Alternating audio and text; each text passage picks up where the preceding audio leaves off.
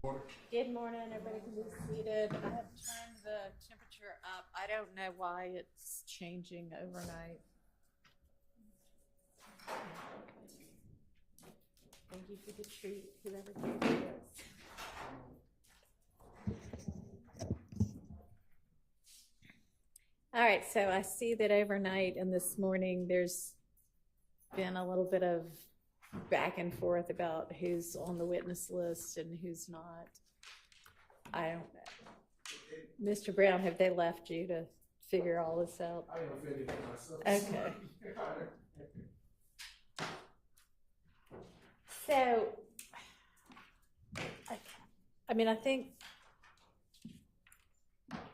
well, so do you know whether any of these people have ever been on any witness list? Let's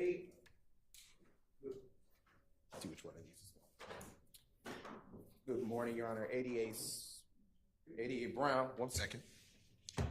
Good morning, Your Honor. 88 Brown for the state. My apologies. To my knowledge and recollection, Judge, those witnesses were once on the witness list, but in accordance with the goals in mind of efficiency, they were removed. Right. But now, given the fact that there's no ability to come to a mutual agreement, they've been returned to where they once were so that we can, do what we need to do on our end.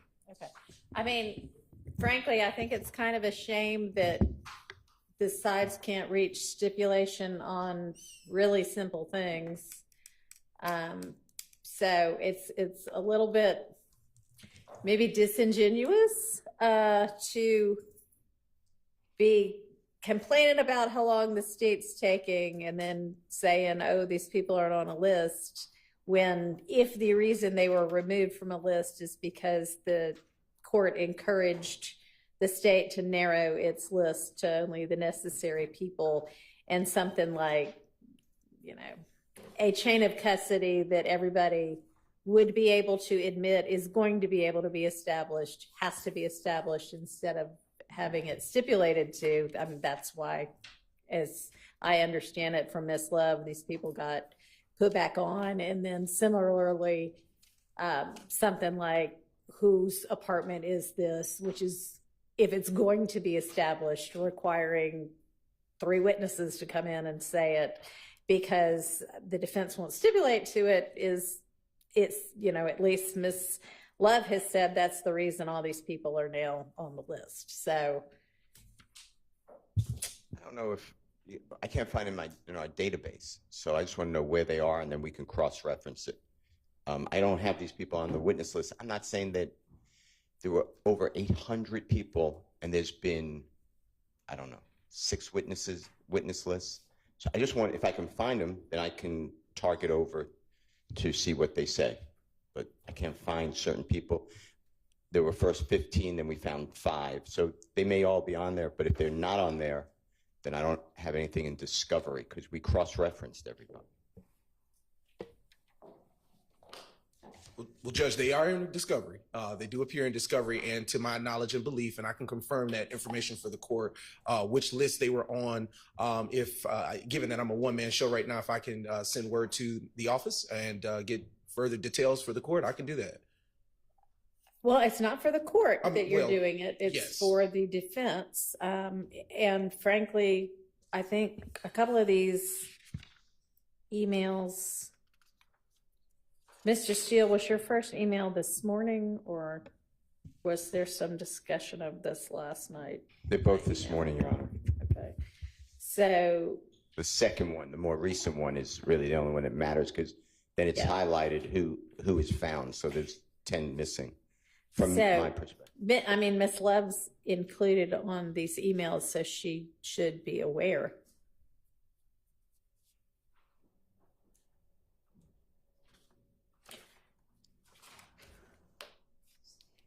Is your first witness of the day on? Who's your first? Who are we calling? Yes, Your Honor. The first witness that is here is Officer Butler, Vincent Butler, immediately followed by Officer Gary Baker. And the other witnesses are either in transit or, given that I'm in here, I can't be sure, but I'm sure they should be here. Where is Butler? Butler is in the back waiting to be called. No, I'm sorry. I mean, on this list of, okay, all right, I see. Yes. So is that generally the email that Ms. Love sent at 7:10 last night? Is that generally the order that y'all intend to call these people? Barring any exceptional circumstances, Your Honor, or the need to go in a different way. Okay.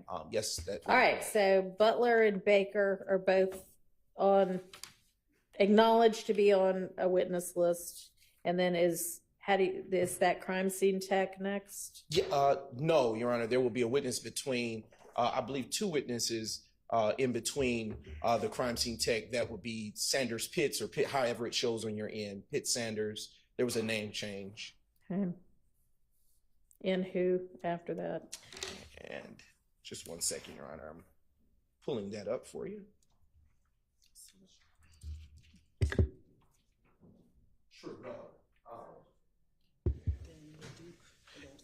It would be Officer Trigot, a crime scene tech, excuse me, Okay. followed by Lieutenant Leduc. Okay. And all of those people, it's not disputed. No, it is disputed as to Officer Leduc, but I guess the first four, there's no issue about. So we can at least get started. Yes. And then let's, as soon as we can, get the information about which dated list, I guess, the others are on that are included in the 7:30 email from Mr. Steele.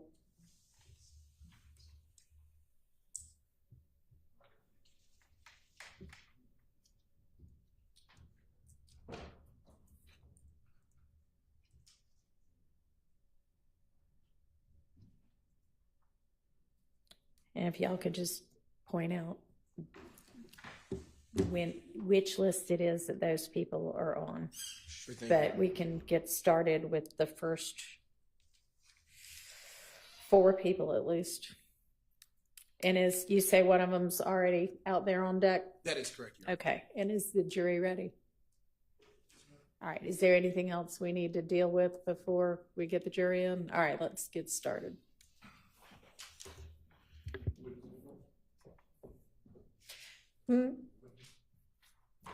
You can go ahead and bring them in. Do you want to have your witness making their way in, please?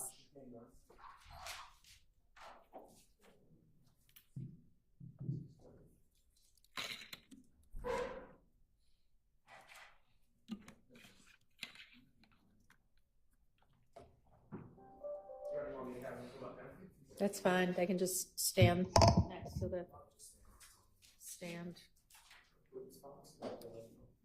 Yeah, come on up. The jury's on their way in, and then an officer will swear you.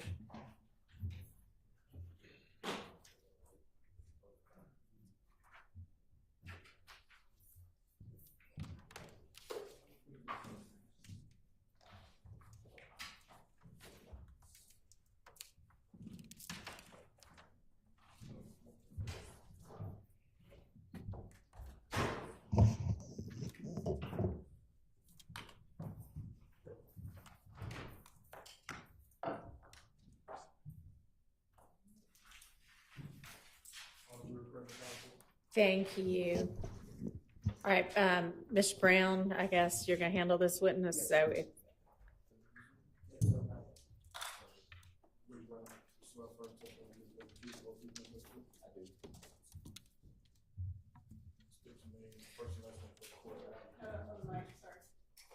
well, yeah, thank you. Vincent Butler. Lower just a little bit so it's directly in front of your mouth, so the court reporter can pick up what you're saying. There we go. All right. Can you hear me now? Yes. All right. Good morning. Are you employed? Yes. Where are I'm you? sorry. Can you say your name again? Because I didn't get that. Vincent Butler. Thank you. Okay. And where are you employed? with the City of Atlanta Police Department. And what do you do for work? I'm a police sergeant. How long have you been working in the capacity as a law enforcement officer? November will be 12 years. And how long have you been a police sergeant? For 2 years. And what are your duties and responsibilities, Sergeant Butler, in that capacity as a sergeant? I'm assigned to the Strategic Response Unit, and we handle any mass gatherings in the city, which would include protests, as well as the academy site that we're having built. And what was your role or rank prior to becoming a sergeant with the Atlanta Police Department? I was an officer. And did you share similar responsibilities in that role, or were they different from what you do now? They were different. Could you please explain for the jury what your duties and responsibilities were in your prior rank as just a regular police officer? My duties were to respond to 911 calls in the downtown Zone 5 area.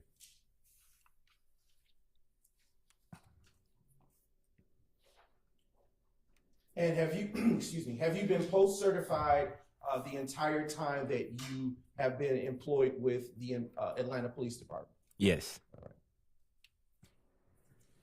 I am now directing your attention to the date of, well, let me ask you a few more questions. Sergeant Butler, do you work any additional jobs outside of your work with the Atlanta Police Department? Yes. What else do you do? I'm a courtesy officer at my apartment complex. And how did you obtain that job? It was available through the apartment. They have certain apartment complexes across the city that offer that to Atlanta police officers. And what is the name of the apartment complex where you serve as a courtesy officer? Columbia Crest Apartments. And in your capacity as a courtesy officer, what is it that your duties and responsibilities are for that particular assignment? Respond to courtesy complaints, calls that are generated by the residents at the apartment complex. And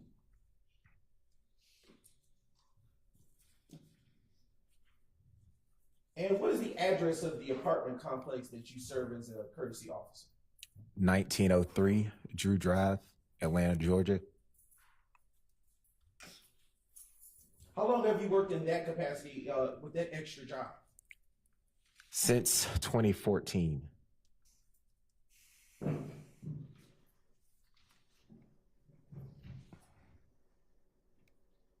And that address that you provided, can you tell the ladies and gentlemen of the jury what county it is situated in? In Fulton County.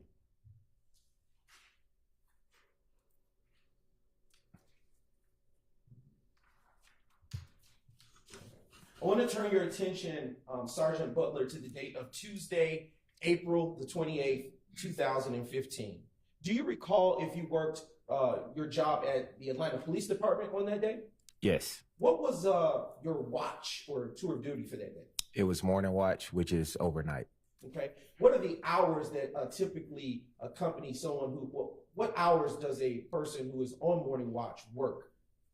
Usually 10 at night to 6 in the morning, or 11 at night to 7 in the morning. And were those the hours that were typical of someone on morning watch in, say, April 28th, 2015? Yes. Okay. Or do you recall around about what time you got off on that day of April 28th, 2015? It would have been around 6 a.m. in the morning.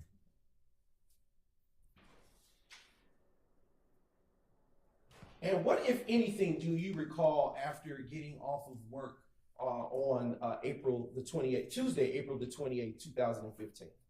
Upon arriving home, I observed an Atlanta police officer parked on Drew Drive, and it seemed to be that there was an incident that happened at the location. And what gave you belief that there was an incident that had occurred in that area? The officer was out his patrol car with his cruise lights running, and I could see one of members from our maintenance team at the property outside with him as well. And at that time, how were you dressed? I was in a full Atlanta police uniform. Are you assigned a patrol vehicle or any type of cruiser as you described? At that time, I was not. And the officer that you said you saw walking about in the vicinity of the apartment complex, did you know that individual? Yes, I did. Who do you know him or her to be? He's a Zone 1 officer, and he was also in my academy class. What's his name? His name is Officer Hill. You know his first name? I can't recall his first name.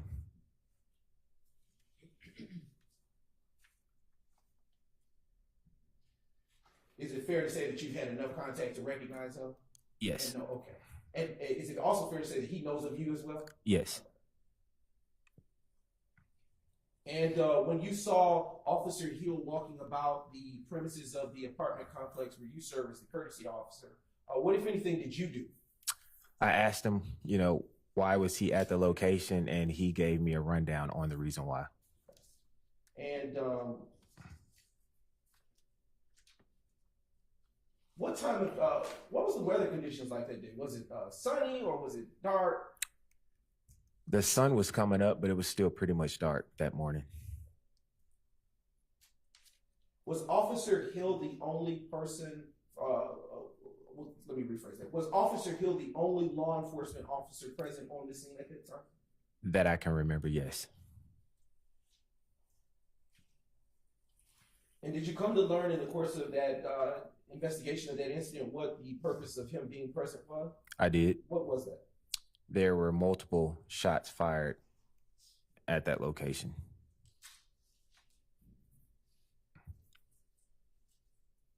Did you happen to see any signs that shots had been fired in that location?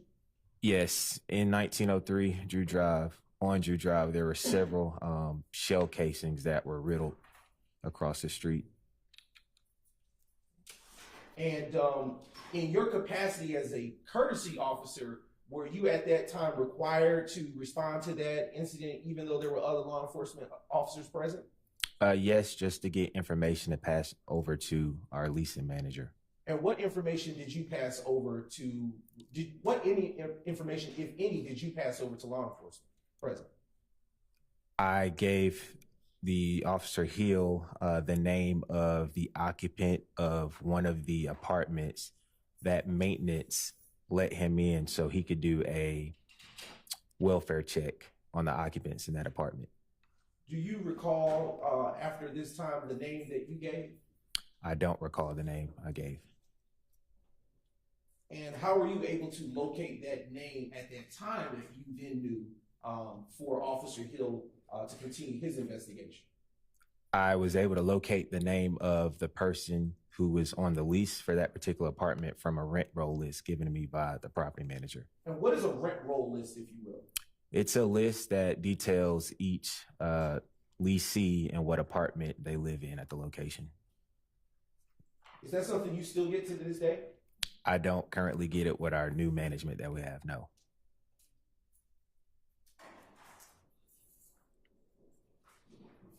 Why was it something that you had at that time? Because it was what management was handing me out periodically at that time. And after providing the information to Officer Hill from the rent roll sheet, was he at all able to make contact with the occupant or tenant of that particular apartment? I'm unsure. He was given the name and the apartment number, and he would have further searched and tried to make communication with that tenant. About how long was your involvement at this crime scene where you described law enforcement was already present? Very brief, I would say 5, maybe 10 minutes. During the time that you were there, did the tenant, during the duration of the time that you were there aiding in the investigation, did the tenant who occupied the apartment that was struck by the bullet defects, did she ever show up? No.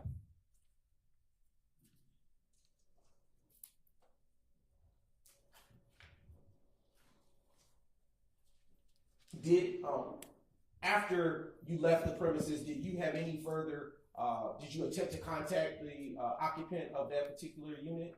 I did not. Do you know if management made any contact with the occupant of that unit after that? I know they made attempts, but I don't know if they made contact.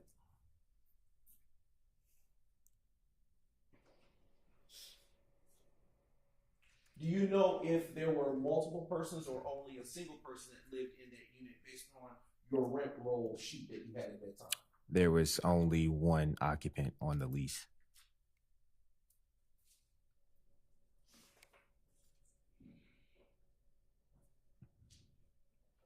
At that, excuse me, at that time, specifically being April 28, 2015, were you assigned a body-worn camera at that time? No, the department did not have body-worn cameras at that time. Were you required in either your capacity as a courtesy officer with the Crestview apartment complex or as an Atlanta Police Department officer to do any further work in this particular matter? No.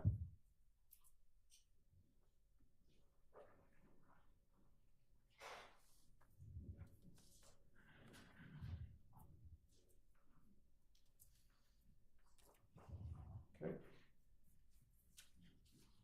And on that morning that you saw law enforcement out there, was there any other apartment units that, to your knowledge, that were affected by the gunfire that took place? Yes, there was the second caller about the incident. Did you provide any information or assistance with respect to that caller? I spoke with her, with Officer Hill, about what happened and what time she heard the rounds being fired. Is it fair to say that is about all that you got at that point from all that you gave in terms of conversation with that second caller? Correct.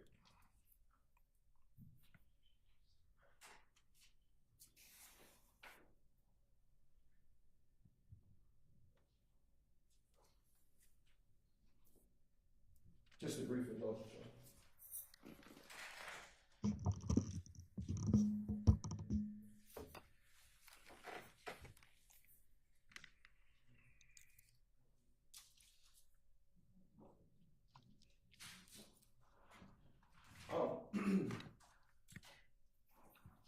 Earlier, you testified that you didn't recall the name of the tenant in that premises. Is that correct?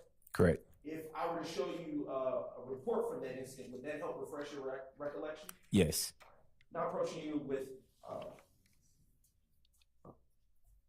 take a moment to look at that. When your memory's been so refreshed, please just look up at me without saying reading from it, please. Yes, sir. Ryan, your instructions Did you- last time was to not do that. Did you identify what it is? So that they know. Sure, yes, sir. If I may approach with this brief. Hold on, just one second.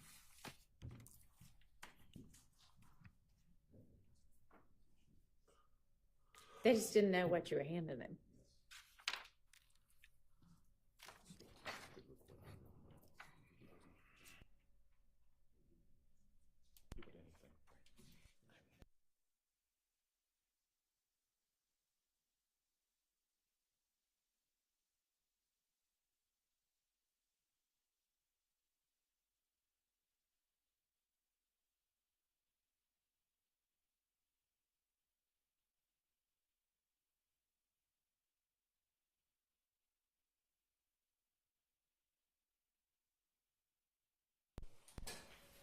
I am now approaching the witness with the same document. When your memory's been refreshed, you may look back up at it.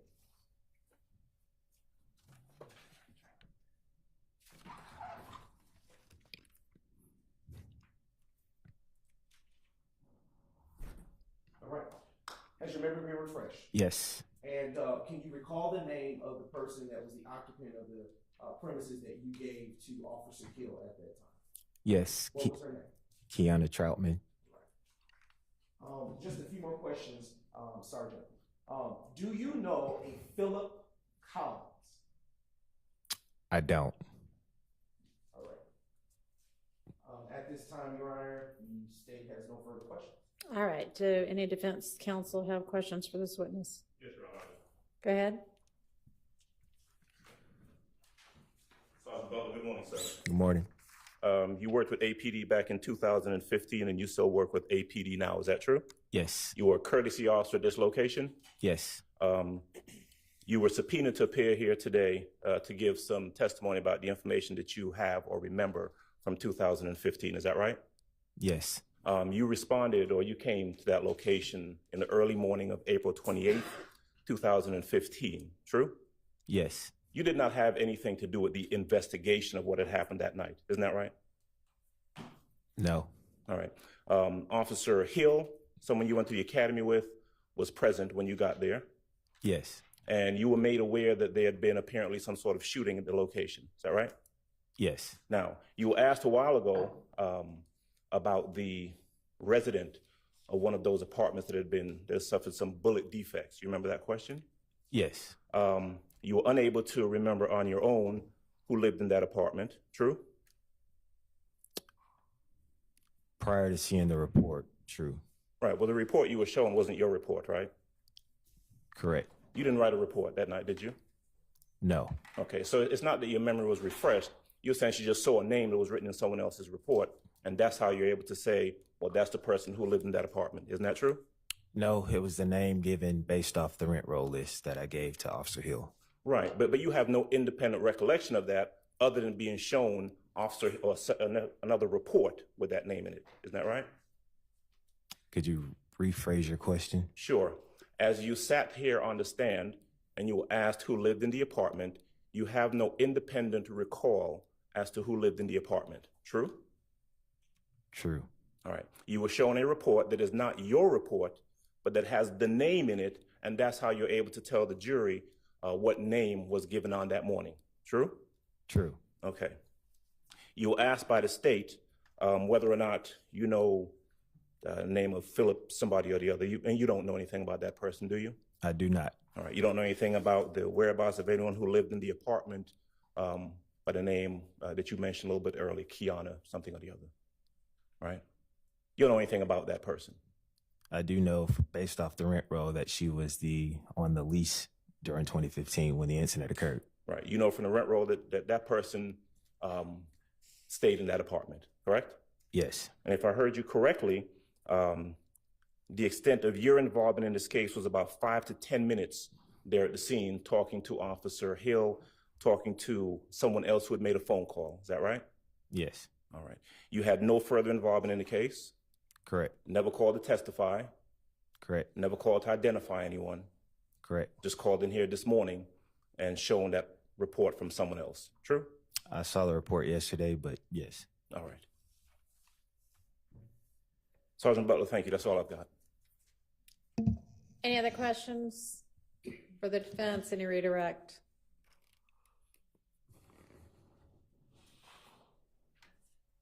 Any redirect?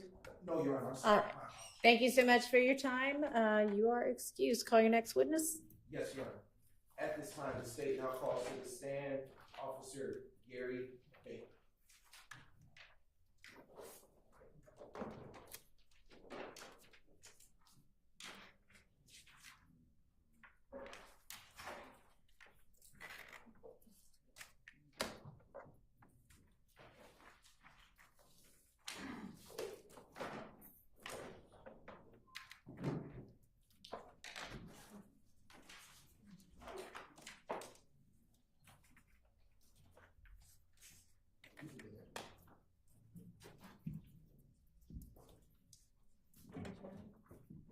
Do you swear or affirm that the testimony you're about to give today will be the truth, the whole truth, and nothing but the truth that you got? Yes. Can you take a seat?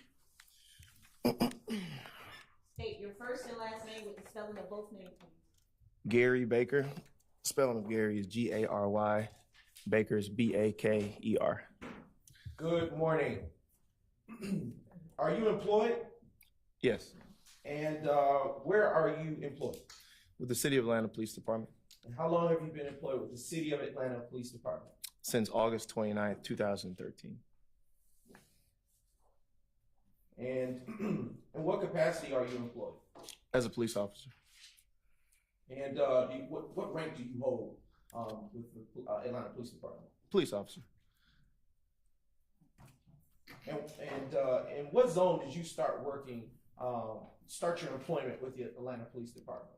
Zone 3.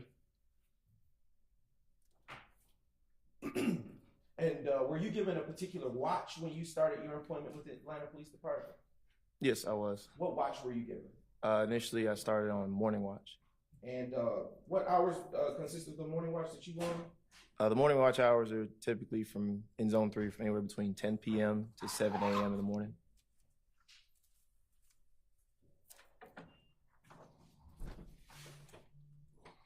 Were you assigned a particular beat when you started with the Atlanta Police Department? When I first started, I didn't have a particular beat. I was what we call a roustabout. They give you a beat to work when you come in that night, and that's your assigned area for the night.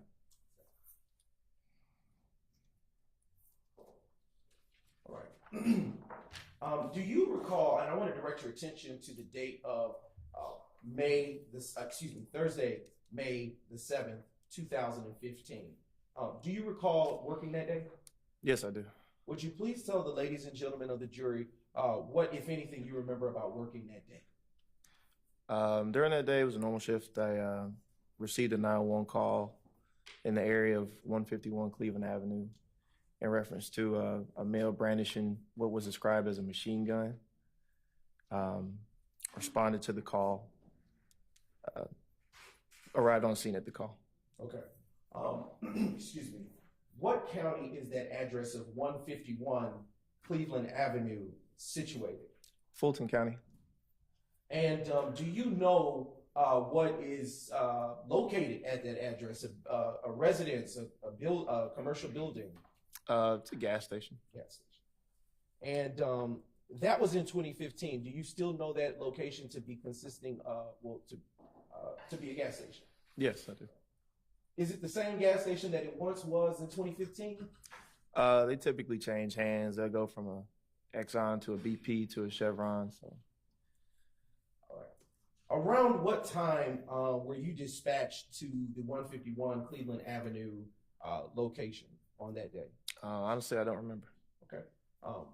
If I showed you, did you prepare a report for anything related to this case? Yes, I did. If I were to show you a copy of that report, would it refresh your recollection? Yes, it would. Just so you can know what you're doing. No showing the defense. Okay. All right. I'm approaching the witness, having been shown that it's not needed. Take a moment to refresh your recollection with that, and once you have had an opportunity to do so, look back up at me and don't read from me, please.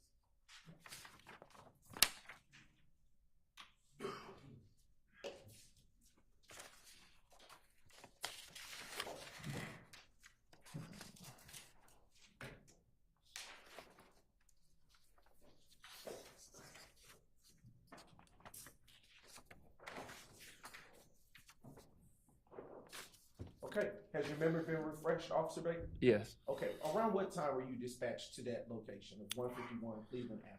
Approximately 2 a.m. And what zone is Cleveland, the address that I just mentioned, situated? At that time, it was situated in zone 3.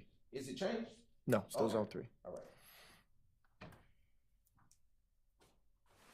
All right. You indicated that dispatch informed you that there was a person with a machine gun. Do you recall saying that? Yes. Okay.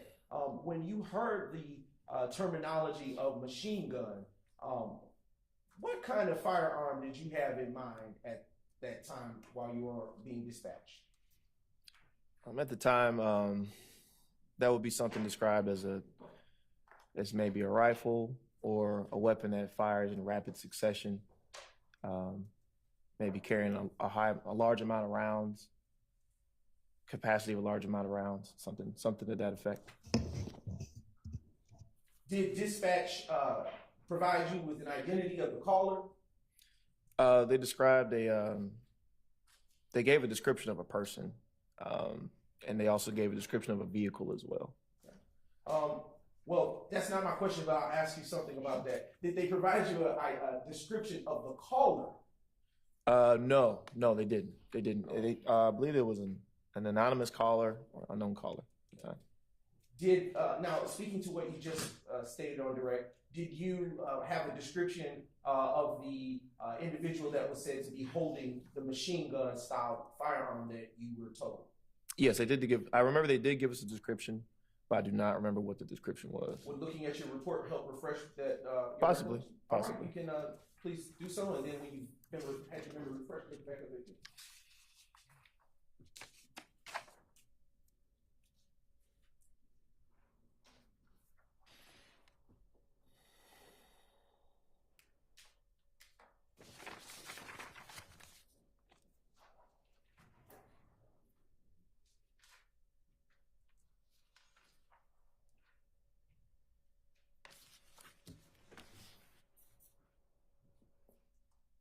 Okay, has your memory been refreshed? Yes. All right. What was the description that you were given?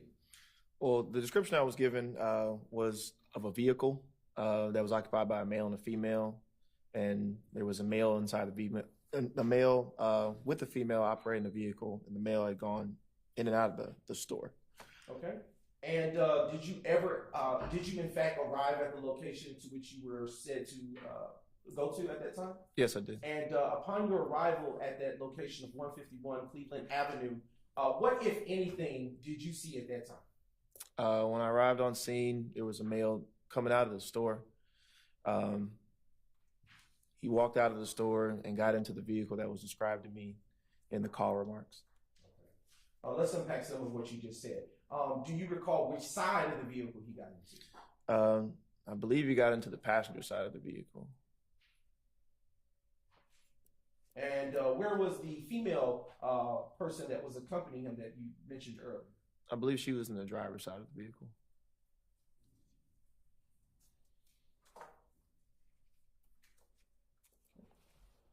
What description for the vehicle were you given? I was a black Chevrolet Impala, I believe. Were you given a license plate or tag number for it? Yes, I was. What were the tags that you were given, to your recollection? I don't remember off the top of my head. I'm pretty sure it's in my report. Go ahead and take a moment to refresh your memory on your report.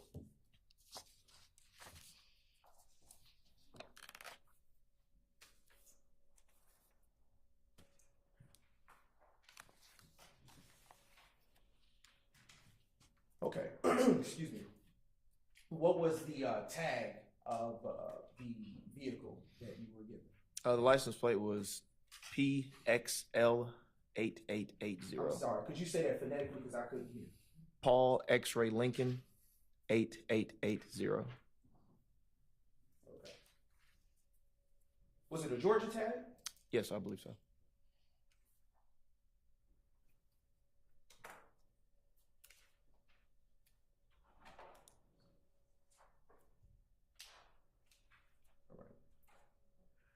Were you assigned a body cam at that time? No. And is it, why not? They had not been issued to us at that time. At least in my career, I hadn't been issued a body camera. At that time? At that time, yeah, correct. And did you arrive to that location alone, or were you accompanied? I was accompanied by another officer. He sent another backup officer just in case. And when you say a backup officer just in case, why would dispatch send a backup officer just in case? Typically, when there's a call involving a person with a firearm, an armed person, they want to send a second or maybe even a third officer, just because, just for our safety and the public safety in general. It's kind of believed by us that if you have more than one officer, maybe two or three, then a less amount of force has to be used. And that way we can de-escalate situations better when there's more of us there.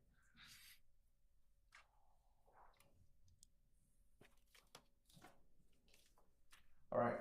So when you arrived to that location, what, if anything, did you do? Did you have your lights on? Not that I recall. Okay. Did you have your siren activated? Not that I recall. All right. Did you exit the vehicle? When I arrived on scene, I exited the vehicle. I saw the male that was described in the call remarks. I saw the vehicle that was described in the call remarks. I saw the male come out of the store, immediately walk to the vehicle. At that time, I approached the vehicle, asked the male if he could step out. He stepped out. I asked the male if he had a gun. He said no. At that point, I could look into the back seat of the car and saw a gun laying on the back seat of the car. From what I remember, I think the male immediately admitted that it was his gun. And at that point, we went ahead and detained him. And I believe the second officer there, I think he detained the female. And we just went from there. Right. So I want to unpack a few things that you just said there. Sure. All right. Earlier you said he initially said he didn't have one. Correct. But then what changed after you located that firearm? Once I located the firearm, once I saw it, he immediately admitted, "Oh, that's my gun." Was it in plain view, or was it something that you had to look a little more intently for? It was in plain view. Is this the type of firearm that you saw? Well, the firearm that you saw that day, is it the type of firearm that you can hold with one hand, or that you must use two hands in order to discharge the ammunition? In my belief, to use a weapon like that, you would need to use both hands. Is this a weapon that is a single firearm, or is it one that shoots its ammunition in rapid succession? Honestly, I don't know. With that weapon, I believe that weapon's able to be shot as quickly as you squeeze the trigger. Are rifles generally firearms that are that discharge ammunition in rapid succession? They can be.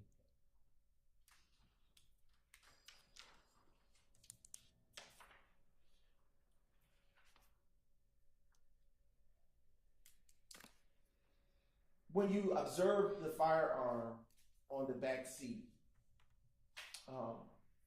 what caused you to seize it? It was described in the call remarks as that type of weapon. Typically, when people call the police, they may not know exactly, they may not be gunsmiths necessarily or know exactly specifications of a gun, but they'll describe it as best they can. It's a weapon that someone would describe as a machine gun or something of that sort. Is it unlawful to have a firearm? No. So why would you seize that firearm? From what I can remember, and from what I can remember, it appeared to be a weapon that was illegally modified. And when you say illegally modified, what is it that you mean by that? Those weapons can be shortened, may not have a stock, or have a stock and not supposed to have a stock. Are you saying stock? Stock. Stock. S-T-O-C-K, stock. It's like the back part of the weapon, like a brace almost. And did this weapon have a stock? To be honest, I don't remember. I do remember that we made the charge on the individual because the weapon appeared to be legally modified, and the warrant was signed by the judge, and the charge was made at that night. So. And when that weapon was seized, well, let me back up. You said that when you saw that firearm, that the persons within the vehicle were detained. Do you recall saying that? Yes. Why did you detain him? He was the person described in the call remarks, so he was detained for our investigation. And he was also arrested because of weed possession of the vehicle as well. Okay. All right. When you detain someone, what does that look like in an ordinary stop for an officer? Most times they're placed in handcuffs. Try to make it clear that they're detained and they're aware that they're detained. They're not going to jail necessarily right now. They just can't leave. And in this instance were the occupants of that vehicle detained by handcuffs or by some other means? From what I remember, I believe they were placed in handcuffs. Were they ordered out of the vehicle? I believe they were asked to step out of the vehicle and they complied and placed them in handcuffs for the detention. And about how long did that detention last? Honestly, I don't remember.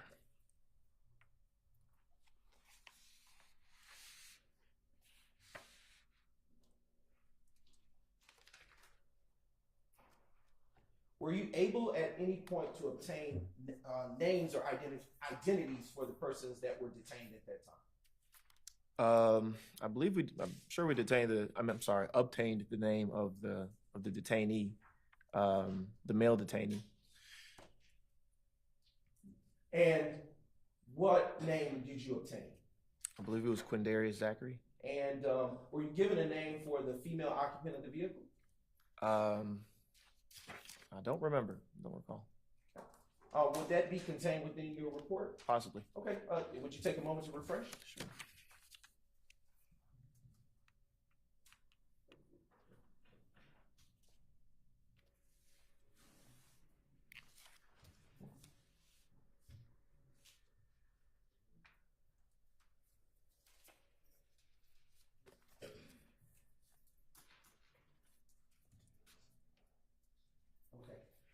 Has your memory been refreshed? Yes. Okay. What do you remember at this point? I believe the female detainee was named Summer. Okay. Did you get a last name for her? No, I did not. Was she taken into custody, full custody after being detained? I don't believe so. And why not? I believe she was released. She didn't have any. There weren't any appropriate charges for her to be placed on. Do you know to whom that vehicle belonged? I don't know.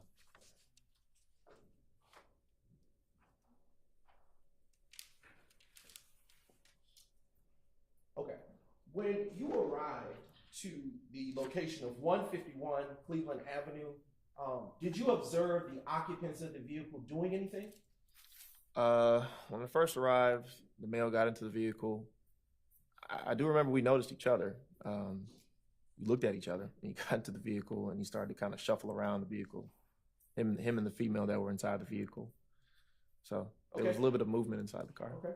Now, when you say you looked at each other, can you explain to the ladies and gentlemen of the jury what his demeanor was?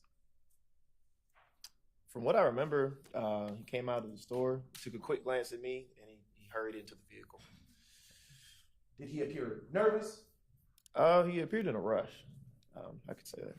And in your training in your training and experience, what do you understand quick movements before you make a stop to signify? Well, in some cases, when people see the police, they may shuffle around a little bit, or maybe try to conceal something in the car, or make furtive movements to kind of put something away, or tuck something, or hide something. So it's not always the case, but you're aware of it going into situations.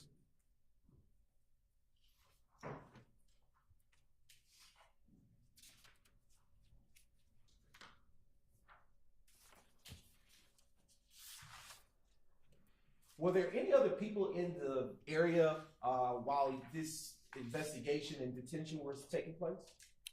I don't remember.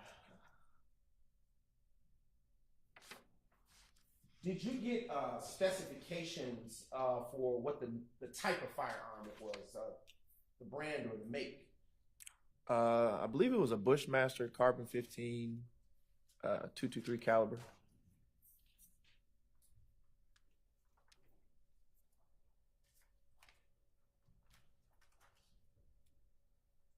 And when you say .223 caliber, what do you mean? It's just a caliber of round that the weapon shoots.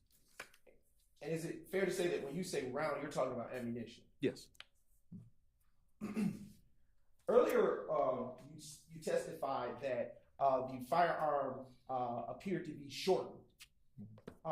In your training and experience, what does the shortening of a firearm allow for a person to do with it? To be honest, I'm not sure. Okay. But I know it's in state of Georgia code, it's illegal. Okay. For whatever reason. And with respect to the length of that firearm, did you later come to detail or learn the specifications of that firearm?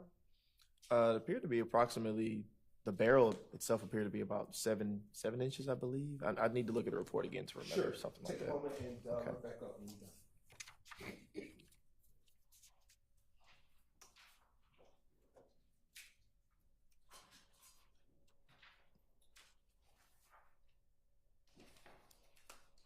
Okay. Has your memory been refreshed? Yes. All right. What? You can answer the question. So the barrel length was approximately 7 inches, And the entire weapon was approximately 20 inches in length.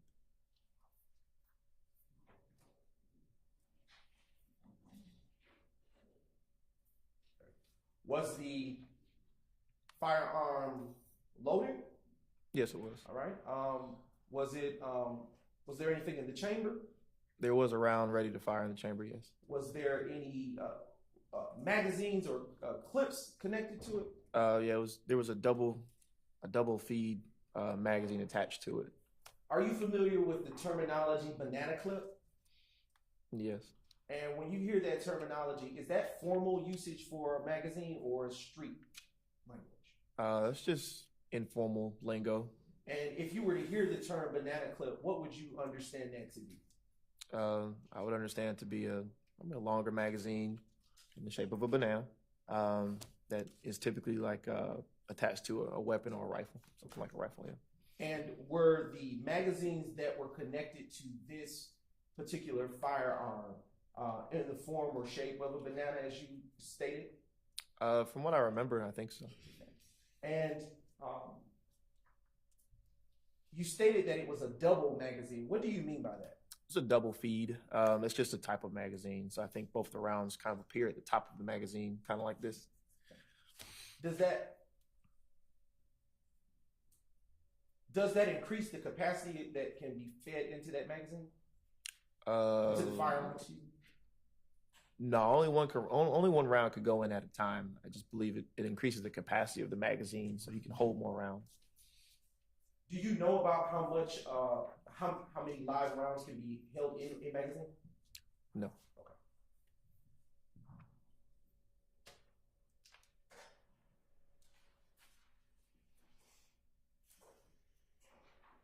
Is it normal for a rifle of this type or any type to have a double magazine, as you described? A double feed A magazine? double feed, excuse me. It's not abnormal. It's not abnormal.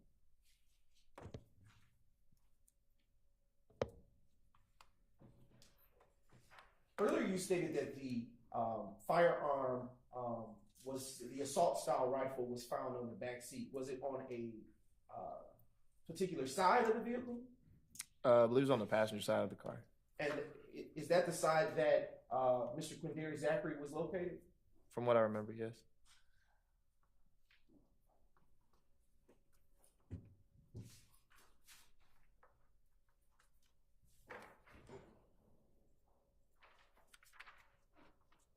Did you ever conduct a complete search of the vehicle after observing the modified firearm? Honestly, I don't remember. Earlier, you stated that there was marijuana found inside the vehicle. Do you recall saying that? Yes.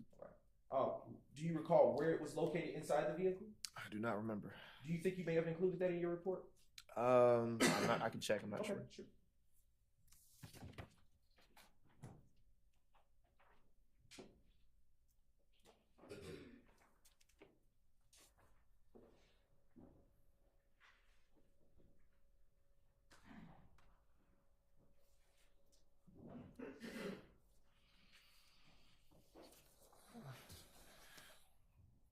Okay. Has your memory been refreshed? Yes. All right. You may answer the question. There was marijuana found inside the vehicle on the driver's seat side. And did Mr. Zachary also take claim possession of that? Sustained. What, if anything, was done with the marijuana after it was located? I believe it was turned into property as evidence. What about the firearm? I believe that the firearm was also submitted to the Atlanta City Property Annex as evidence. How much marijuana was found? I believe it was 0.3 grams of marijuana.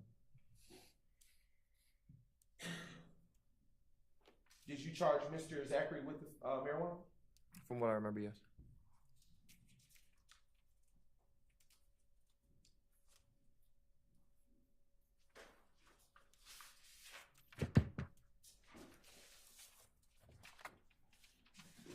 Earlier you stated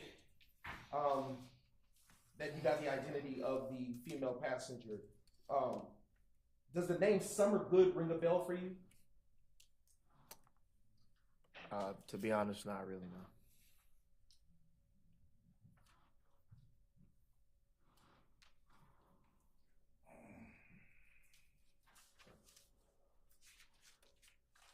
Just a few more questions for you.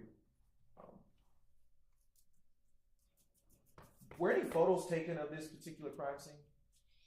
Not that I remember. And was there any reason in your mind at that time to notify the gang unit? Not that I remember. No, not that I remember. Right. Do you know if the gang unit ever got the file for this particular arrest? I do not know.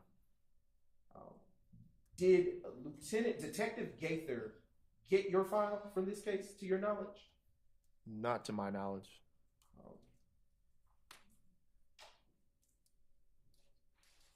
Did you know Quindarius Zachary before this arrest took place on this particular day? Not to my recollection. Did you know Summer Good? No. Do you know if there was a relationship between Quindarius Zachary and Summer? No. Do you remember what Quindarius Zachary looked like at that time? No, I don't. Was he tall or short? I honestly don't remember.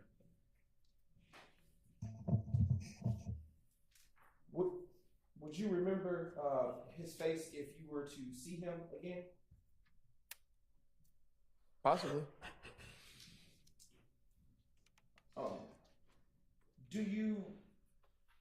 Would you recognize the firearm that was seized that evening if you were to see it again? Possibly, maybe. It was a long time ago.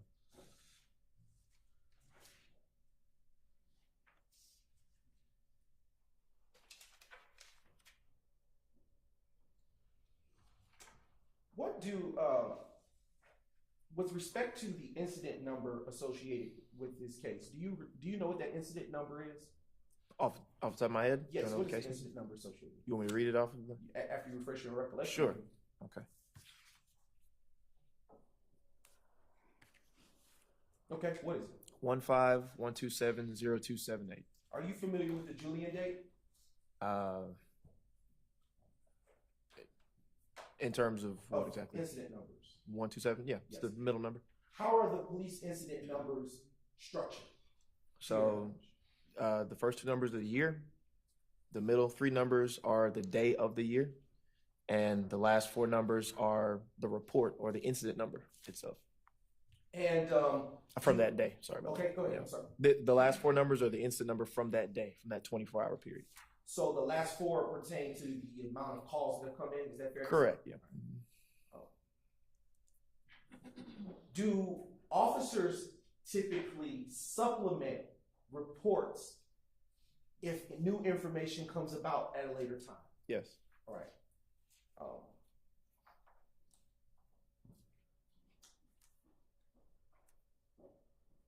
Just a brief indulgence, Your Honor.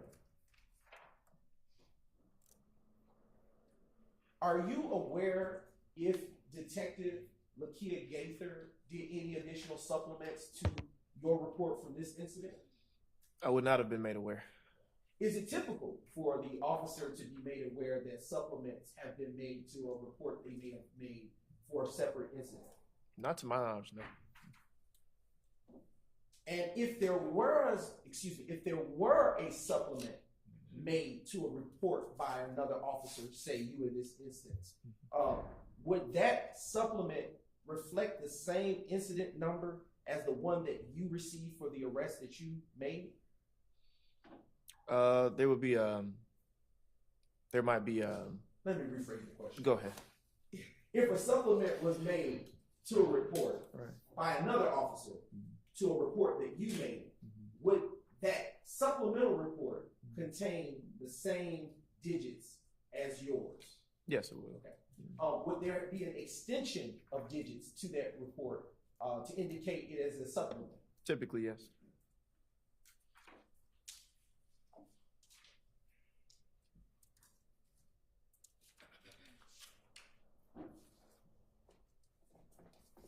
a brief moment, Your Honor.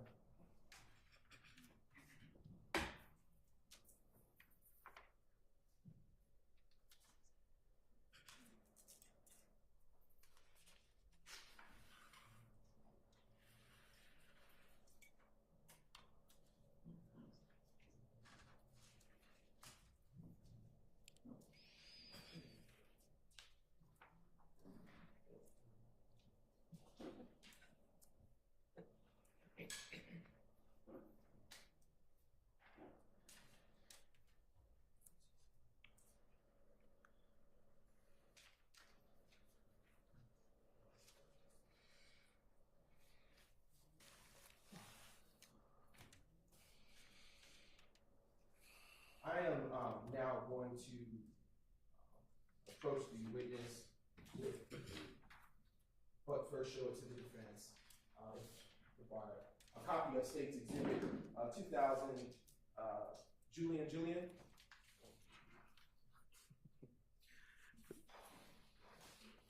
Juliet. Okay, that's fine. Now approaching the witness. 2000.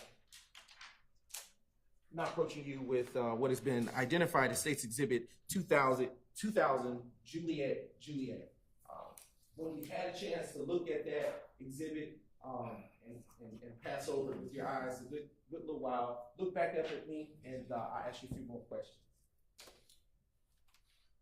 Do you recognize what is depicted in State's Exhibit 2000, Juliet? No. All right. I am now going to approach the witness with State's Exhibits 2001, Juliet, and 2002, Juliet. And when you've had a moment to look at State's 2001, Juliet, and State's Exhibit 2002, Juliet, please look back up at me and I'll ask you a few additional questions.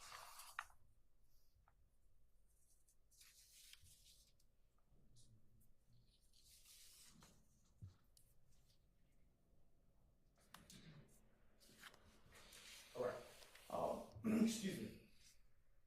In State's Exhibits 2001 and 2002, Juliet, do those look like the firearm that you recovered on the day that you arrested Mr. Quindarius Zachary? Possibly. All right. And do those images reflect the specifications that you said that firearm had at that time? Yes, they do. Okay. And at this time, does it appear that any changes have been made to those firearms from the time that you recovered it from the back seat of the vehicle that you approached on that day? No. Right. Your Honor, at this time, the state now moves to admit State's Exhibits 2001 and 2002 into evidence. 2001, 2002, Juliet into evidence at this time. All right, those are admitted without objection. Okay. Right. Officer Baker, did that thereabout conclude your involvement with this particular case? Yes. All right. Your Honor, at this time, state has no further questions. Please. All right, do any defense counsel have questions? All right.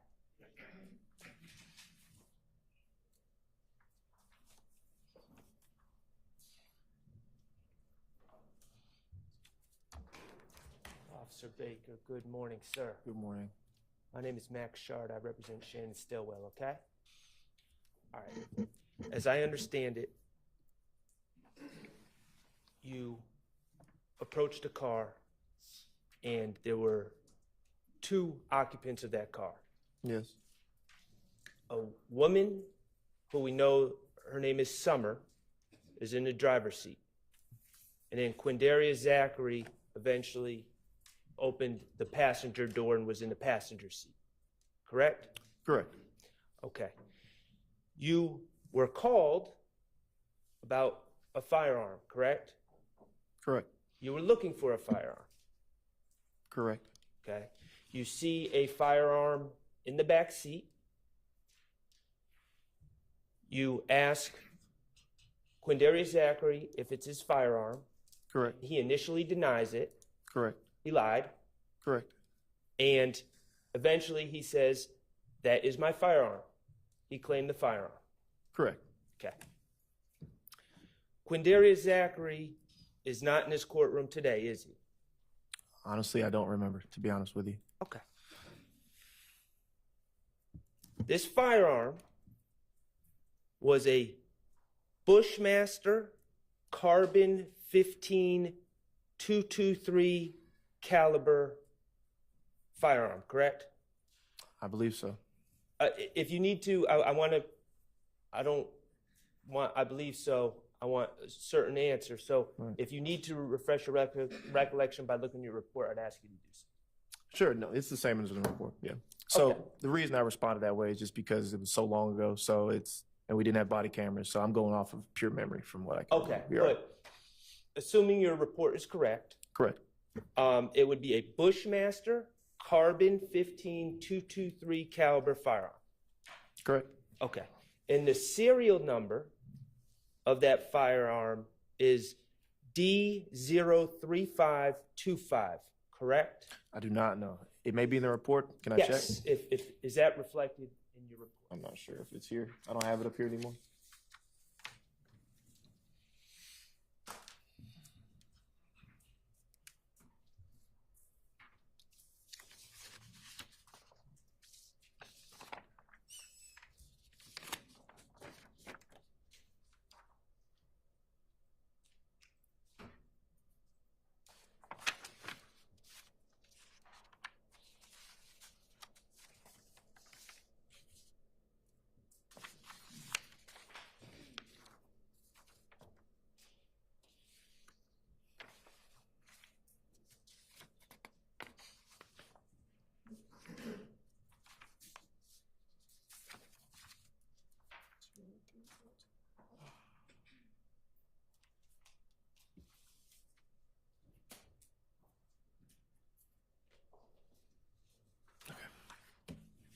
Have you refreshed your recollection? Yes, sir. Could you tell the jury the serial number of that firearm? It would be D as in David, 03525. Now, you eventually seized this firearm from Quindarius Zachary, correct? Correct. And do you know are you a ballistics expert? No. Okay. Do you know what NIBIN is? I'm aware of the HCS. Okay, and that's a database that can compare a gun to shell casings on other shooting scenes or other crime Correct. scenes, correct? Mhm. All right. Do you have anything to do with running the guns you seize through NIBIN? No. Okay, do you have anything to do with testing the guns that you seize as an officer for ballistics? No. Okay. This gun that you collected off of Quindarius Zachary, what did you do with that gun? It was turned into the Atlanta Public Safety Annex as evidence.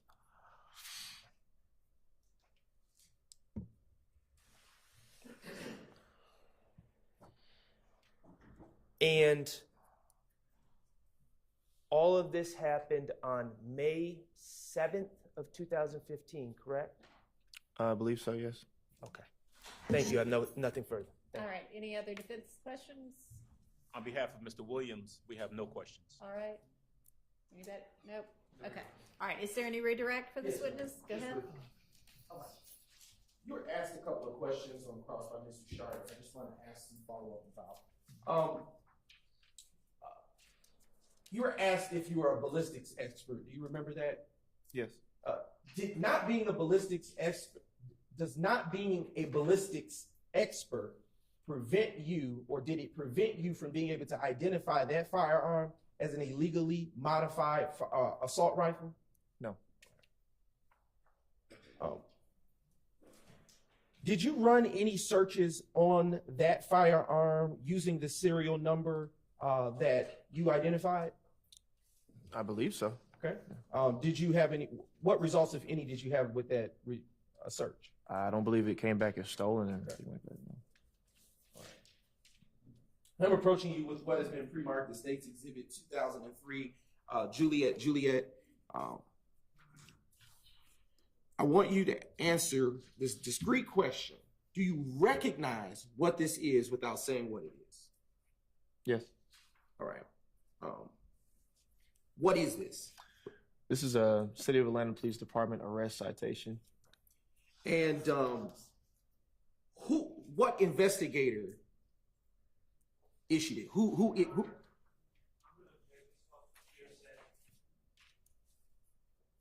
Any response? Your Honor, I would say this is not hearsay given the fact that it is a part of the course of the investigation as it relates to law enforcement's overall duty, and I don't want to say too much, obviously, Judge. Okay, well, sustained, unless it's his report. Or his arrest citation.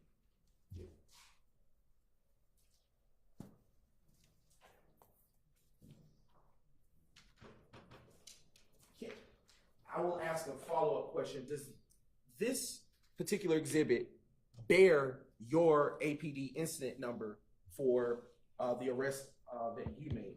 Your Honor, that's hearsay as well. That's not, Your Honor, that's not hearsay. That's a number. That's not a statement. Overruled. You may answer the question. Can I compare the number to the report number? Okay.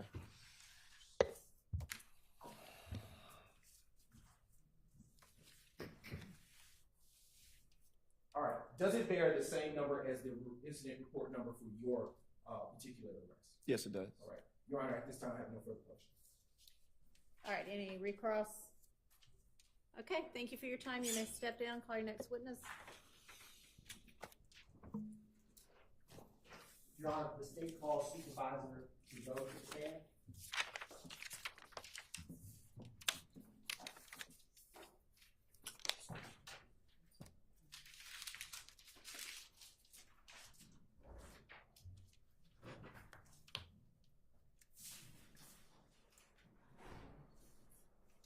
Remember, you're supposed to have them standing there waiting, ready to go. I'm really kind of serious about that. Yes, Your Honor. He was in the well right there. Come on up to the.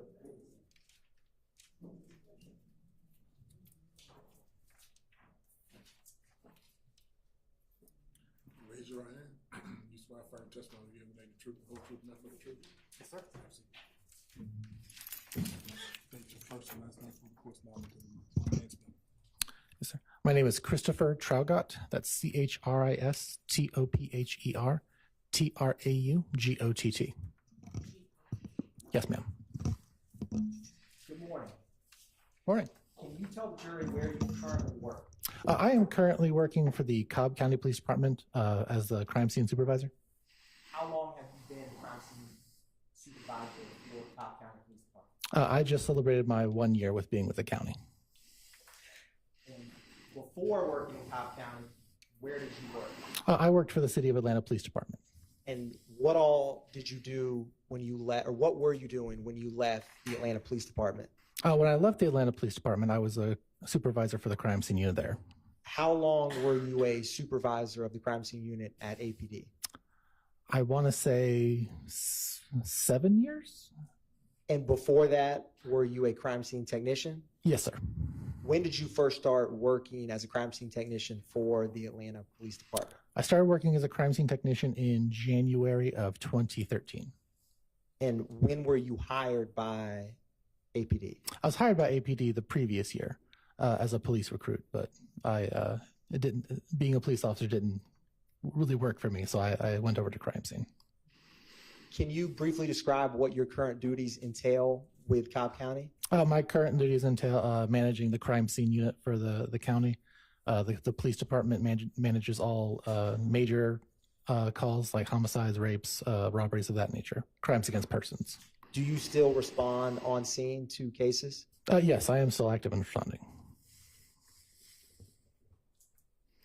Now, I wanted to turn your attention to January 13th of 2015. Did you have an opportunity to respond to an 878 Oakland Drive? Yes, sir. Now, on that date, how can you kind of orient the jury How far into your time as a crime scene technician were you? I would have been 2 years into being a crime scene technician on that date. What did you respond to? Why were you called to that scene? So I was initially called to that scene called in as a shots fired call. And what that means is a firearm has been discharged, but no one has been hit or otherwise injured. Do you recall around what time you arrived? It was early in the morning. I'd have to reference my report to give you an exact arrival time. Would referencing your report help refresh your recollection? Yes, please. Your Honor,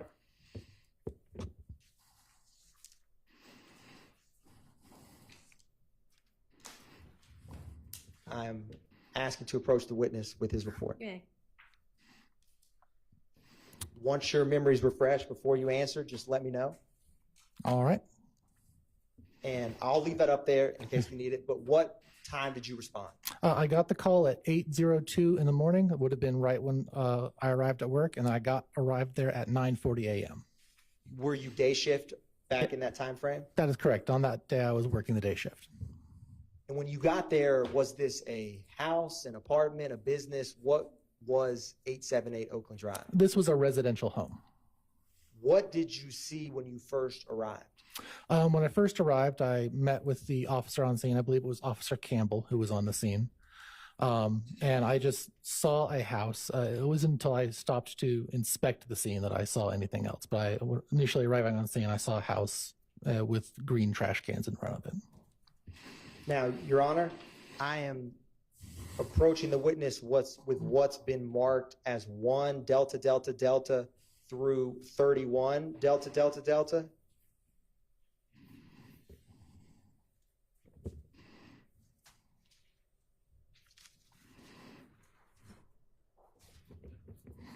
If any defense counsel wants to see.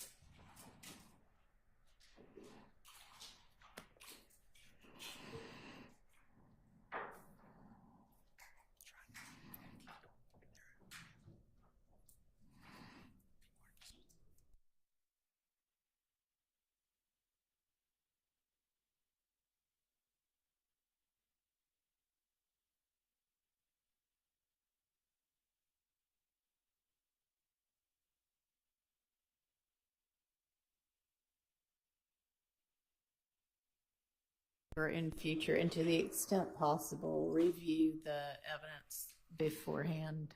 The problem, Your Honor, is that what's being shared doesn't have exhibit numbers, so there's no way to cross-reference, for us to cross-reference. All right, maybe I'll get together 10 minutes before we start and just say, here's my evidence for the day. Okay, I've seen it. Yes, Your Honor. Thank you.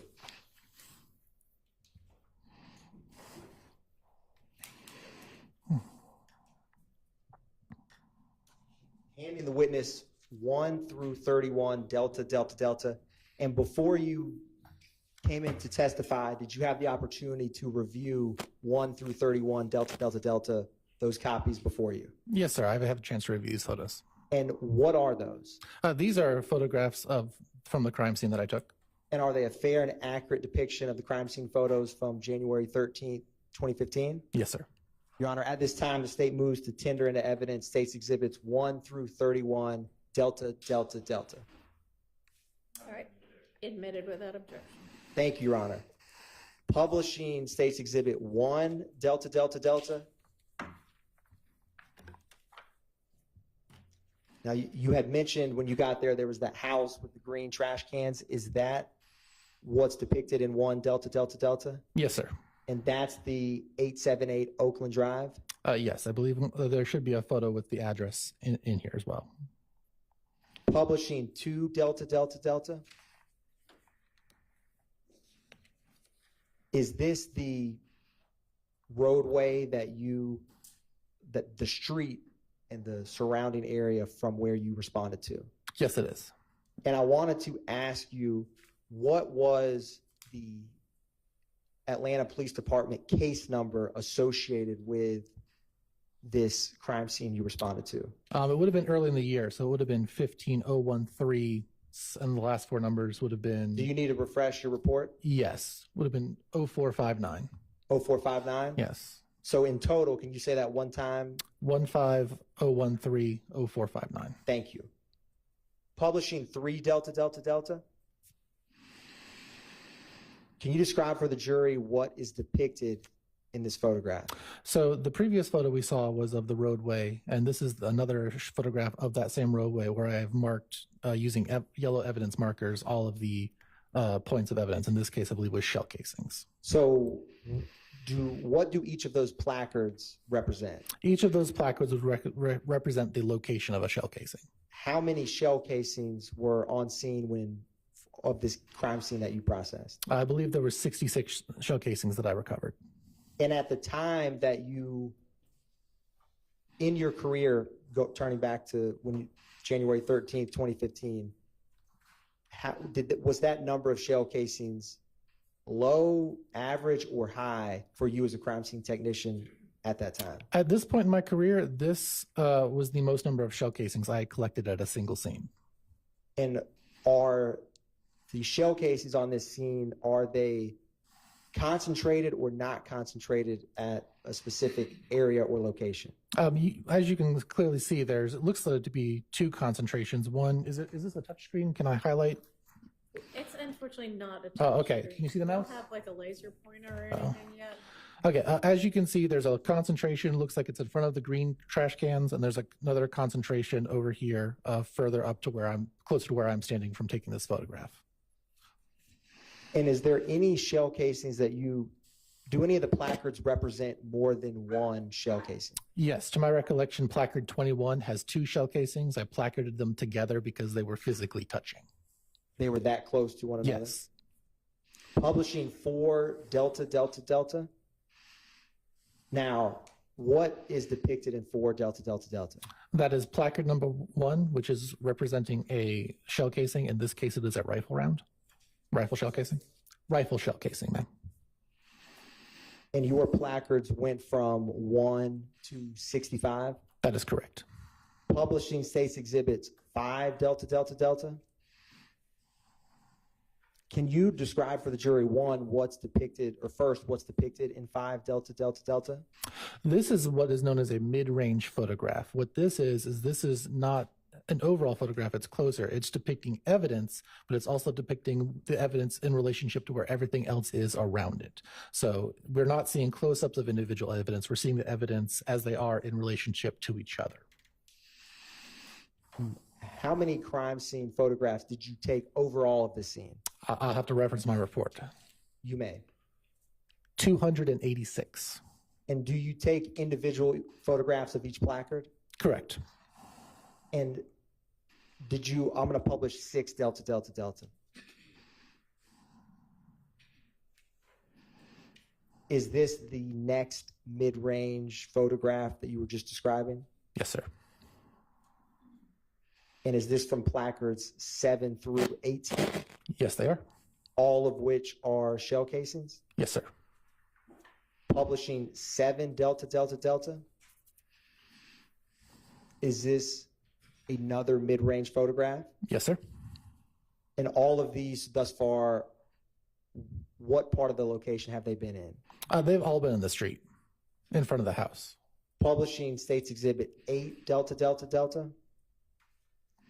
Can you describe for the jury where these shell casings are? This would be the driveway.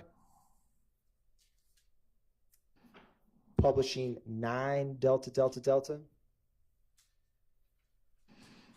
Is this another mid-range photograph of additional shell casings? This is more of an overall photograph, but yes, it is a mid-range in the sense that you're showing the evidence 30 and 31 in relationship to where they are with the rest of the crime scene. Publishing 10 Delta Delta Delta. Can you describe for the jury what we're seeing here? This is an overall shot of evidence placards that were, like I said, in front of the green trash cans in front of the house. It's just sort of an overall showing the whole layout of the scene.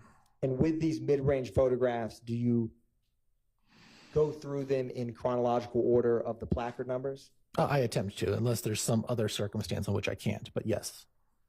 Publishing 11 Delta Delta Delta. Is this another mid-size photograph? Yes, this is a mid-range photo.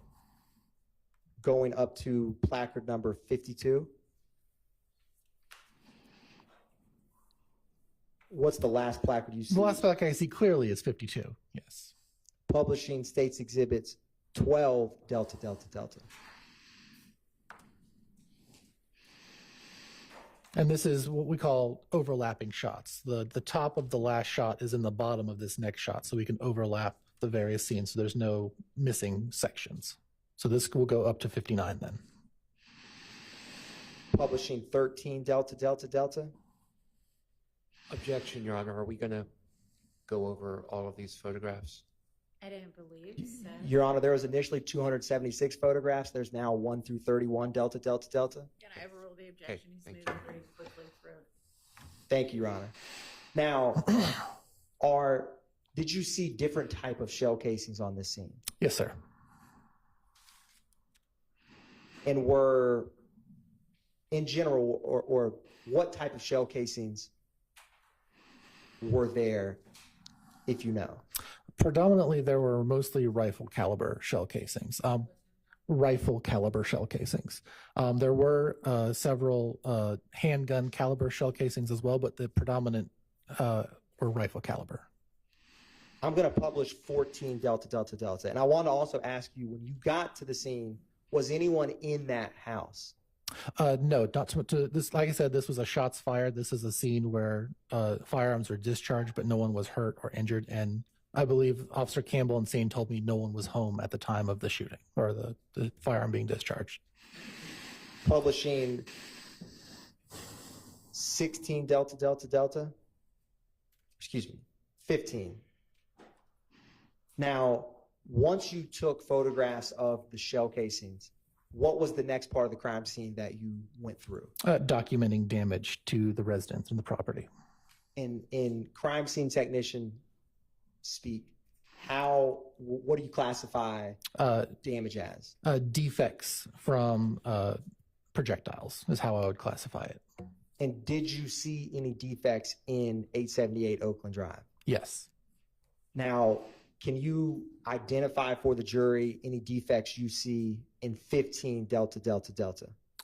If you, can I stand up? You may. You may. You know what? Here's a pointer. Thank you. Thank you, Your Honor. Thank you so much. And y'all can move if you need to see. Yeah. So if you look right here, this is a defect in the house inside. This is also a defect in the house on the side. This is, I would have taken close-up shots of the defects, but this is sort of a mid-range overall shot of these defects. Publishing 16, if you don't mind, remain standing for me. Thank you. 16 Delta Delta Delta. Can you show the jury if you see any defects in this photograph? Yes, if you look right here, I don't know how well you can see it, but there is clearly a defect right here in this window. There's clearly a defect right here by the side of the door. There's another defect up in this window, and right here, you can see one right here that went through the window pane. Those are the only ones I see in this shot. Publishing 17 Delta Delta. Oh. I saw one more. It's just as I was right here as well. And are these going, is there any order to when you are photographing, say, the outside of a home? Are you going left to right, right to left? In this case, I would have been going left to right. You know, if I'm facing, I take my photos the same way you would read a book. So from your perspective, it's going left to right. So. Publishing 17 Delta Delta Delta. Is there any defects in this photograph? Yep. So there's the defect here in this window, defect here in this window, defects up here and here and here above the window, defects here and here between these two shutters. And you can see 1, 2, 3, 4 defects in this window right here from the scene. Publishing 18 Delta Delta Delta. This would have been an overall shot where I've now gone to the entire other side of the house. As you can see, we're seeing defects all along here. I believe there's even some right here in the gutter.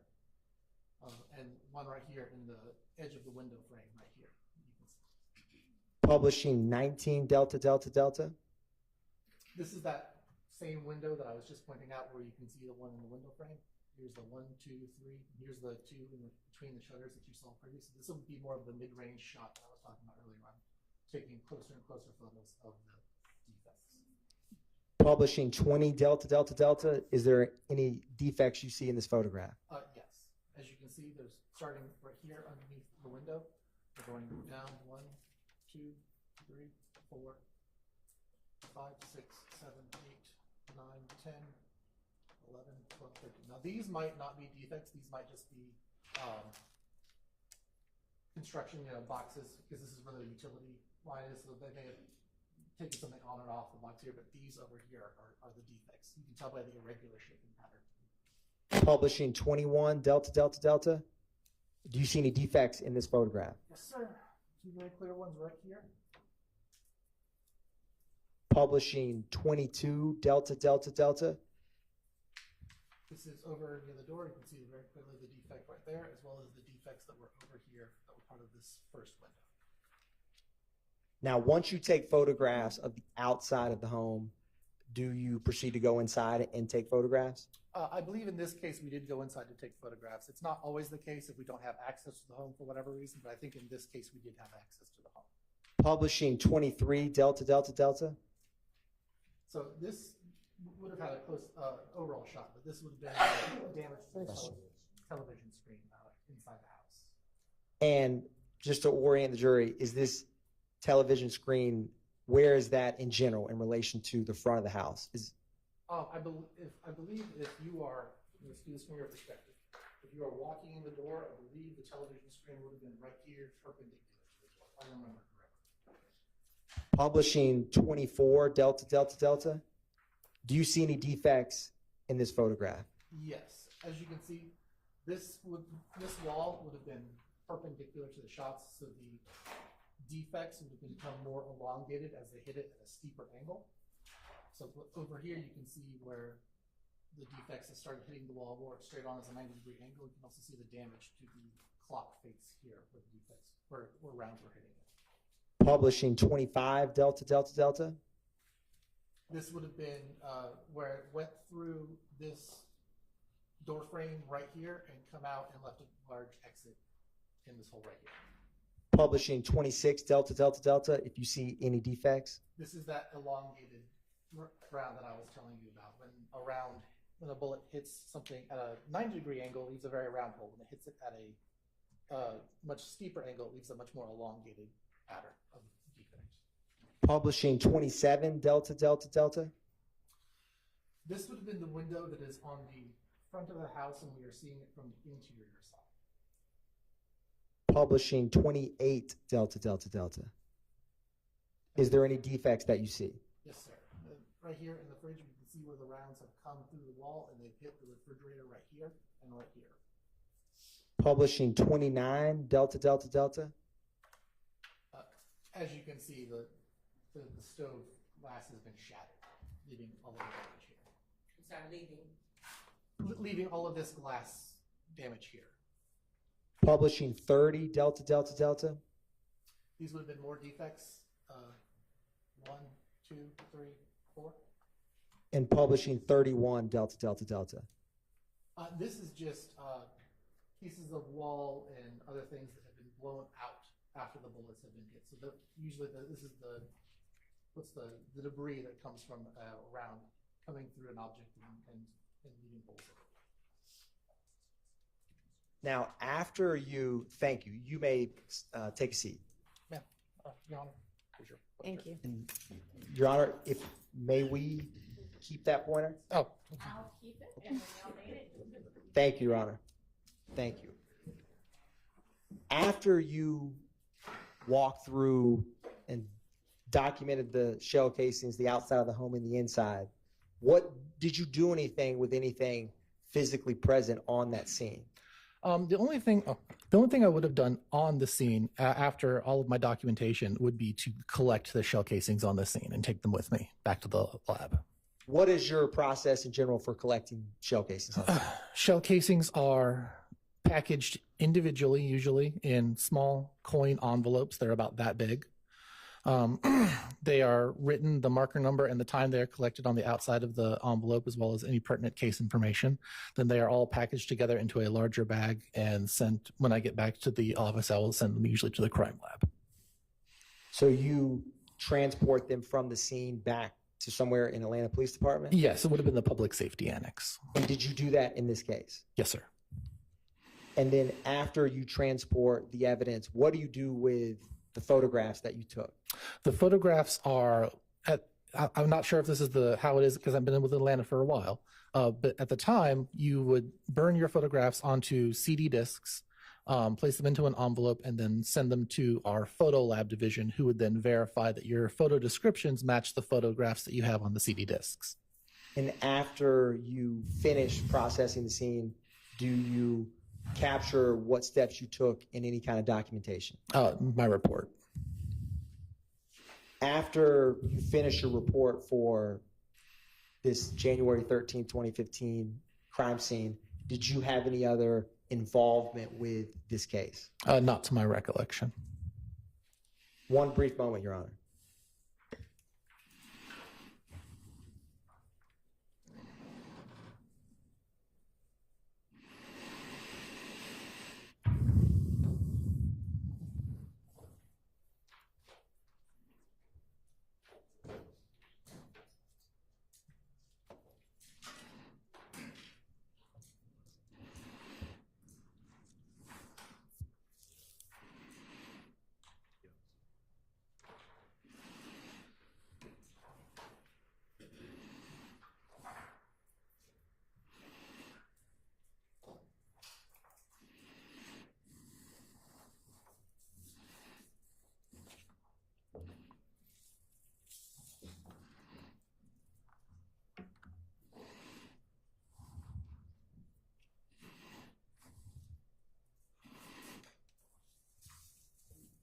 Would the crime scene report have the same incident number as the Atlanta Police Department case number? It should. I don't have any further questions, Your Honor. Thank you. Thank you. Are there any defense questions for this witness? Thank you. On behalf of Mr. Williams, no questions. Not on behalf of Mr. Stillwell. All right. Anybody else?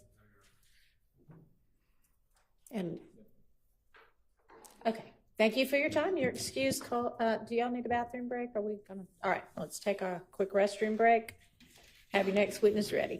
Yes, Your Honor. Okay.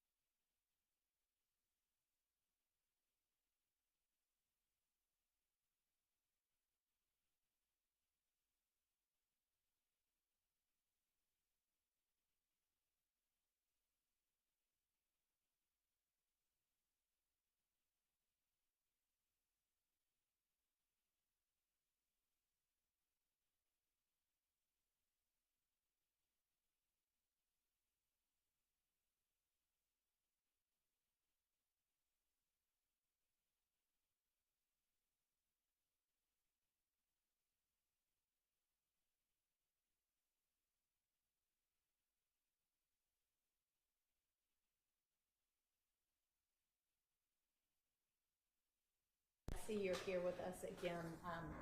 Do we have news, developments?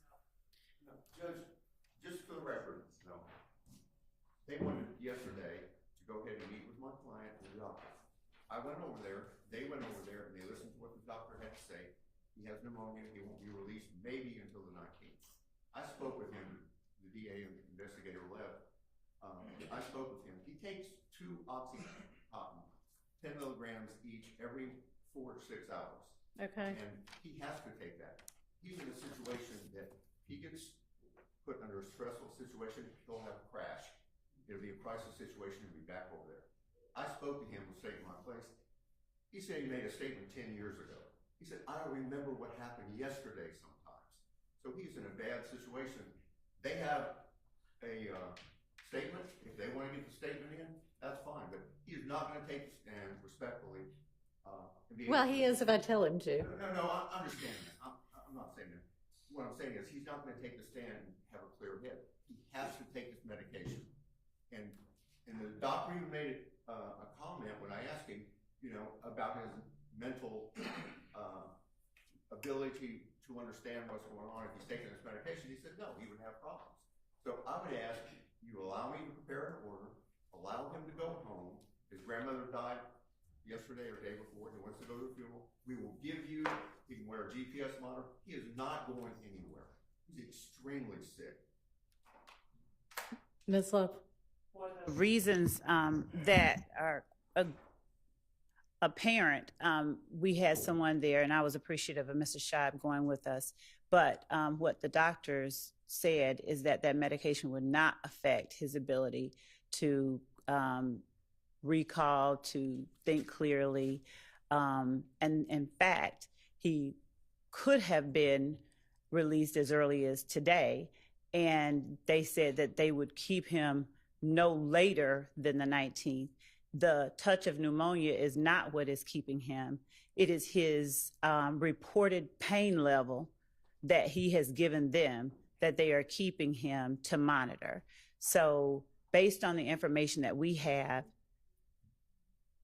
and Your Honor, is this something that the court wants filmed? Doesn't matter to me. Go ahead. Okay. Based on the information that we have, I don't believe that a conversation regarding where he goes from the hospital beyond here is necessary, because once he is released, we would like him to be brought right here to put up his testimony before there is anything else that interferes with his appearance and compliance with the subpoena he's been served. All right. Just one more thing.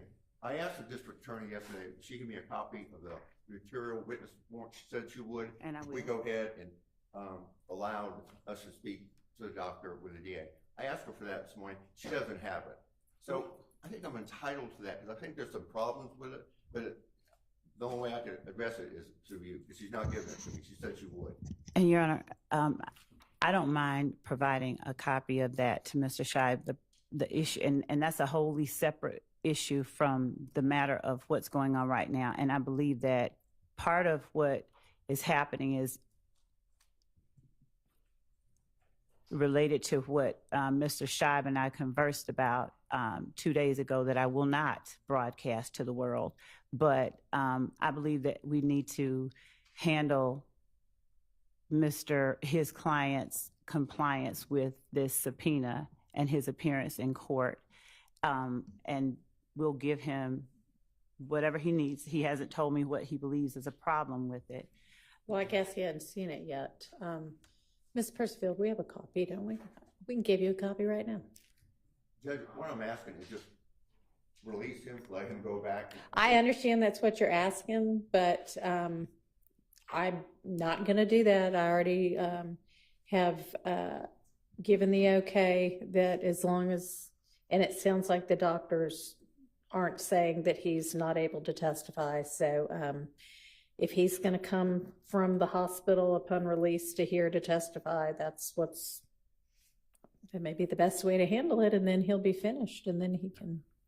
That's fine, just as long as the court understands if he's made to come here, and put in a crisis situation, he could die.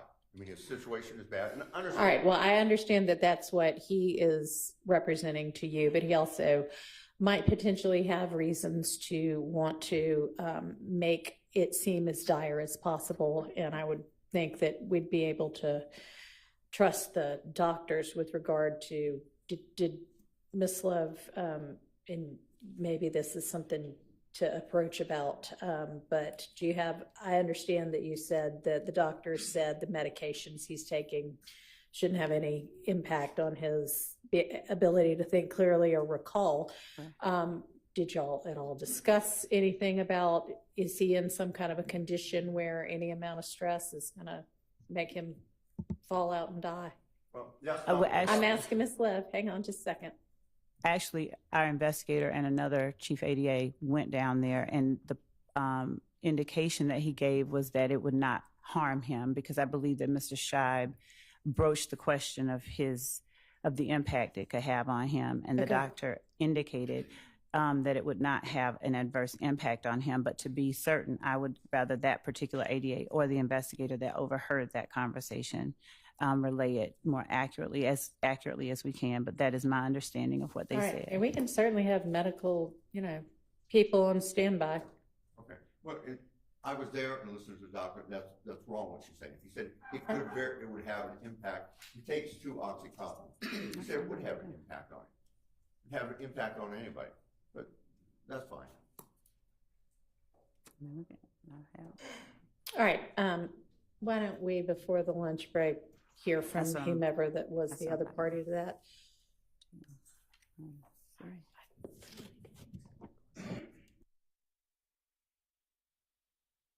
If you want to come get a copy of the material witness warrant. Judge could also. Do you want a copy of the affidavit as well?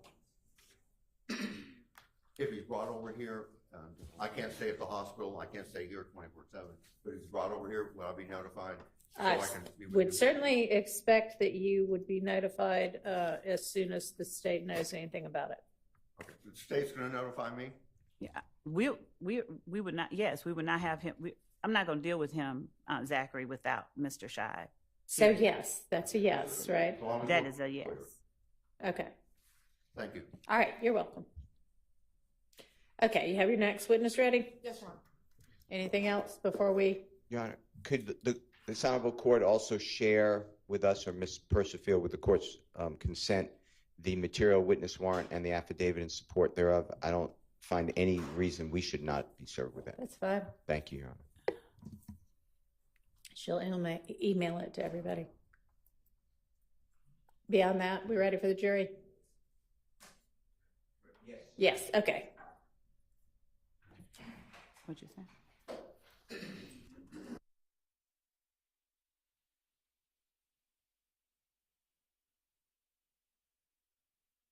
Chief ADA before lunch? Yeah, just when we break for lunch, that'll be great. Morning. That's fine. I'll just tell him that.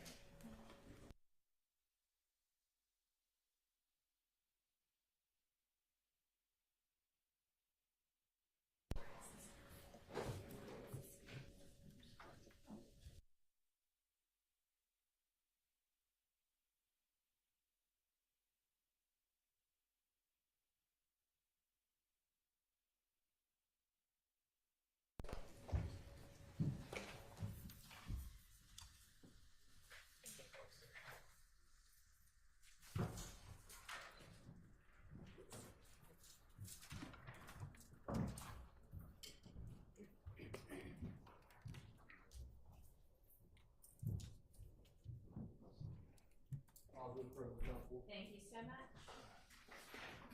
Your Honor, the state calls Lieutenant A. Leduc to the stand. Lieutenant A. Leduc, Leduc, to the stand.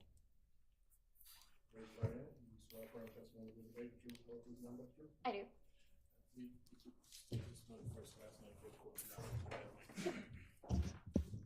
First name is Allison, Allison. Last name Leduc, Leduc. And are you employed with the Atlanta Police Department? Yes. And how long have you been with the Atlanta Police Department? About 13 years. And what is your current rank? Lieutenant. What unit do you serve as lieutenant over? Open Records Unit. And how long have you been a lieutenant with the Open Records Unit?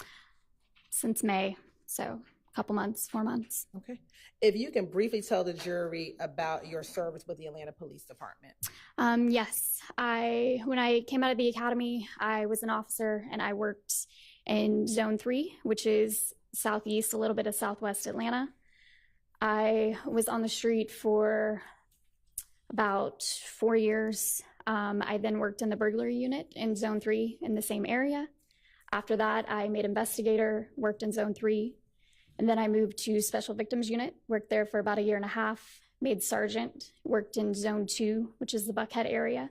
While I was a sergeant, I also went back to Special Victims Unit for about 2 years, and then I made lieutenant December 2022, worked in Zone 2 again, and then I just got moved to Open Records Unit in May of this year.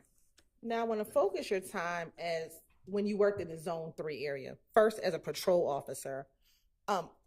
As a patrol officer, did some of your job duties include responding to 911 calls? Yes. Traffic enforcement? Yes. Writing police reports? Yes. And doing directed patrols? Yes. Is there anything else that you did while you were a patrol officer within Zone 3? I also worked Crime Suppression Unit as well, which is a proactive unit. And I know you spent some time in Zone 3. How long were you first a patrol officer in Zone 3? Until technically I made investigator 2017. So I was an officer up until 2017, but I worked the street until the end of 2015. And from 2015 to 2017, what did you do? Burglary and Crime Suppression Unit.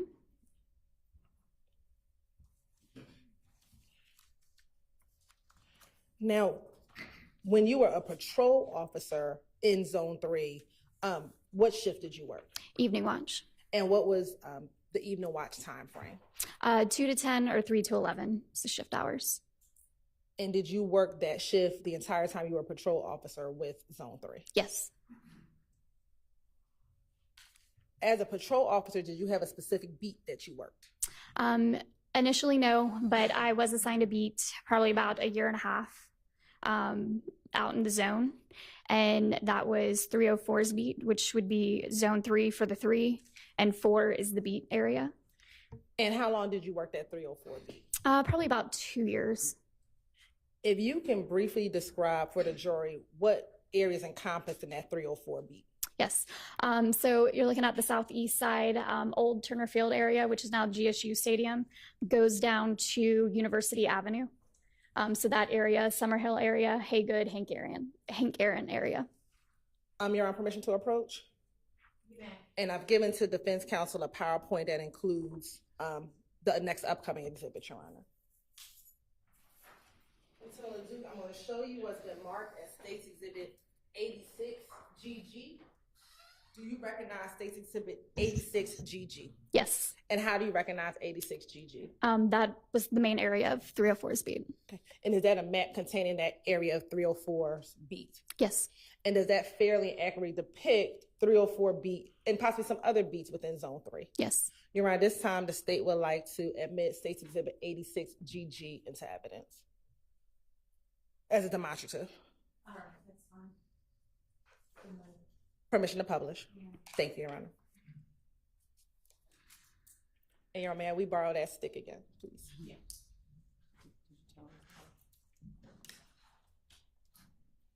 And permission for Lieutenant Leduc to step down? She may.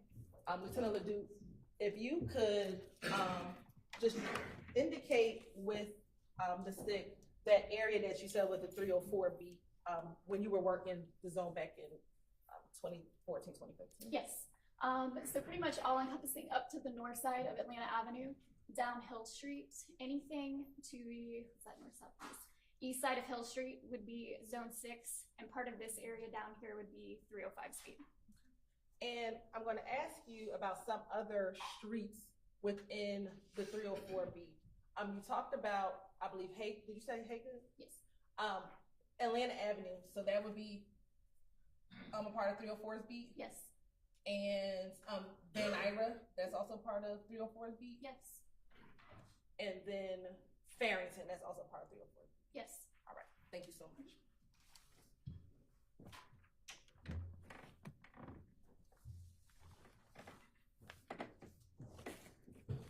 Now, as a patrol officer within 304, or even when you did investigations in 304, were you aware of any gang activity in the 304 beat? Yes. And how did you become aware of gang activity in the 304 beat? Just sharing throughout the department from our gangs investigators. If they ever came to roll calls, they would share information, but also just from interacting with citizens that lived in that area. Okay. And was there any particular gang that operated in that 304 beat? Yes, I recall ABG, Atlanta Blood Gang. Were there any others? In that area, specifically for 304, that's the only one that I recall occupying that space. And are you familiar with a location at 12 Atlanta Avenue? Yes. How are you familiar with that location? It's a convenience store. Right. And was there any known gang activity that would occur around that particular location? We would respond to criminal trespasses there. There would be a lot of people that would hang out around the store that would be affiliated with that gang. You said would be affiliated with that gang? Okay. And was that during the duration of your time in Zone 3? Yes. Now I want to transition to your time in Zone 3 and responding to a call. As a responding officer to a call, specifically a shooting, what are your responsibilities when you arrive on the scene? Arriving on scene, you're going to try to make the scene safe for yourself and anybody else that's there. Check for victims, make sure the scene is secure so that way you're preserving any evidence there. And walking through the crime scene, find out what evidence you have there, making sure you speak to any witnesses that are at the location as well. Okay, and you said something about trying to make the scene safe. What does that mean? Well, one, making sure there's no longer a threat at the scene, but securing the scene so that way you have your crime scene located in one area where nobody can cross into that area. And how do you secure a crime scene? You can set up crime tape, you can position patrol vehicles, have officers set up wherever the tape is or the vehicles are. And as a patrol officer, do you sometimes serve as a lead investigator, for lack of a better term, when you respond to shootings? Yes, sir. Primary officer. And when you become the primary officer on the scene, what are some of your job duties and responsibilities? Speak to the victims, speak to witnesses.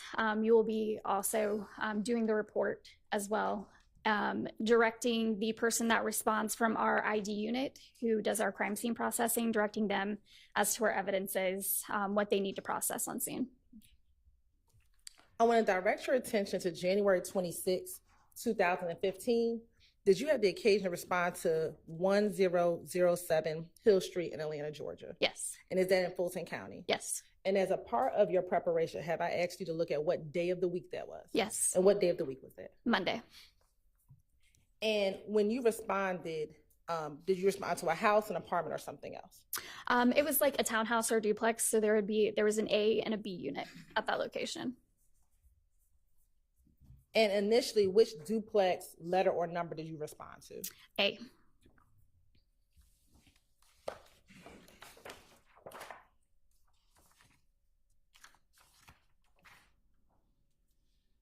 And let me ask, do you recall it being a letter or a number? I thought I recalled it being a letter. Would you have written where you responded to in a police report? Yes, I would have. Would looking at a copy of your police report help refresh your memory? Yeah, I would have.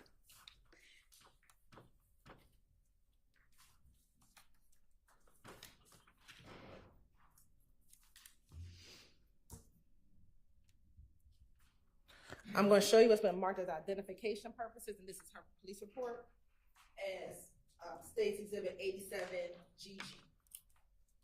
And once your memory is, if that refreshes your memory, just look up and let me know without reading it.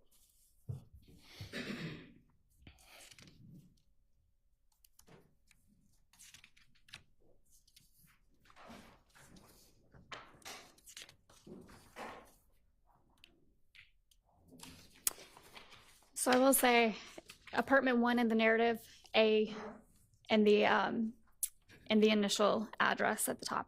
Okay. But it was either apartment 1 or apartment A? Yes. All right. And again, would that have been in 304's beat? Yes. Why did you respond to that location? That was my beat. So I believe initially a supervisor was in the area and heard shots fired, and then we received multiple calls for shots fired as well as a person shot at the location. And do you recall about what time you responded to the location? I believe it was about 9:30 p.m.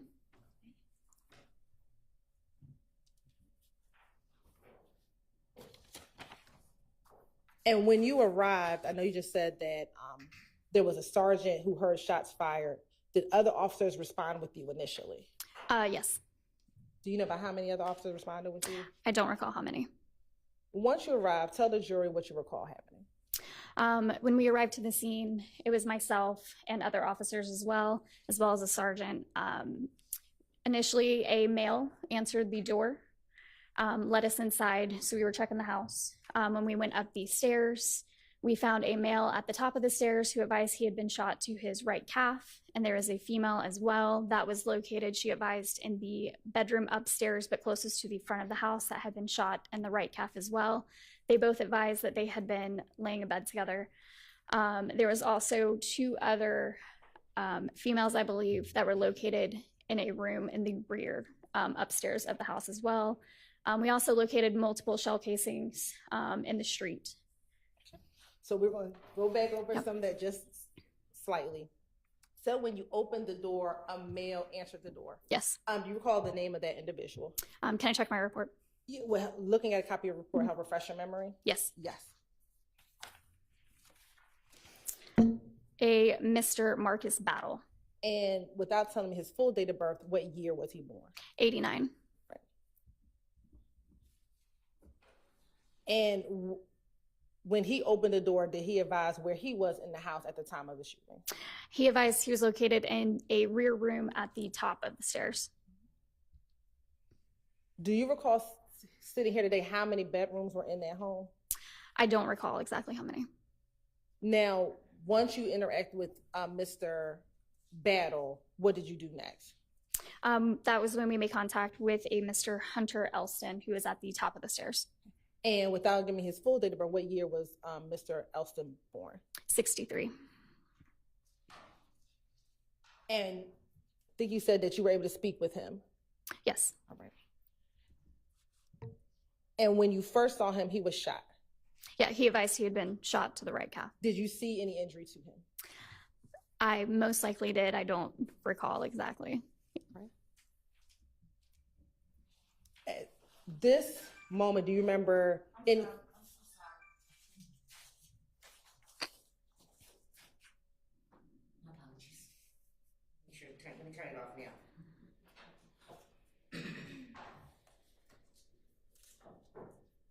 Go ahead.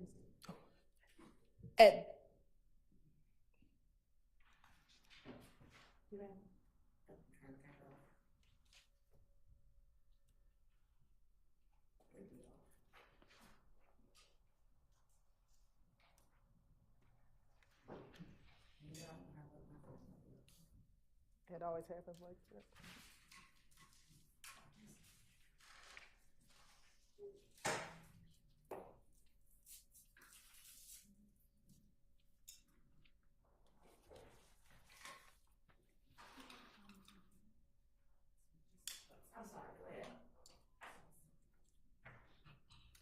And let me ask you this, Ms. Leduc, before we finish. What is the incident number for this incident? It is 150262672. And again, this was on January 26th? Yes. Of 2015? Yes. All right. Once, at this point, do you recall, and when I say at this point, today, do you remember anything about his demeanor, Mr. Elston, when you went to that house? I don't recall.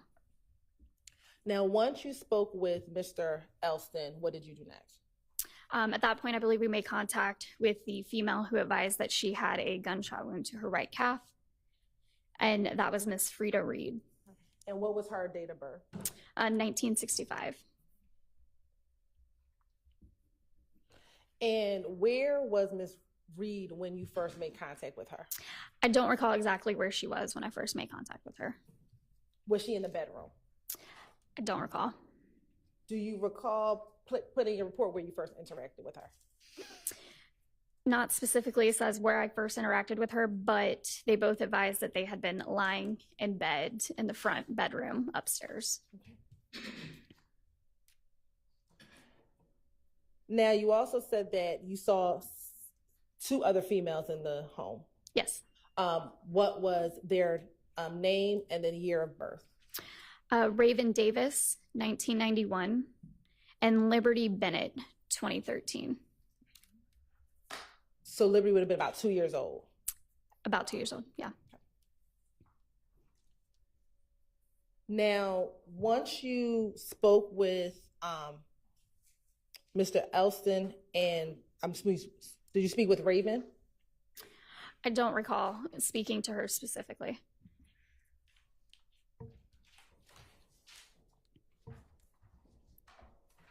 And you saw Miss Bennett inside of Miss Reed inside of the home, correct? Frida Reed. Yes, when I first made contact with her, it would have been inside the home. Okay. Once you spoke with Miss Reed, what, if anything, happened next?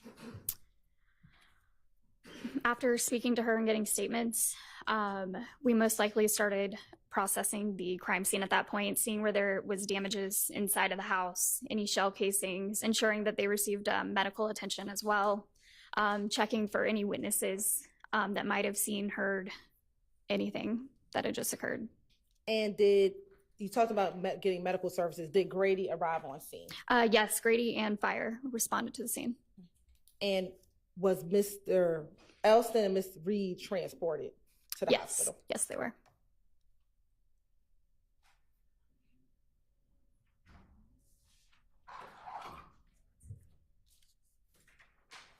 Now, you also said that you were able to speak with witnesses on the scene. Yes. How many witnesses did you speak with? I spoke with a female who lived across the street from the location. And what time did you arrive? About 9:30. Okay. And do you recall in minutes approximately how long after you may have arrived on scene did you interact with this witness who lived across the street? I don't recall the exact amount of time it would have taken to actually interact with her, but after speaking with the victims, going through crime scene and actually speaking to her, it could have been about 20, 25 minutes. Let me ask, would a CAD report contain any information regarding any witnesses that you may have spoken to on the scene? Possibly. Possibly. Will looking at a copy of the CAD report from this incident maybe help you refresh your memory as to timing of when you may have spoken to her? You're on permission to approach?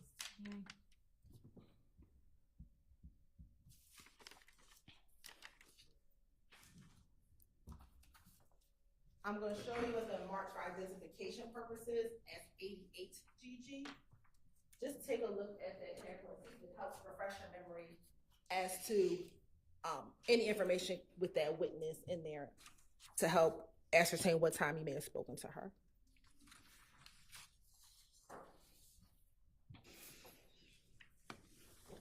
So between about 9:54 and about 10 p.m., I see the names and date of births of the victims and the witness information in here. So that could have been possibly when we were checking their information on the computer in the patrol vehicle at that time. So that would have put a time frame in about speaking to her, getting her information, sitting down in the car would have been about 20 to 30 minutes. And you arrived at about 9:30. Right. Would you have gotten her information to run before or after you spoke to her? Most likely talking to her, I would have gotten her name, date of birth, asked if she had identification. And then after speaking to her, I typically would have went back to my vehicle and ran her information on the computer. And approximately what time did you run her information? From this CAD report, with all their info in like this, it looks like about 10 p.m. And in speaking with this witness, was she able to provide you any information about that night? Objection, Your Honor, calls for hearsay. You're right. Yes. State's response would be a present sense impression, given that she spoke with her within 20 minutes or so of the police arriving on scene. That's not how I understood the testimony. and I don't believe the foundation has been laid. Why don't you see if you can lay a foundation for that? Okay, so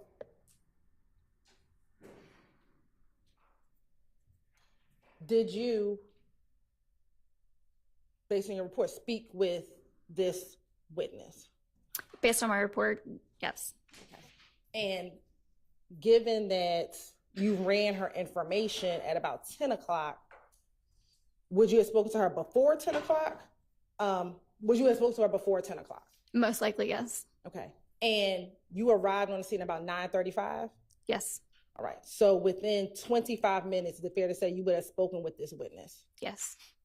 Okay. And is that typical that you would speak with the victims first and then go out and canvass the area to speak to witnesses to see if they've observed anything? Yes. And would that be the protocol, what you would have done on this day back in January 26, 2015? Yes. Today, do you remember what her being the witness, what her body language was or her demeanor was? I don't recall. Okay. But was she able to provide you information of what she saw and heard on the nights when you all responded? Yes, she advised. Don't tell me yet. Oh, sorry. Was she able to provide you information about what she heard and what she saw that night? Yes. And was that within 20 minutes of you responding to a shots fired call? Yes. Your Honor, this time the state. There's been conflicting testimony now, and we're leading and saying 20 minutes, and that's not, I don't understand that to be the testimony. And furthermore, the question is that I don't think we've gotten an answer to is, yes, there was an initial interaction, but that doesn't answer the question of when the interview, or whatever we want to call it, takes place. Yeah, So I would also object on the grounds of confrontation clause. Yeah, I believe the testimony is I would have spoken to her prior to 10 o'clock, which is when she put the information in the system, and she arrived at 9:30, approximately 9:30. So between 9:30 and 10 o'clock is roughly 30 minutes, and she would have spoken to her before 10 o'clock. So again, I don't know why we keep talking about 20 minutes. She initially said she spoke with her between Let's 20 and... hear that from the witness. Okay. About how long do you think you were on scene before you met with or spoke with the witness on the scene? With giving a timeline of how that incident was and how we would typically speak to victims and how we would typically look at evidence and make sure everybody gets medical attention, I would say on that scene, it could have been about 20 to 25 minutes. I'm gonna sustain the objection. Okay. Was she able to provide you without saying what she said, was she able to provide you information regarding the incident? Yes. Okay. After you spoke with the witness, what, if anything, did you do next? After speaking with the witness, then it would have come down to processing the crime scene at that point and locating damages or directing ID whenever they arrived on scene to where shell casings were or damages were at that point. And do you recall who the crime scene tech was that you had come out to that scene? From my report, it was ID Unit 7320 Sanders. And had you had an opportunity to look at some of the pictures that were taken back on January 26, 2015? Yes.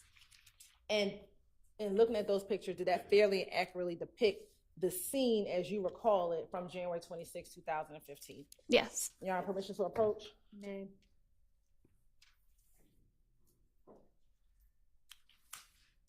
I'm showing you what's been marked as Exhibit 1GG through 28GG. Have you had the opportunity to look at those specific pictures prior to entering court today? Yes. And Your Honor, this time the state would like to tender Exhibit 1GG to 28GG into evidence. Did you say 20 or 28? 28. All right, they're admitted. Permission to publish. You may.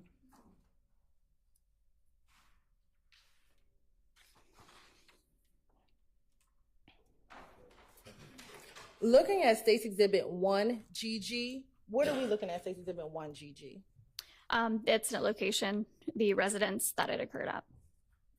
And do you recall if it was the left or the right home? Looking at the picture, left side. Okay. And going to 2 Gigi. Now, you said to the left, is that the one where it appears that the door is open beyond the burglar door, the other door is open? Yes. Okay. And looking to the other door, which is closed, do you see anything that you would determine as defects on the door that's to the right?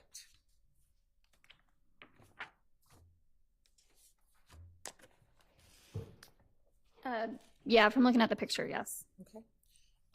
But that is not the house that you responded to, the one on the right. That's correct. Okay. Looking at 3 GG, if you can describe for the jurors, what are we looking at in 3 GG? Staircase inside of the residence. Okay. And is this a staircase in which you saw Mr. Elston? Yes, I believe so. Okay. Looking at 4 GG, what is depicted in 4 GG? Defects on the wall and the staircase. And when you say defects, what do you mean? From being struck by bullets. Looking at 5 GG, is that just a close-up of those same defects? I believe so. All right. 6 GG, are these additional defects found within the home? Yes. All right. And 7 GG, are these additional defects found inside of the home? Yes. And will all these be consistent with defects that come from gunfire? Yes. All right. Looking at 8 GG, is that just a close-up of what we just looked at? Yes. All right. 9 GG. And in 9 GG, is that also a defect at the top portion of that picture? Yes. And I don't think you can see it here, so if you can stand up and just indicate with the pointer where that defect is on that picture. Right there. All right. You may have to stand, so. Okay. Looking at 10 GG, if you can identify for the jury the defect that is right here as well. All right. 11 GG, is that just the floor inside of the home? Yes. All right. 12 GG, what is depicted inside 12 GG? I recall that being the front bedroom upstairs. And looking at 12 GG, do you see the window in 12 GG? Yes. Do you see any distortion of the blinds looking at 12 GG? Yes. Okay, if you can just point that out for the jury. Here and up here. All right.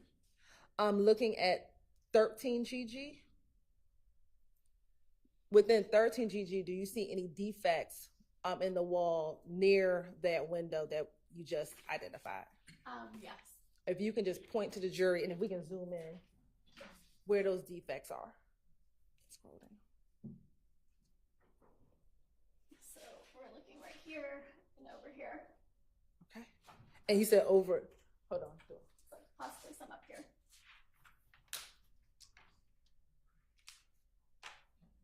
I can do I know. All right, is this one? Oh, sorry, tell me where to point. Yes, that appears to be one up there. Okay, any others? Yeah, and possibly over there to your right side. Here? Yes. Okay.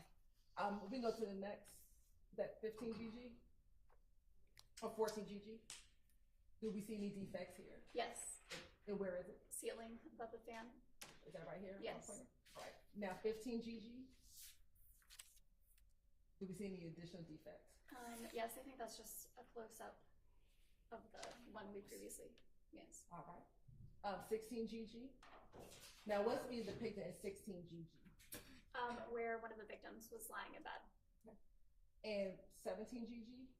Is that a close-up of that same area? Yes. Are you able to tell the jury what this reddish brown stain could be inside of this picture? Yes, possibly blood. All right. Looking at 18 GG, any defects within 18 GG? Yes. Where would that defect be? To the right of the picture frames, bottom, above that, top right, above the picture frames in the middle, and then possibly some to your right above this mirror. All right. Looking at 19 GG, is that just a close-up of the one we just identified? Yes, close up. 20 GG? Are those just close up of the other ones we just identified? Yes. 21 GG? Is that just, do we see any defects within 21 GG? Possibly right there, but that looks like some kind of close up. Okay. Not 100%. All right. 22 GG? What are we looking at 22 GG? Bathroom. And in 23 GG? Do we see any defects within 23 GG? Yes, above the clock. So right here? Yes.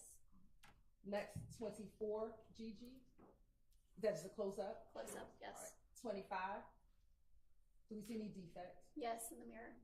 Is that right here? Yes. And then 26 GG? Close up. Close up. All right. 27 GG?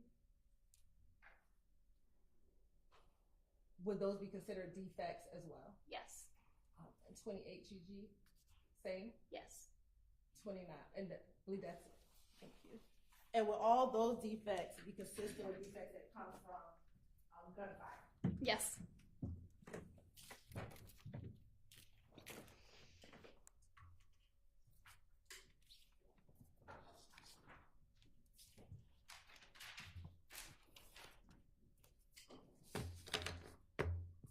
From the bedroom, where was the bedroom in relation to outside? Was it the front bedroom, the back bedroom, or something else? It was the front bedroom. And so would that be the bedroom that be facing the street? Yes.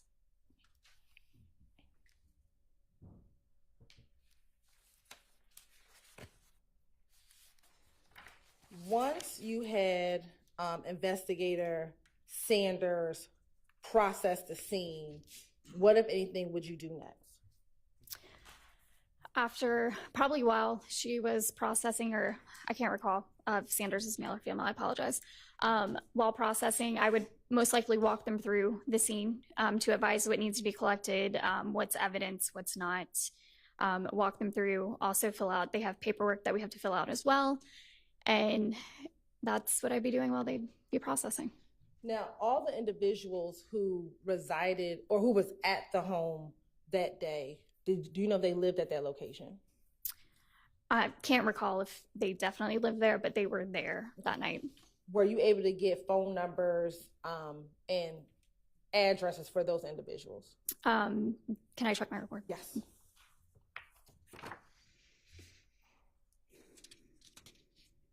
Yes. Would you like me to go through? No. No. But were you able to get that for each of those individuals? Yes, I was. Okay. And outside of the home having defects, were there any other defects to anything outside of the house? Yes. Okay. What else was damaged? There was a vehicle that was in the driveway, I believe, that had damage. Oh, what kind of vehicle was it? From my report, a blue Chevrolet Lumina. When you arrived on the scene, did you see anyone shooting by the time you got on the scene? I did not.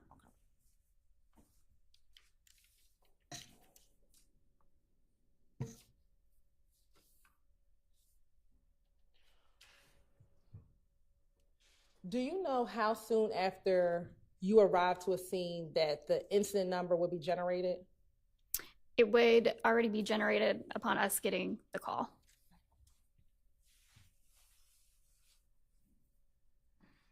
On that evening, do you know if you responded to any other scenes that, well, your responding officer said you would have.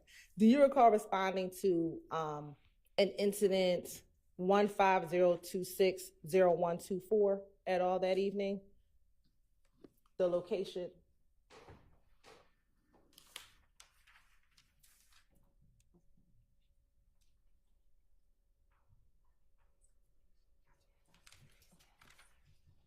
Did you ever have to respond to I-7585 at University that evening or that morning? I don't recall. I wouldn't have responded in the morning because I worked evenings.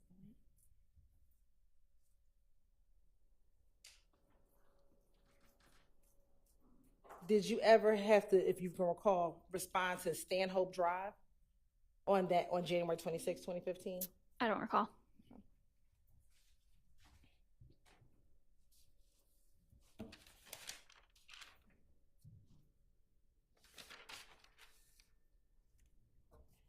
And again, this shooting was at 9:30 in the evening, correct? Yes. All right. Course indulgence for one moment.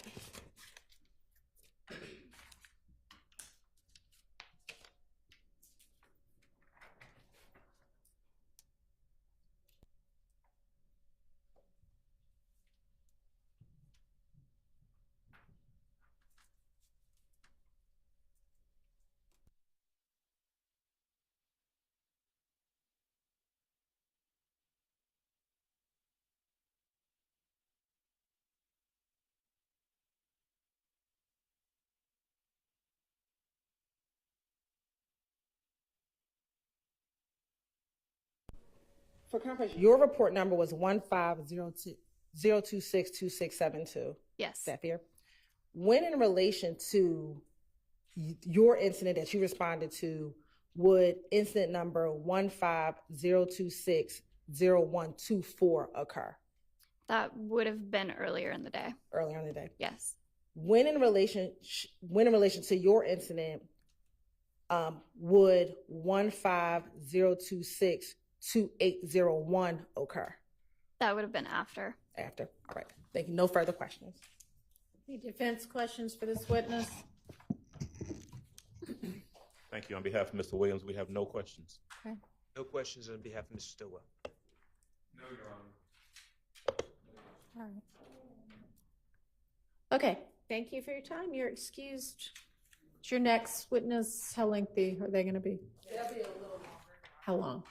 Probably about 45 minutes to an hour. Y'all want to eat lunch now or in an hour? Want to keep plugging for a little while? All right, let's have your next witness.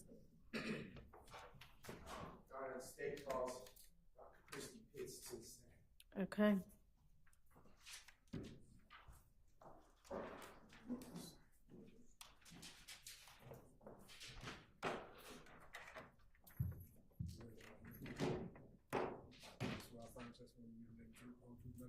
Yes.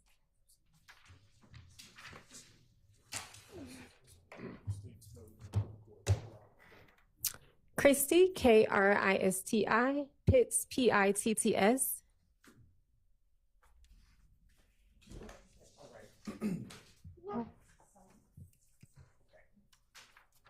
Good morning. I heard you spell your name. Has your name changed in any time recently? It has. Okay, what did your name used to be? Christy Sanders. Okay, and when did it become Pitts? I was born in Pitts. I went back to my maiden name. Okay, all right. And was it Sanders in or around or about 2015? Yes. Okay. Are you employed? Yes. What do you currently do? I'm a full-time professor at Purdue University Global. And how long have you been working in that capacity?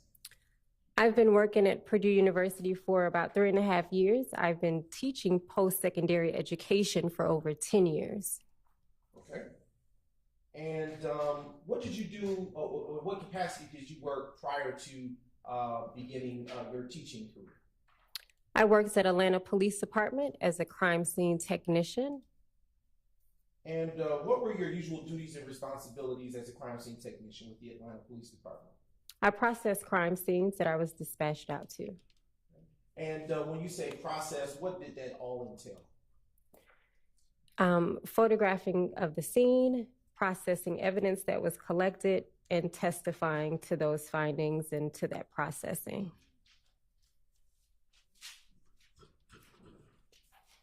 And how long were you employed with the Atlanta Police Department? Maybe a little over 5 years. Were you ever a sworn law enforcement officer with post-certification? Yes. Okay. Were you sworn in, post-certified in your capacity as a crime scene tech? Yes. Okay. What year did your employment with the Atlanta Police Department begin? 2013.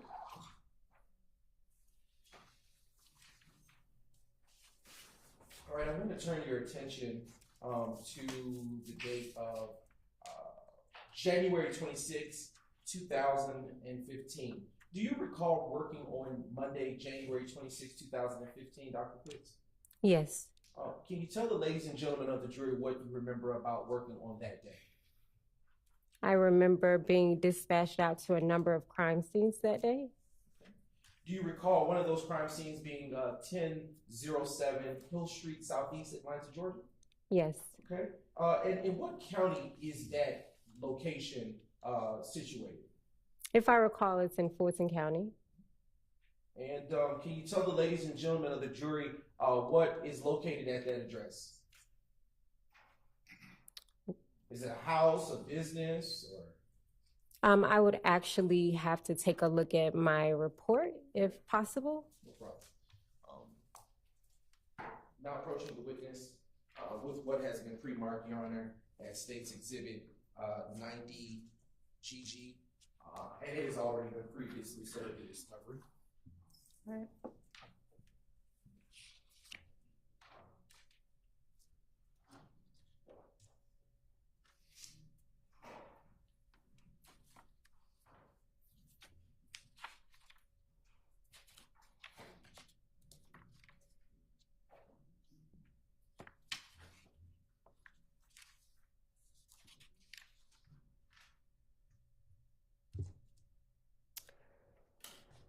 It appears to be a house based off of my description in one of my photographs. Okay. So can you tell the ladies and gentlemen of the jury what you recall about being dispatched to that location in that call? Do you know what kind of call it was?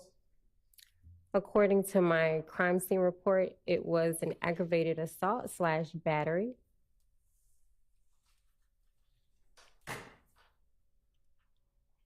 And what, if anything, did you observe when you arrived to that location?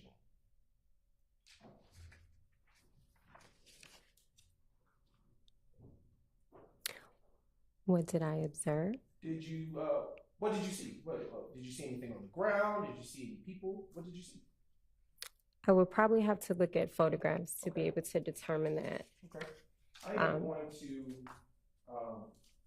approach the witness with what has been pre-marked in State's Exhibits 30, golf through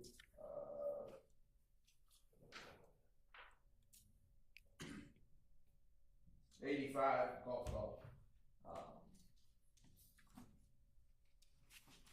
And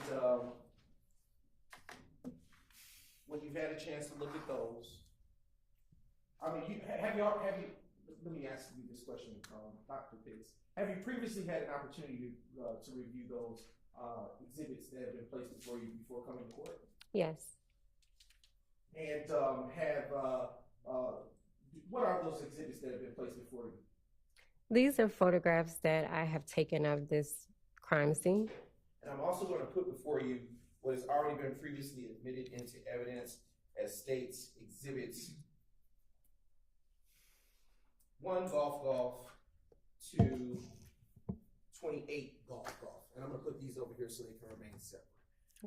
Have those exhibits identified as State's Exhibits 30 golf, 2, 85 golf, do they fairly and accurately depict the location of 1007 Hill Street, Southeast Atlanta, Georgia, as you remember that crime scene to be on the day of January 26, 2015?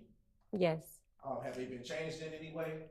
They don't appear to be. Okay. Your Honor, at this time, I now move to admit State's Exhibits 30 golf, 2, 85 golf into evidence and request permission to publish at the appropriate time. They are admitted, May. If you will take a moment to refresh your recollection using those photos about what you may or may have not seen and look back up at me when you have had such an opportunity to do so.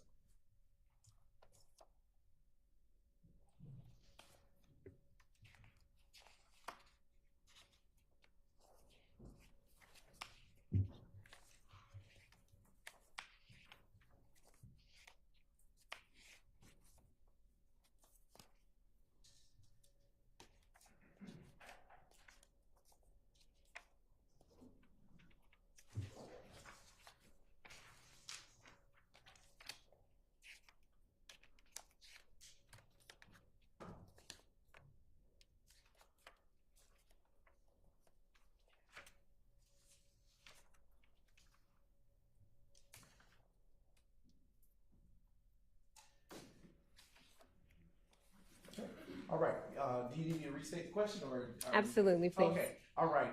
What, if anything, did you see upon arriving to the location of 1007 Hill Street, Southeast Atlanta, Georgia, on January 26, 2015? Upon arrival, I remember seeing the first responding officer that was there. Did a quick briefing with that officer. And during that briefing, I did a preliminary walkthrough, and that's when I was able to locate shell casings that was at this particular crime scene. Do you know who the initial responding officer or officer on the scene was? According to my report, and I could be pronouncing this wrong, I think it's Leduc. How do you spell it? It's Leduc. Okay, all right. Is it fair to say that might be Leduc? Hey, potato, potato. Okay, all right. And do you know who called you out to the scene? Was it Officer Leduc? It's not. It's typically the 911 communication dispatcher.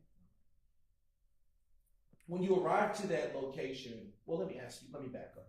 Around or about what time did you get dispatched to that location, if you can recall? According to the report, it was 21:33 hours.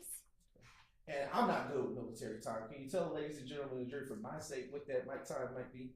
That time is 8:33 p.m. Eastern Standard Time. All right. And was the sun up or down at that time? If we're going off based this time when it came in, based on the dates, we're in the winter season, I would say that it's dark. Okay.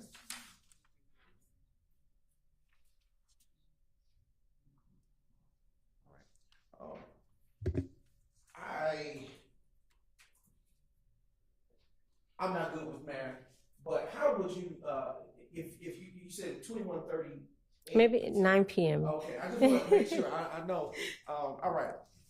So I want to ask you a little bit more about your arrival. So how do you determine where to start when processing your crime scene? It's based off of training. You want to approach a crime scene in the most systematic manner possible. So before you even approach a crime scene, you should have a plan of action. And that's typically how I approach all of my crime scenes. I conduct a quick, brief walkthrough with that first responding officer or either the lead investigator that's there. Speak with them as we're walking through. I'm observing the scene. They're letting me know what they've already witnessed or uncovered.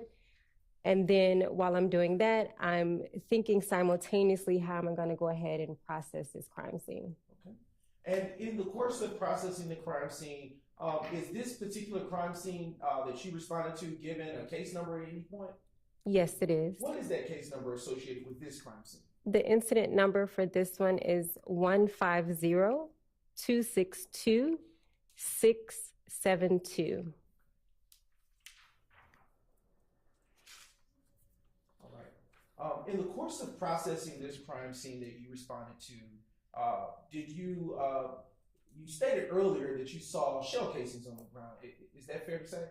Yes. And in seeing shell casings, did you collect those shell casings? Yes. Do you recall how many shell casings you collected on that day? According to my crime scene report, it was 66 pieces of evidence. And did you collect any live projectiles? Or live rounds, rather?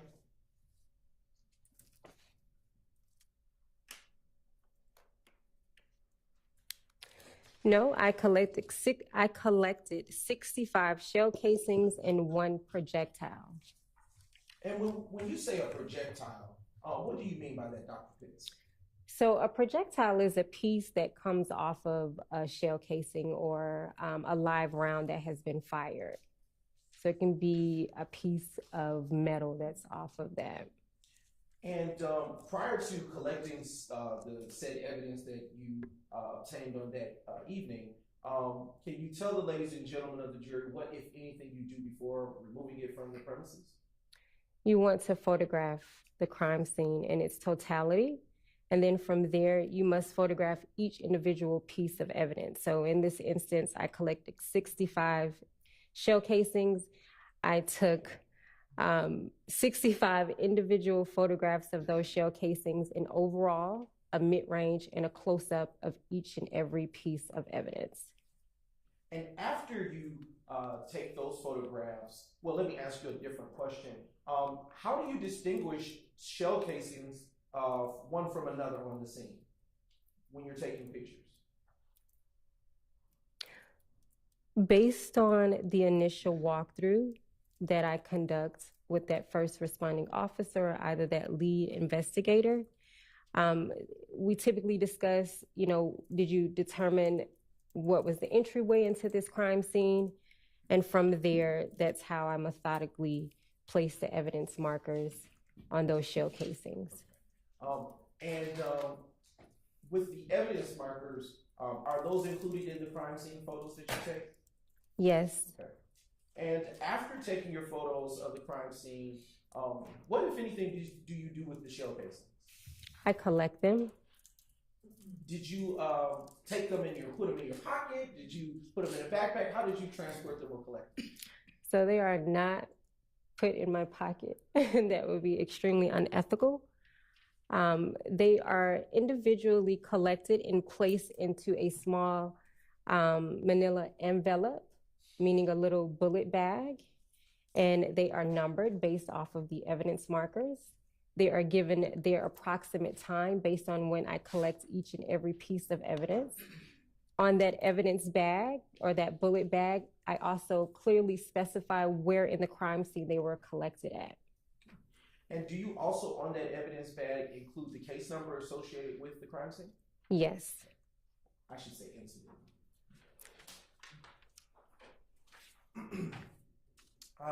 I am now going to publish a select set, Your Honor, of crime scene photos that have been previously admitted, subject to the court's rulings, starting with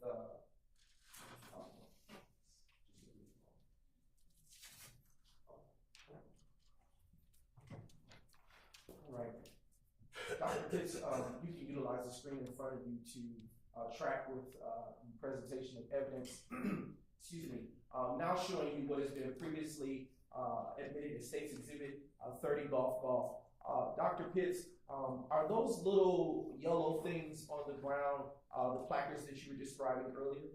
Yes. And with those little placards that are on this photo be next to the shell casings that you saw outside of the residence?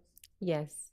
And are those the same shell casings that you described as collecting from the crime scene and putting into small bullet bags or small bullet bags? Yes. Now transitioning to the next State's Exhibit, which is State's Exhibit 31 Golf. Is this a different angle of additional shell casings that you took photos of on that same street? It appears to be from a different angle of those same shell casings. Transitioning now to State's Exhibit 32 Golf. All right. Is this a different also angle of the street that contains some of the shell casings as you remember? Yes. And that moisture on the street, was that there prior to your arrival, or do you remember that to be something that came as a result of the gun shots that rang out at the crime scene, if you recall? That was there prior to my arrival. Okay. Now showing you what has been previously admitted as State's Exhibit, the next State's Exhibit, which is 33 Golf, is what? Do you recall this particular residence at the crime scene? Yes. And what do you know this residence to be? A house. Okay. Is that where the incident?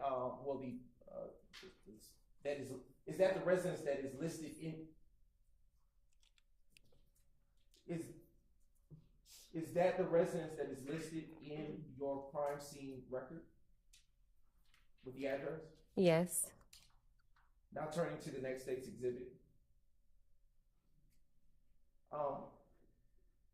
This exhibit here showing evidence marker 1, which is State's Exhibit 34 Golf. Is this next to one of the shell casings that you collected?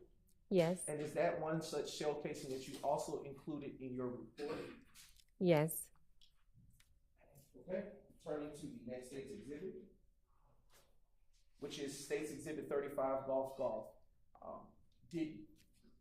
Is this another such shell casing that you recovered? Yes. All right, next exhibit. What about this exhibit, 36, Golf? This is another shell casing.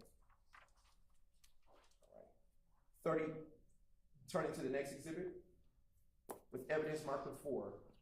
Is this another shell casing that you recovered? Yes. And do you recall or have any independent recollection of the caliber of the shell casings by any chance that you recovered that day?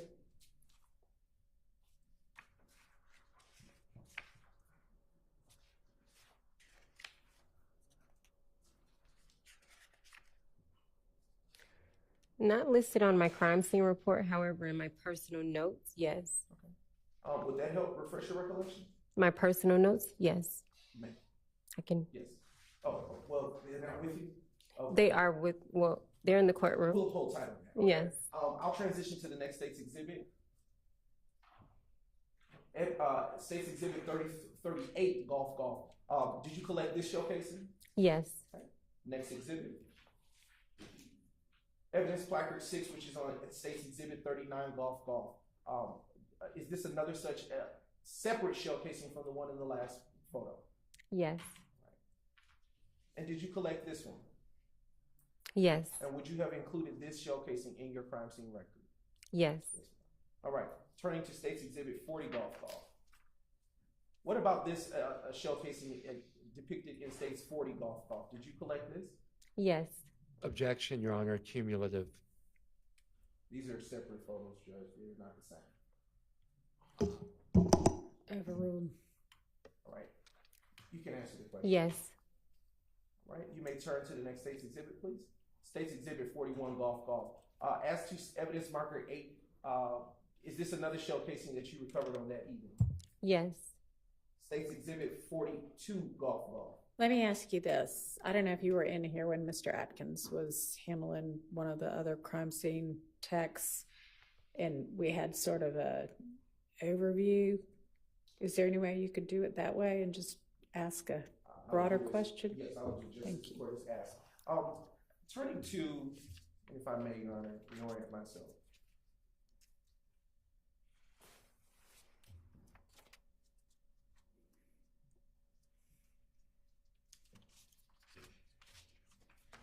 Just a brief indulgence.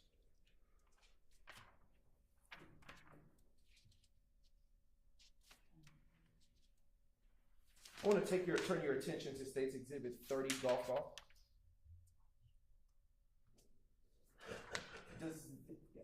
Does the State's exhibit that is published on the screen just about encapsulate all of the shell casings that you recovered from outside of the address of 1007 Hill Street Southeast, Atlanta, Georgia?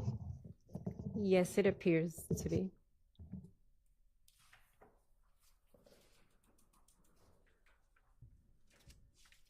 Okay. I want to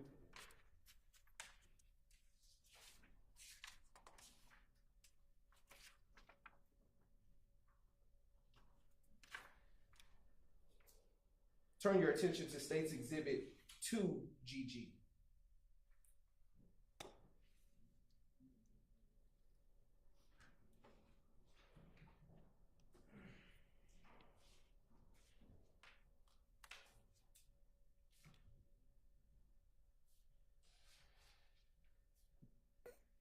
All right. The address that you listed on your report is 1007, correct, Hill Street? 1007 Hill Street, Southeast, yes. Is this picture depict the correct address of the home to which you responded on January 26, 2015? Yes. All right.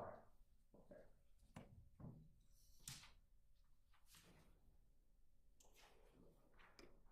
Do you know from your crime scene record or independent recollection how many different types of shell casings were recovered from the crime scene?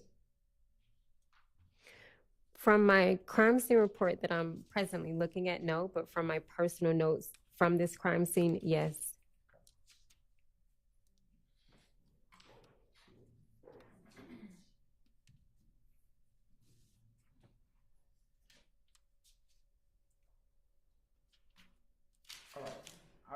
to turn your attention to the state's exhibit that has been identified as State's Exhibit 90 Golf. What is, earlier was used to refresh your recollection, but what is that, in fact, before you? This is a crime scene record or a crime scene report. And why are such documents, well, how do you know what it is? I was trained on this. This is how I document each and every crime scene that I'm dispatched out to and each and every crime scene that I process. And is that particular crime scene record one that was drafted by yourself? Yes. Okay. And is that crime scene record made at or near the time that you have would have performed your duties as a crime scene technician? Give or take maybe a day or two. Okay. And would the evidence that was depicted in the photos that were published a few moments ago be included in that document? Yes. And would you also include any other such things that you would have, actions you would have taken that evening or thereabouts for reference purposes in that same document? Yes. Your Honor, at this time, is that document in the same or substantially same condition as it was when you last had the opportunity to review it? Yes. Okay. Your Honor, the state now moves to the State's Exhibit 90 golf into evidence. All right, that's admitted.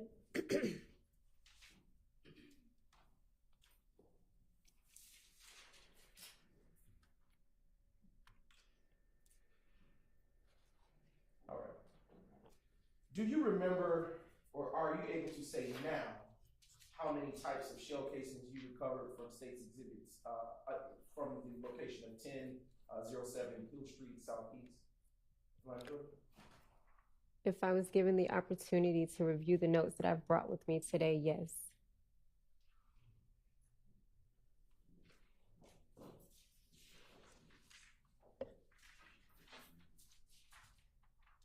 Your Honor, Excuse me.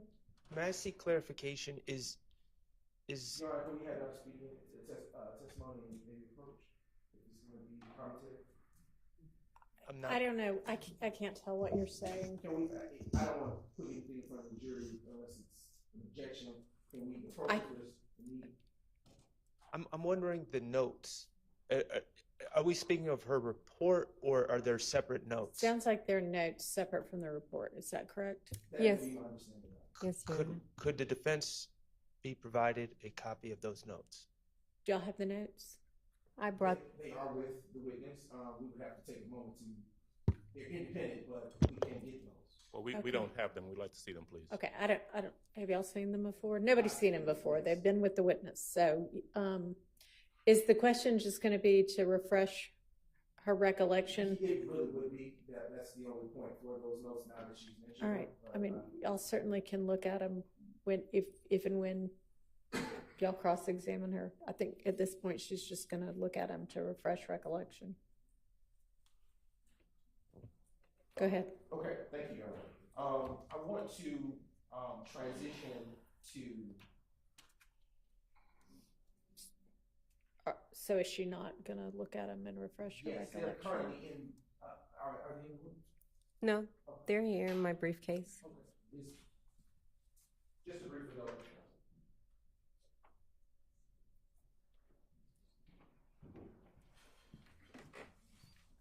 Thank you. Yes, ma'am.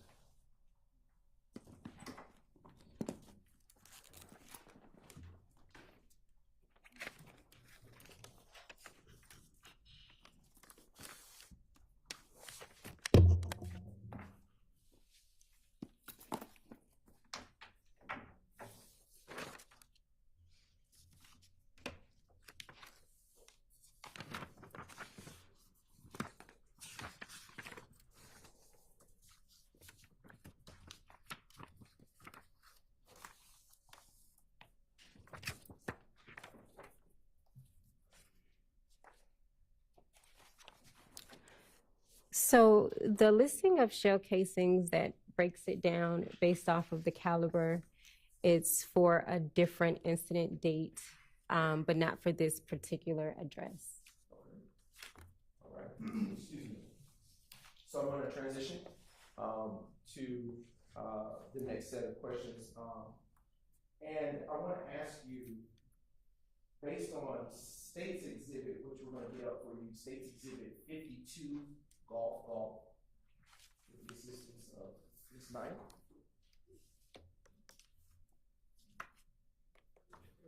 It should be coming up before you on the screen too, if you want.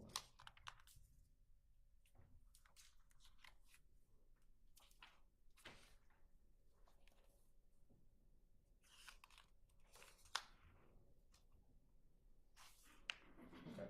Based on the exhibit that's before you on the laptop, which is State's Exhibit 52, Golf, are you able to, based on your training and experience, say that there are at least 2 different types of shell casings that were recovered from? Sustained. How many shell casing types were recovered from the crime scene based on State's Exhibit 52, Golf? Based on this photograph, it appears to be 2. Are you able to say, just based on this, at least 2? Overruled. At least 2 based off of this photograph would be fair to say. Now I'm going to transition your attention to the date of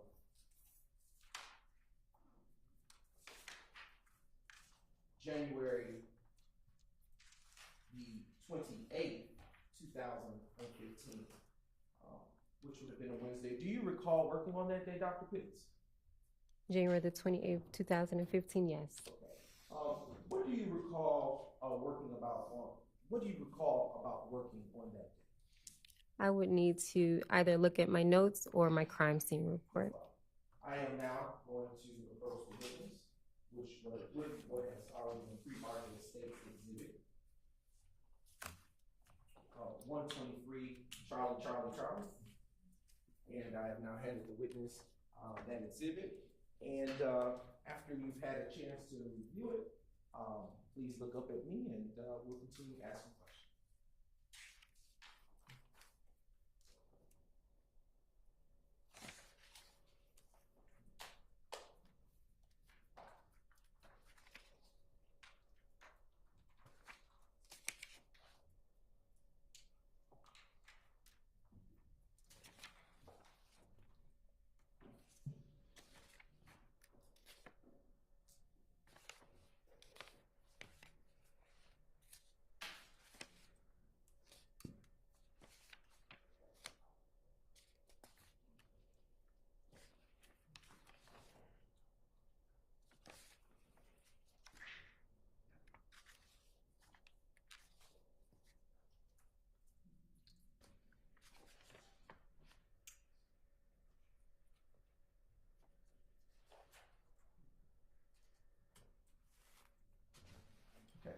Has your memory been refreshed?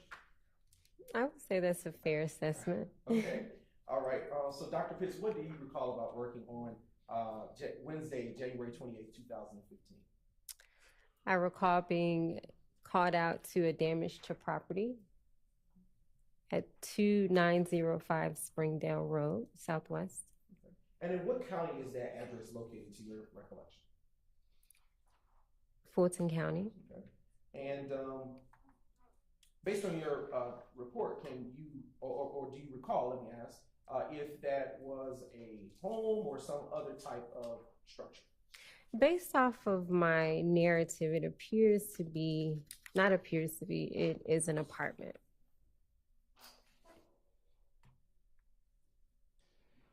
And did you, in fact, actually go out to that location? Yes. Okay. And what, if anything, did you observe upon arrival? I would have to see the photographs. I am now approaching you with what has been pre-marked as State's Exhibits 1, Charlie, to 122, Charlie, and they have also been shared in the discovery process already. And I want to ask you preliminarily, Dr. Pitts, have you had the opportunity to view State's Exhibits 1, Charlie, and through 122, Charlie, prior to coming to court today? Yes. And Do you recognize those exhibits? Yes. And how do you know what those are? These are my photographs. Okay. And do those exhibits that are in front of you now, that have been previously identified, fairly and accurately depict the area that you responded to on January 28, 2015? Yes. And Your Honor, at this time, the state now moves to admit said identified exhibits into evidence and publish with your permission. Your Honor, I'm sorry. May I have some clarification? Is the state referring to 1CC or 1CCC? One Triple C, right? Yes, Your Honor. Triple C, I think he said it one time as just a double C, but it's triple C. Any objection? Those are admitted without, or is there objection?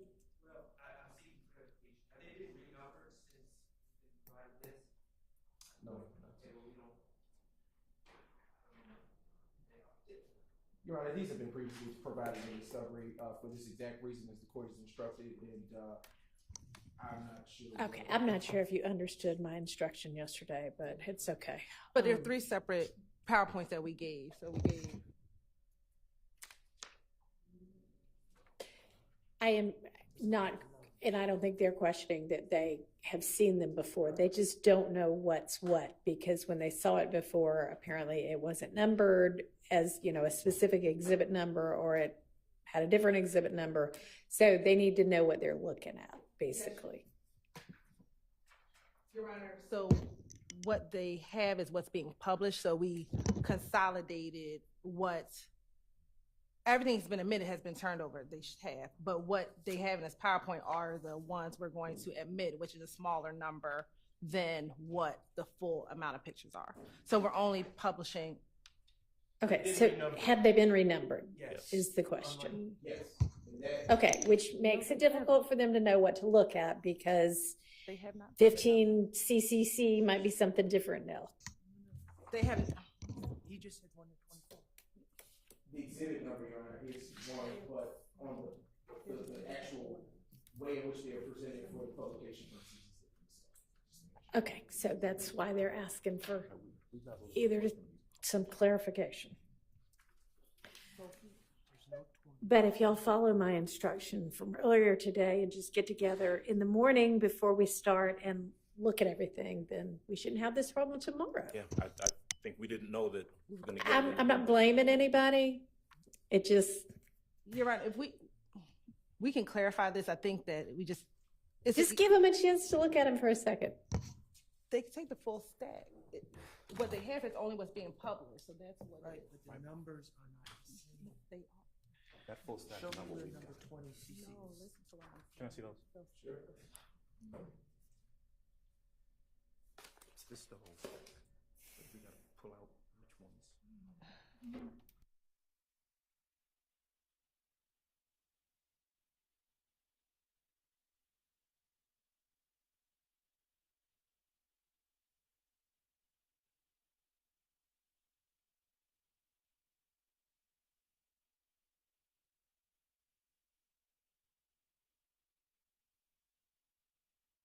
This step to admit 122 of them, and I do not expect 122 of them to be published or anywhere near that. Correct. And these are all the pictures that were in the witness folder that we went over a few weeks ago. So that's what we're saying is that. no one's denying it. So They're just trying to figure out what's what.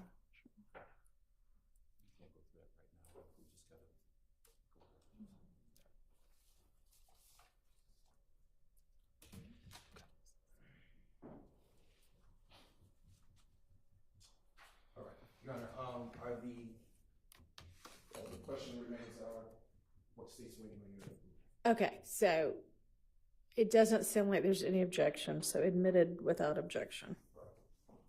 Okay. And you may publish a select Yes, number of that's them. the actual petition.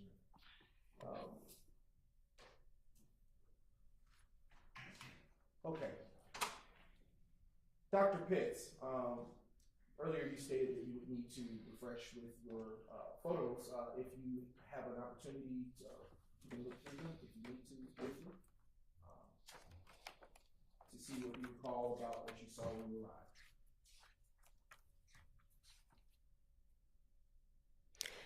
As I previously stated, based off of my crime scene report, I was dispatched out to a damaged property.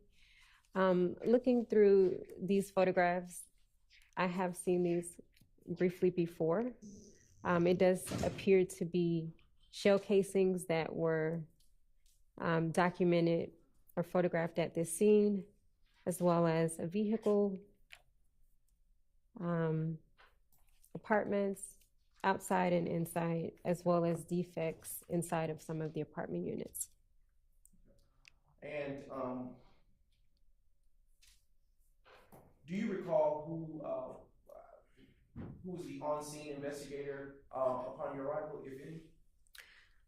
According to my crime scene report, I was working with or speaking with Collins.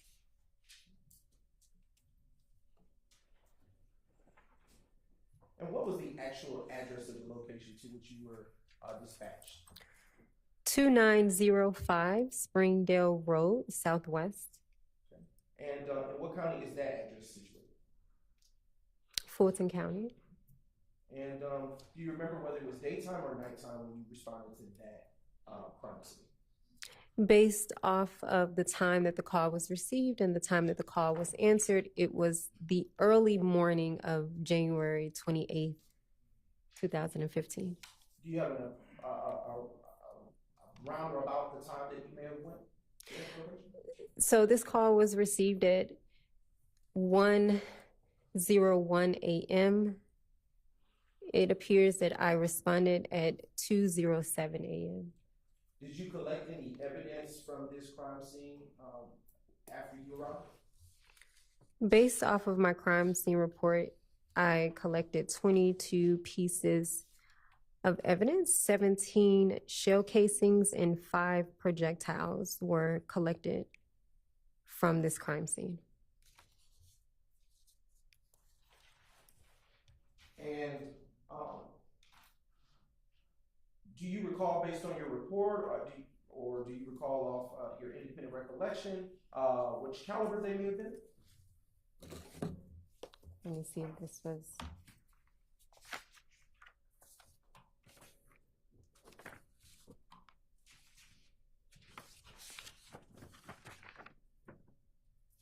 Yes, based off of my notes, I collected a 9mm Luger.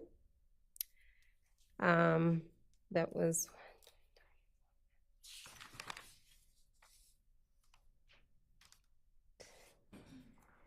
8 9mm Luger shell casings were collected.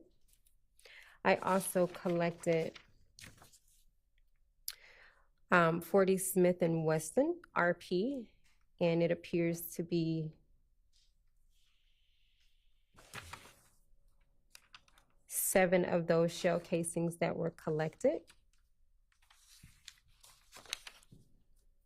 I also collected a PMC 9mm Luger. It appears to be 1 of those were collected. No, I stand corrected, sorry. 5 of those.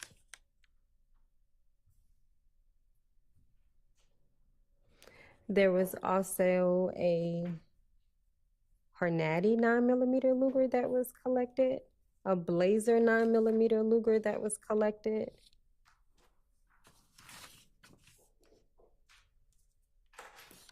And those were all as it relates to the shell casings. The rest were projectile pieces.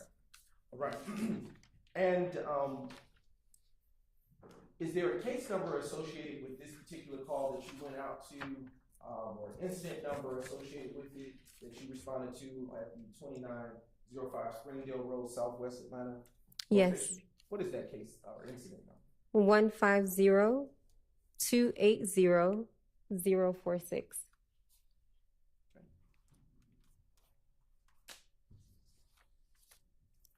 And after you collected that evidence, did you handle that evidence in the same manner as you did in the prior APD case or incident number? Prior to collecting any pieces of evidence, including these shell casings and projectiles, photographs are taken of the entire scene, and then individually of each and every shell casing before any collection is done. I want to publish select photos for on the screen for you, and if you give it a brief moment, it will come up.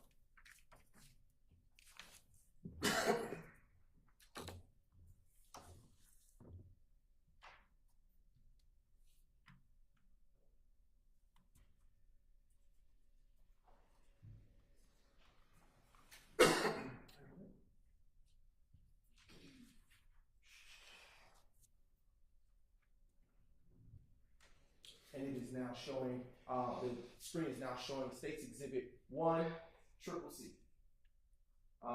Utilizing States 1, Triple C, can you tell the ladies and gentlemen of the jury what we are looking at here?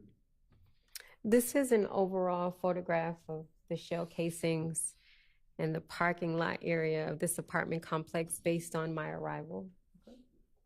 And now turning to the next States Exhibit, which is 5 Triple C. Is this another evidence? Thank you. Another evidence placard associated with one of the shell casings that you collected? Yes. And would there have been multiple placards of this type for the shell casings that were outside? Yes. All right. Turning your attention now to States Exhibit 22, Charlie, Charlie, Charlie. Dr. Pitts, why would you have taken a photograph of this vehicle? If I'm not mistaken, based on what I briefly recall, this car may have had some damage. Anytime a vehicle has been damaged or a part of a crime scene, you are to photograph the vehicle, all sides, all 4 sides. And that's what this photograph is showing, the backside of this vehicle. Okay. Turning your attention to States Exhibit 24, Charlie, Charlie, Charlie. Is this another angle of that view, of that same vehicle? This appears to be the passenger side of that vehicle. And do you see from this view any defects to this vehicle on this side of the vehicle? Not based on this photograph, no. Next States Exhibit, which is States Exhibit 25, Charlie, Charlie, Charlie. What about this exhibit? It appears to be some type of defect on the driver's side, but I would have to have that photograph zoomed in We can enlarge that. for an exact. Yep. All right. Utilizing the zoom feature, are you now able to see any such defects to this vehicle on this States Exhibit? Yes. And where do you see that defect? On the driver side back window. All right. Now turning your attention to States Exhibit 29, Charlie, Charlie. And do you see any defects in this photo here? No. Okay. We are now publishing for your viewing States Exhibit 30, Charlie, Charlie, Charlie. Dr. Pitts, why would you have taken a picture of the front entrance of this apartment unit? Anytime you're photographing a crime scene, you're supposed to tell a story. And this is another photograph of me showing or telling a story through photography. Okay. Next States Exhibit. 32 Charlie, Charlie, Charlie is published. And do you see any bullet defects here? Yes. How many? It appears to be 1. And are you ever able to recover any such projectiles that may have entered the home at such range or from distance? If a defect was in this building on the outside, no, we typically don't have a ladder that we would climb up for that. But if it penetrated through and it was now inside of that apartment unit, yes, I would cut the wall out and retrieve it with tweezers. Showing you States Exhibit 34, Charlie, Charlie, Charlie. Do you see a bullet defect here in this exhibit? Could you zoom in for me? Yes. Yes, it does appear to be a defect in the wall. Okay. Showing you States Exhibit 36, Charlie, Charlie, Charlie. And I'm going to zoom in. Do you see in this room, separate from the last exhibit, a bullet defect? Yes. Turning to the next state's exhibit. And being published now in State's Exhibit 39, Charlie, Charlie, Charlie. Is this a separate unit from the first unit that you took pictures at, featured in this particular State's Exhibit? Yes. And was this unit impacted by the gunfire that led to defects that may be there present? Yes. Okay. Showing you now State's Exhibit 40, Charlie, Charlie, Charlie. Okay. Featured in this photo, do you see any such defects as you were talking about on this unit? Are we able to zoom in some? Yes. It does appear to be a defect on the outside. Right. Turn your attention to State's Exhibit 42, Charlie, Charlie, Charlie.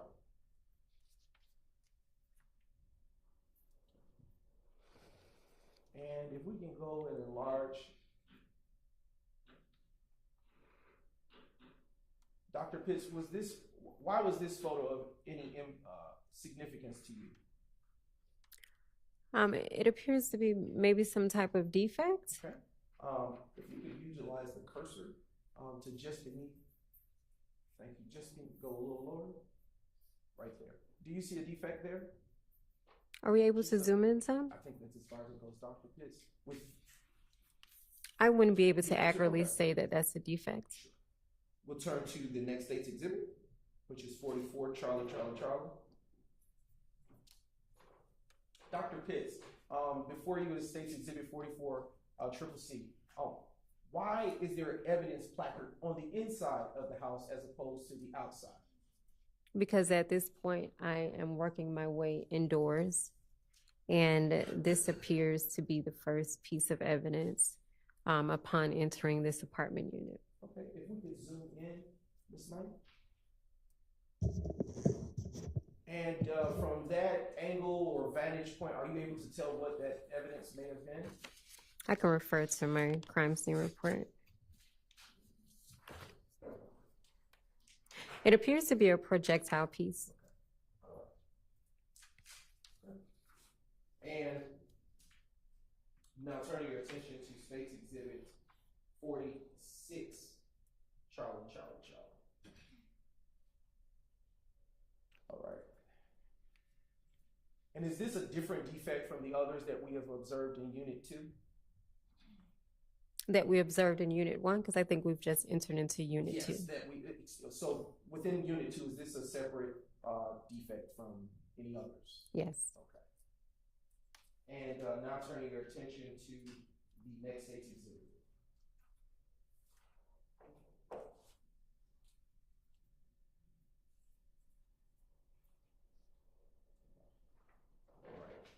All right. Utilizing State's Exhibit, this appears to be 48, Charlie, Charlie, Charlie. Do you see any defects in this particular photo? Yes. Okay, and is that also another such defect inside of Unit 2, Apartment 2? Yes, it appears to be. Turning your attention to next State's Exhibit. We're just about done. State's Exhibit 50, Charlie, Charlie, Charlie. If we could zoom in, do you see anything by the light switch in this photo? Yes. What do you see by the light switch? It appears to be a defect in the wall. Turning your attention now to the next State's Exhibit, which is 55, Charlie, Charlie, Charlie. Do you see any defects here on this exhibit? Yes. Okay. Next exhibit, please. 57. And in this photo, do you see any such defects within this closet area depicted in this exhibit? Yes. Okay. State's Exhibit 59, Charlie, Charlie, Charlie. Dr. Pitts, now that it has been enlarged, are you able to see another defect in the same unit on this photo? Yes. Turn your attention now to State's Exhibit 61, Charlie, Charlie, Charlie. In the same unit, and if you can enlarge, Ms. Knight, thank you. Do you see any bullet defects here with this exhibit on the screen? And if you're not able to, you can always utilize the hard copies in front. What was the number of this photograph? This is State's Exhibit 61, Charlie, Charlie, Charlie. Thank you.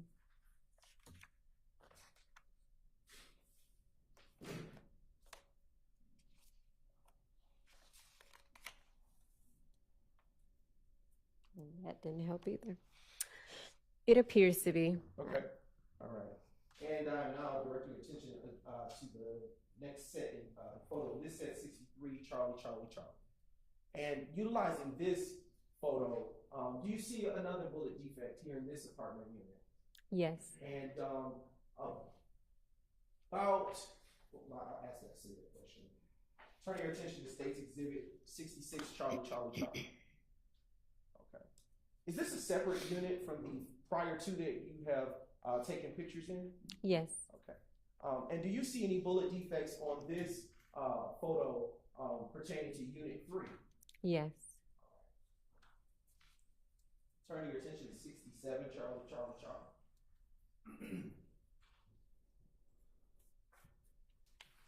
Dr. Pitts, do you see any bullet defects in this photograph? And if yes. Yes, it does appear to be.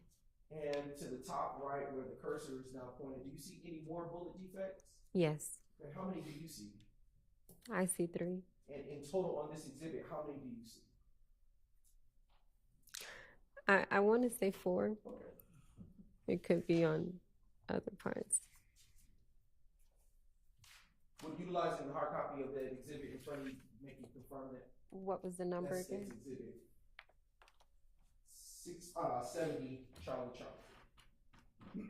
Excuse me, my apologies. That would be 67, Charlie, Charlie. 67. Yes.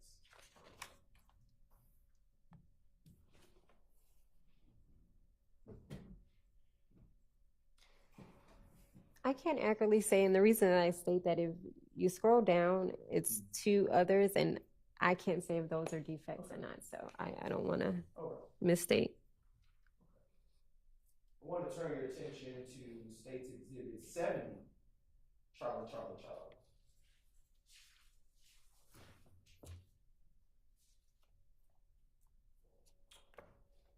And utilizing this exhibit, Dr. Pitts, are you able to see any bullet defects that would have led you to take this photo of this part of the home? Yes. Right. Where do you see that up there about? I see one that's right under the window. Okay. Turning your attention now to 71, Charlie, Charlie, Charlie. All right. From what view of this unit are we looking at the door in State's Charlie, 71, Charlie, Charlie, Charlie? It appears to be that I'm now inside of the unit and the front entry door is closed. Okay, and if we could zoom in a little bit over the door tonight, do you see the bullet defect that you took a notice of outside of the door when you took this photo? Yes. Okay. Turning your attention to 73, Triple C. All right. Dr. Pitts, are there any bullet defects in this photo which would have led you to take it? Yes, it appears to be one. And Ms. Knight, if you could put the cursor, do you see where the cursor is? Yes. Does that appear to be a bullet defect to you? Yes. Publishing State's Exhibit 75, Charlie, Charlie, Charlie. And in this photograph, where does it appear that you are now when you took it? Maybe in another room of this apartment unit. Is that a bed? Does that look like a bed to the left of the photograph? I can't accurately state that if that's a bed. Ms. Knight, if we can zoom in on the wall. Is that okay? Utilizing this photo where the cursor is, if you can't see it through this photo, you can always refer to the hard copy in front of you. But do you see what appears to be a bullet defect? Yes. Okay. 76, Charlie, Charlie, Charlie. All right. And if we, as far as you can, there we go. Do you see any bullet defects in this photo that you took further in the room? Yes, And how many do you see with your eye? I see 3.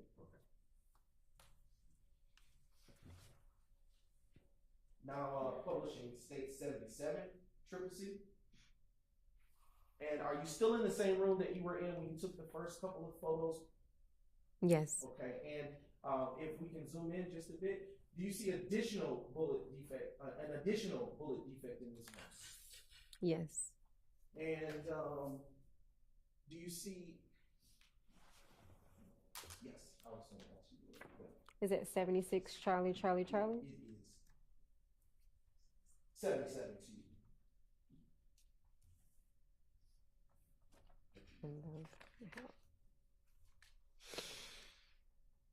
It appears to be 3. Okay. All right. Now publishing 79, Charlie, Charlie, Charlie. And do you see any bullet defects in this portion of the photograph that you took for this case? Yes, How many do you see? 2. Now publishing States Exhibit 81, Charlie, Charlie, Charlie. And Dr. Pitts, do you see a bullet defect there? Yes, And is that window in the same room that you were in with the last photo that you took? To your recollection? it appears to be yes. All right, publishing 82, Charlie, Charlie, Charlie. Dr. Pitts, why would an evidence placard now be in this portion of the house of Unit 3? Because the projectile piece was actually recovered from that wall. Okay. And do you see a defect that may have come from that projectile piece? Yes, Where do you see it? on the wall next to the placard. Okay. Publishing States Exhibit 85, Charlie, Charlie, Charlie. Dr. Pitts, do you see any defects to this piece of furniture featured in this photo? Yes, it appears to And be. is it fair to say that that is a headboard in which that defect is located? I can't speculate. I would have to zoom out. Showing you States Exhibit 86, Charlie, Charlie, Charlie. Dr. Pitts, what is on the floor near that placard? That's a projectile piece. Showing you now States Exhibit 88, Charlie, Charlie, Charlie.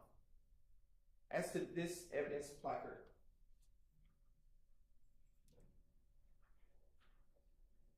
we're going to forego that. We're going to go to the next exhibit. 90, Charlie, Charlie, Charlie. Dr. Pitts, in the corner of this photograph, is there yet another bullet defect to your ability to see? Yes, And now publishing 92, Triple C. In the same room, do you see another bullet defect separate from the others that you identified? yes, Publishing the next States Exhibit 93, Charlie, Charlie, Charlie. Dr. Pitts, what's here in this photo? this is a photograph of a projectile piece. Publishing 95, Charlie, Charlie, Charlie. And Dr. Pitts, do you see a bullet defect in this photograph? Yes,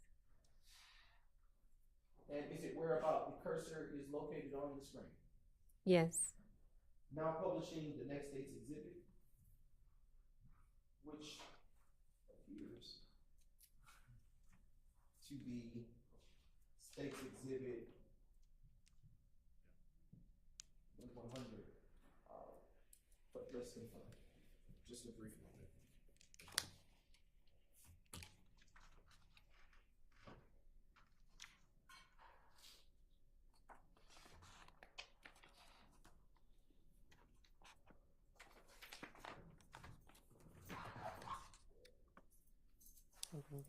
Okay, it's 98.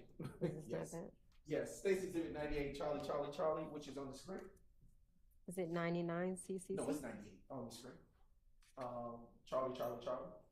Okay. And Dr. Pitts, why did you put an evidence placard here on the floor right in this photograph? This is a photograph of a projectile piece. Okay. And utilizing the cursor, Ms. Knight, can you hover over what that object appears to be? Do you see a projectile where the cursor is located? Yes, it appears to be. Now posting the next State's Exhibit 101, Charlie, Charlie, Charlie. Excuse me. Dr. Pitts, what led you to take a photo here of this part of the room? Do you see any defects? Are we able to zoom in some? Yes. Maybe to the corner going up? Is that the closest we can get? It's the closest we can. And what was the number of that? That is State's Exhibit 101, Charlie, Charlie. And if not, I can put the next exhibit up.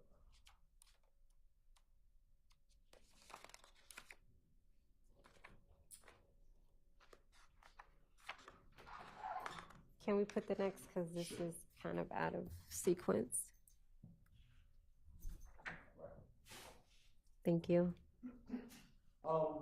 Actually, we're going to transition to State's Exhibit 106, Charlie, Charlie.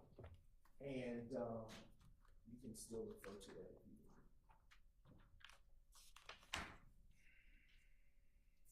want. That's not in order, so I'll stick to this. All right. Is this a separate unit from the first three that you took pictures of? Yes. All right. And was this unit also affected by the gunfire that occurred on that evening? Yes. Now publishing State's Exhibit 108, Charlie, Charlie, Charlie. Dr. Pitts, what drew you to take a picture of this portion above the Unit 4? It appears to be damage to the window and possible defects in this building. Publishing States 1, the next exhibit, 109, Charlie, Charlie, Charlie. And zooming further in, do you see any other additional defects here in this exhibit that you didn't see in the last? Yes, it appears to be a defect to the right side of the window on the brick. Publishing States 110, Charlie, Charlie, Charlie. Is there damage or defects to this window in this photograph? The lower part, yes. Publishing States Exhibit 112, Triple C. All right. Zooming in, yep. Dr. Pitts, do you see any defects in this photograph? Yes. And how many do you see with your eye? It appears to be 5. Or 6 if we're looking at the top right corner of the page or the photograph. The cursor is located. Correct. And now publishing States Exhibit 115, Charlie, Charlie, Charlie. Does this appear to you to be the interior angle of the exterior damage to the window that you were describing earlier? Yes.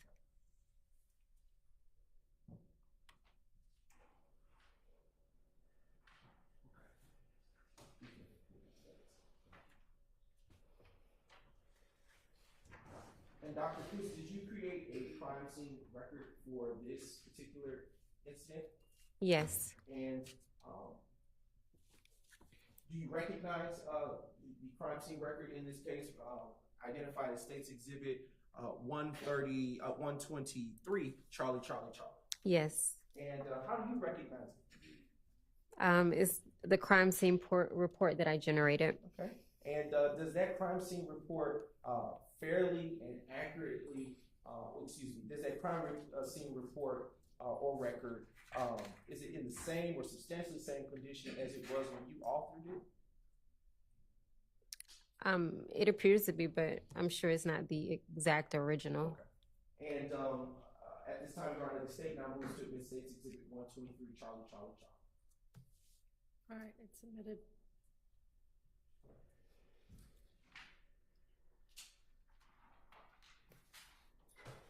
Dr. Pitts, I want to turn your attention to the final case number here. Do you recall working on Tuesday, April 28th, 2015?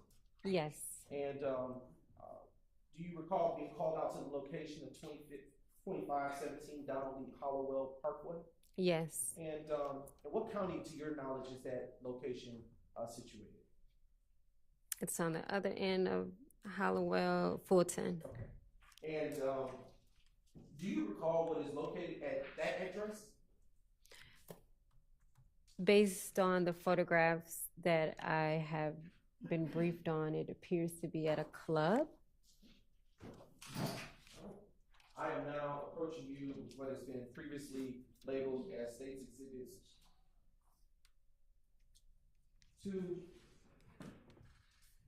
Juliet through State's Exhibit 91, Juliet. If defense would like to take a peek, you may. Otherwise, I'll approach. It's already been served. Thank you. I have now handed the witness State's Exhibits 2, Juliet to 91, Juliet. And what have I handed you, Dr. Pitts? A stack of photographs. Do you recognize those photographs?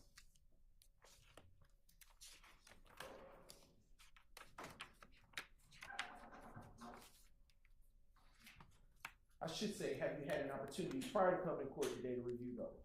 Yes. All right. And do those photographs that you have in front of you that have been previously identified fairly and accurately depict the area of 2517 Donald Lee Hollowell Parkway, Atlanta, Northwest, Atlanta, Georgia, as it was on the day that you responded to that crime scene location on April 28th, 2015? Yes. All right. Your Honor, at this time, the state now moves to admit State's Exhibit 1, now moves to admit State's Exhibits 2, Juliet to 91, Juliet. Those are admitted. 92, Juliet, excuse me. 92 through 92? Yes, All sure. right. 2 through 92. They're admitted. Okay, all right.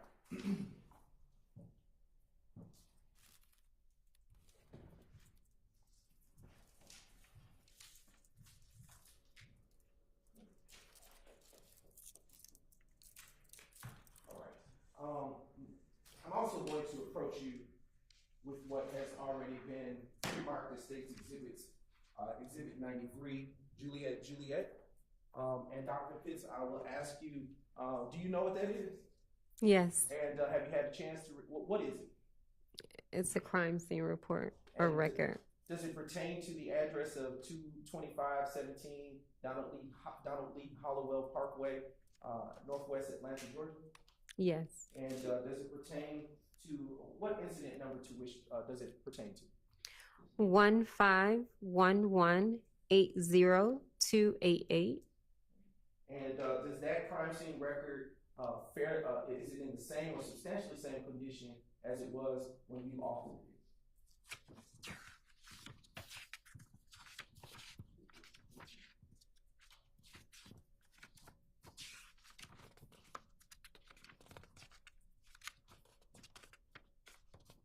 Yes.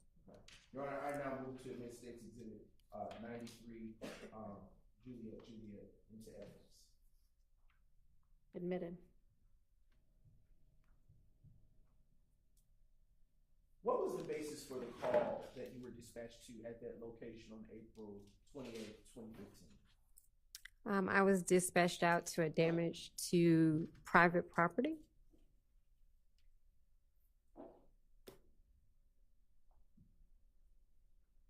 And when you arrived to the location, what did you see, if anything?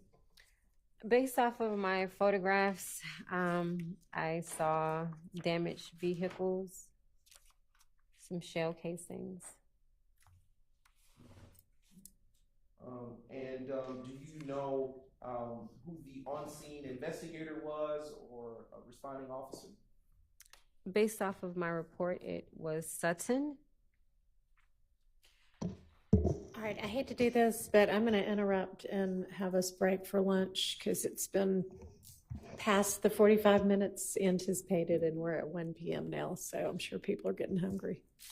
So we'll pick up with this witness after the lunch break, and we'll break until 2:15.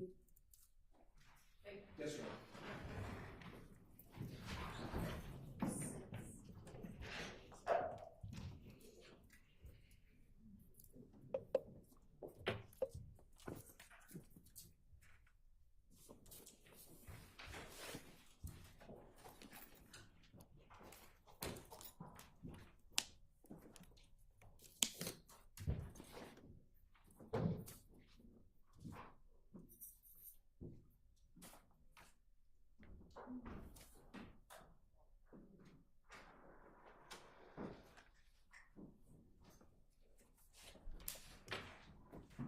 Thank you. We'll see you back at 2:15.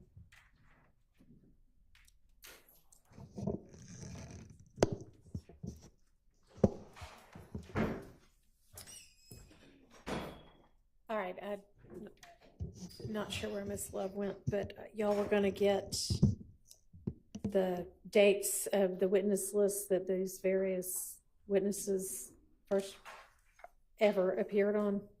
Have y'all been able to provide that to the defense yet?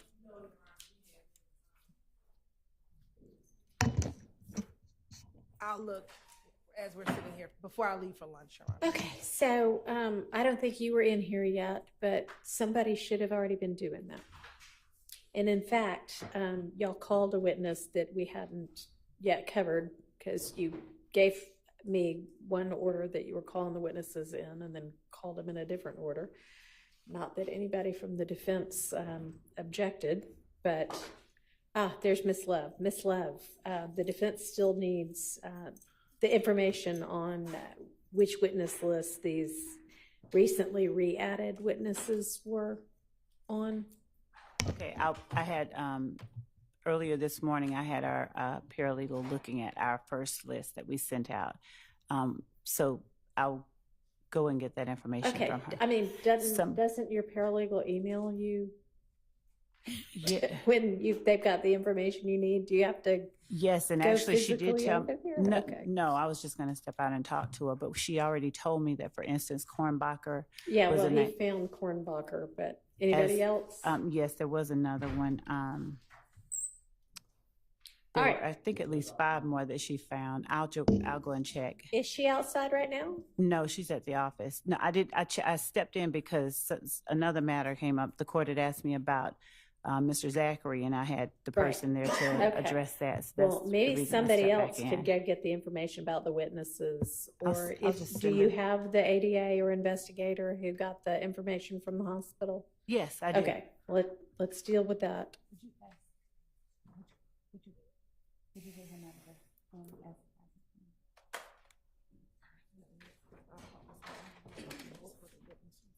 The ones that I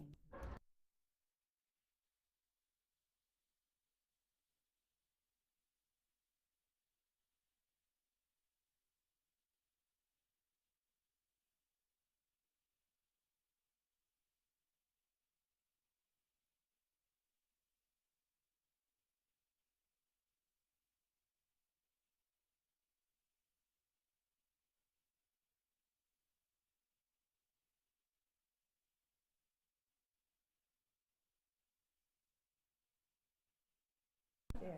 Oh, come on forward. Yes, here he is. What's your name?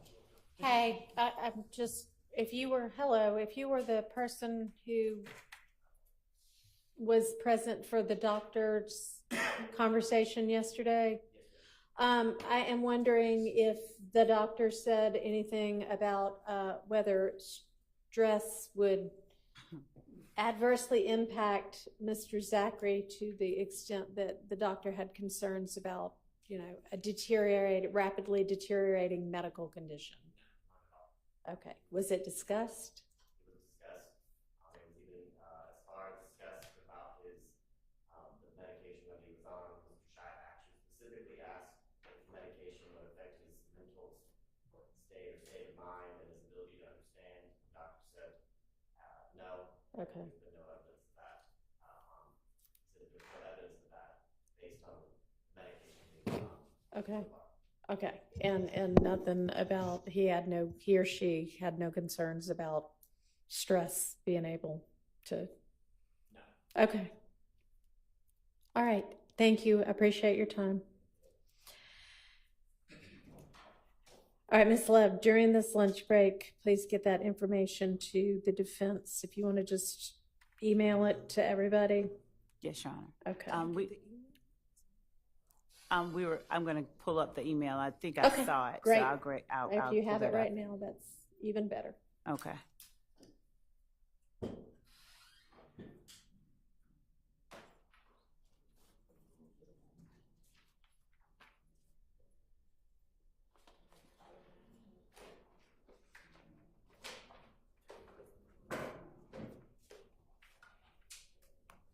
And Your Honor, what I was looking for was, what I'm gonna go get is the email that Mr. Steele sent us this morning at 7:30. I saw it this morning, so I'm gonna go and check those names and go ahead and see what names that we're looking for. And by that, I mean, he specifically identified a chunk. Right, yes, at 7:30 this morning, so. Alrighty, well, Miss Love's leaving, so I'm not sure if Miss Love's coming back immediately or what's going on right now. I was just going to the room right outside to grab my computer. I wasn't leaving. I was just going to grab it. I mean, I just. Y'all don't have the ability on your laptops to get your emails? Yes, my laptop is outside the courtroom right. Okay, all right, well, just get the information to the defense. Okay, so we're gonna take our lunch break. All right.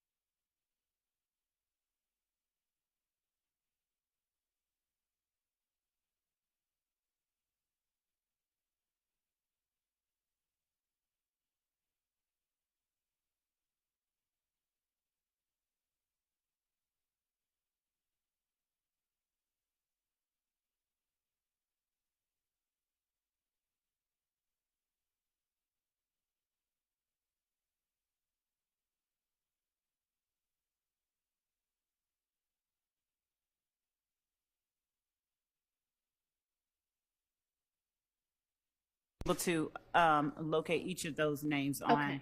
the list, and I need to forward them over to Mr. Steele. Okay. But the court will afford me a second to do that. I'm gonna do it. And was there something else we were supposed to argue with? You sure? Okay. I think that Mr. Atkins. Wait. I'm listening. Oh, okay. I just had some random set of keys up here that are not mine that appeared over the lunch break. Mr. Atkins, I think, forwarded the exhibits that he'll use with Miss Latner's later today. And I didn't know, I don't believe that I can't speak for anyone. So I just wanted to make the court aware if there is any objection, we're prepared to argue it, but we did forward over. I don't think that there is. There shouldn't be. It's a CAD report and a 911 call. Good afternoon. So my understanding is that there's going to be a Maynard in April 2019 CAD report. No issues with that. There's going to be a Holloman CAD report. No issues with that. There's going to be a 911 call that's already been litigated, and there's a Chandler Durham 911 call that I need to look through. Is Miss Latner's the next witness? I mean, we're on this witness still anyway. She's not. Okay, She's not. you think you'll have time to do that? Okay, all right. And I don't think that was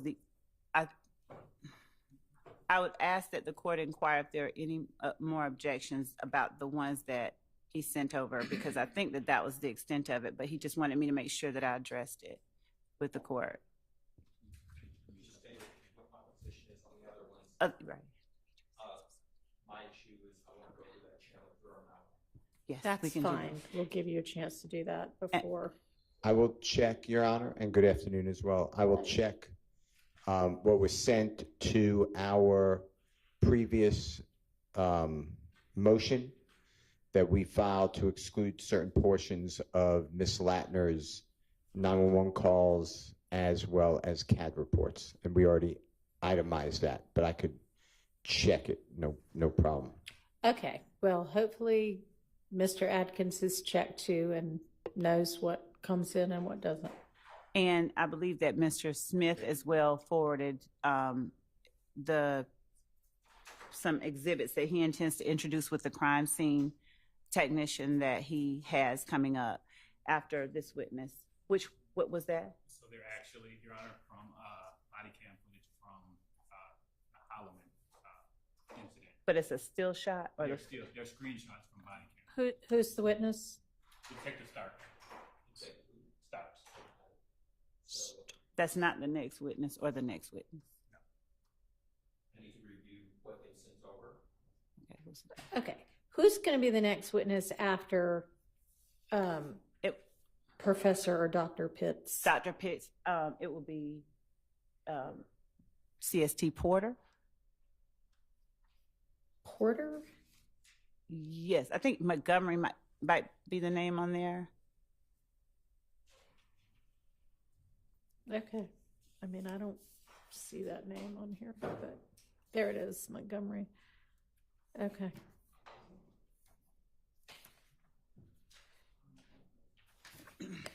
So Montgomery and then who? We have Miss Latner's coming, we have Miss Smith coming, and we have... So is Miss Latner's going to be right after Montgomery? No. In fact, it's going to be... I guess what I'm asking is, could you give me and them in order kind of who you expect for the afternoon? Dr. Pitts, crime scene tech, Montgomery Porter, Miss Smith, Officer Collins, Miss Latner's, and Starks if we reach Starks. All right, great. All right, and whatever evidence is going to come in through those witnesses has been shared. Is that accurate? Whatever evidence. Say that for me one more time. Whatever evidence is going to be introduced through these witnesses has been shared? Yes. Okay, and as far as we know, the only thing that somebody still needs to look at is that listen to is that 911 call. That's correct. Okay. And I'm going to review I understand that there were some stills that were apparently sent over. I need to look at that, apparently from a body cam. That's the first I've heard of that, so I need to look at that, Judge. Okay, and the stills would be with what witness? Starks. Starks. The Okay. last one. All right. Okay, so we've got 3 witnesses plus the one on the stand to get through before them, so y'all should have some time to do that. I'll review them, If there's Judge. any issue with it, just let me know. I'll bring it to the court's attention. Thank you. All right, anything else before we get the witness back and the jury in? No, I'm just sending over the. Great. All right.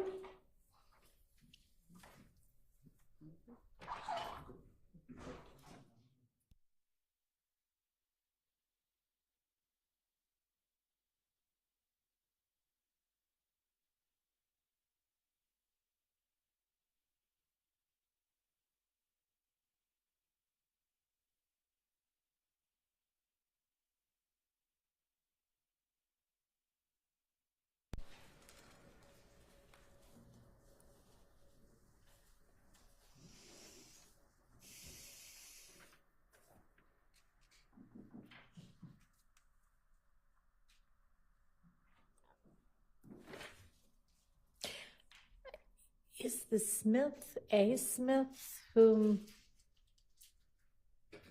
there's a concern about? Yeah. Okay. But it was also the court we had talked about. Your Honor had asked specifically about threats, and it was more not threats. It was alerting her and making her very disturbed. So before we have her come in, there needs to be a determination made because we haven't done that yet. Okay. We're ready. I'm sorry.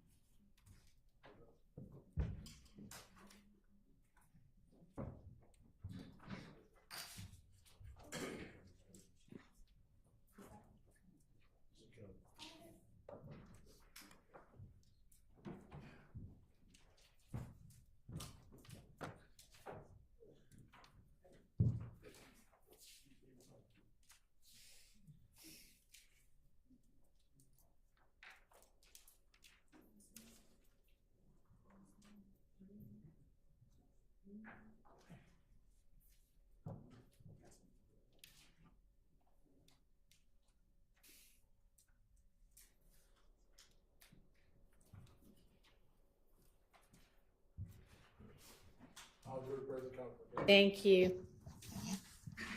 Go ahead, Mr. Brown.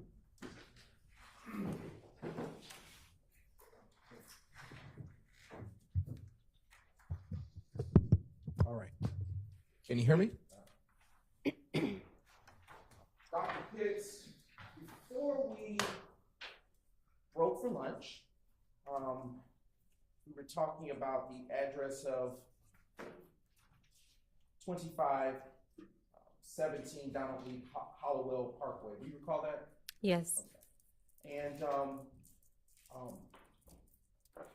not sure, but was there a case, APD incident number associated with that location? Yes. Okay, what was that incident?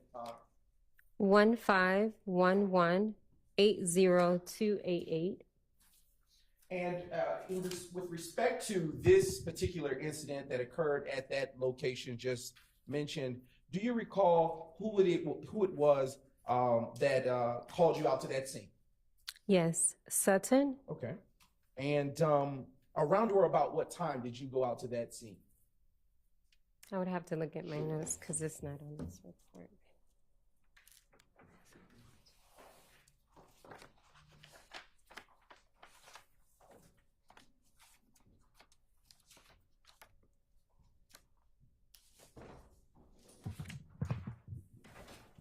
Thank you. Yes. Thank you. The call came through at 2:30 a.m. I responded at 3:04 a.m.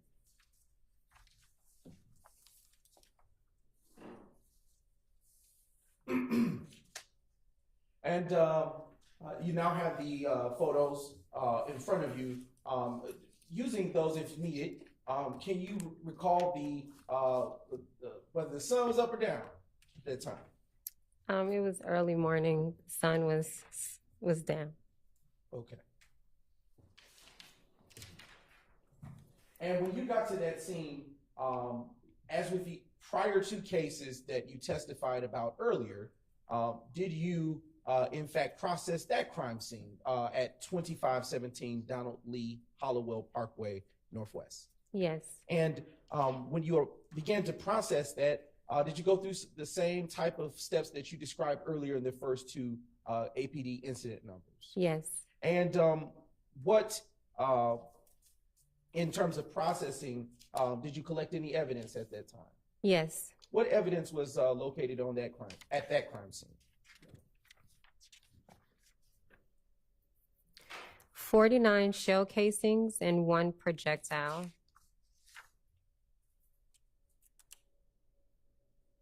Was recovered as evidence from that crime scene.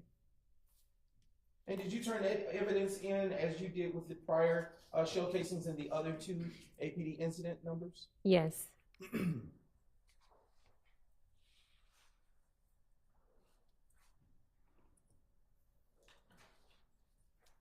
Was any of the evidence in the first APD incident number tested by you for anything? We're going all the way back to the Yes, very I wanna- first I wanna go incident. back just a brief moment.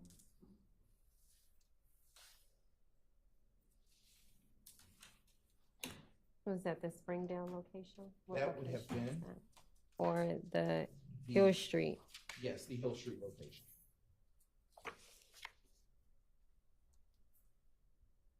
No, I turned it over to the APD crime lab for further review for ballistics. Did you do any testing in the the second APD incident case number that you responded in process? No, I submitted it to the crime lab for ballistics. And as to the third case number, which we were talking about before we circled back, this case specifically pertaining to 2517 Donald Lee Hollowell Parkway Northwest, did you perform any testing on that evidence that you collected at the scene?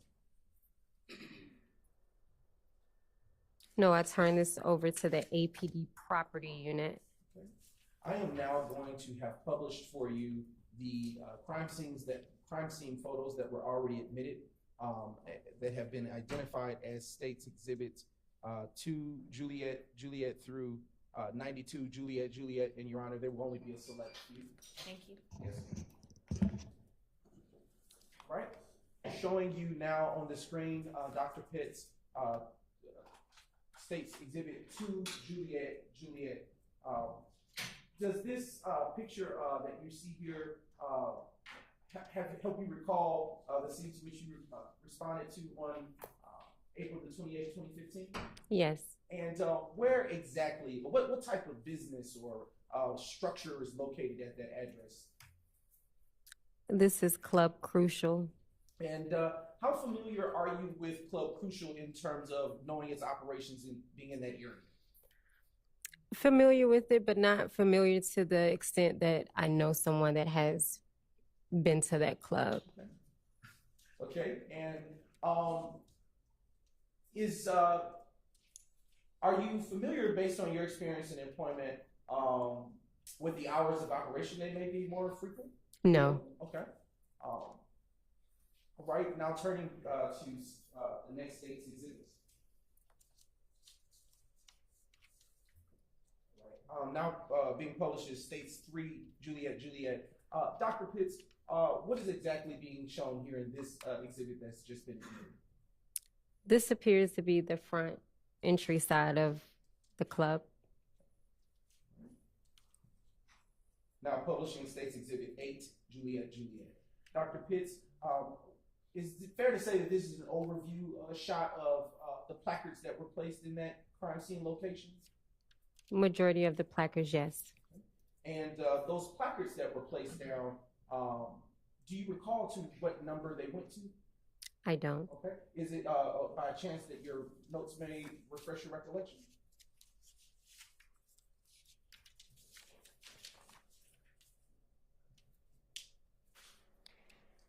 It could have went up to 50, being that I had 49 shell casings that were recovered and 1 projectile piece that was recovered. Now showing you State's Exhibit 50, Juliet. Dr. Pitts, why was this vehicle of interest to you during your processing of the crime scene, such that you would take a photo? It could be that it's been damaged. That would be the only reason that I would photograph it. Okay. And what is the license plate that you see associated with that vehicle? AUX 9521. Do you see, can you make out a color for that vehicle?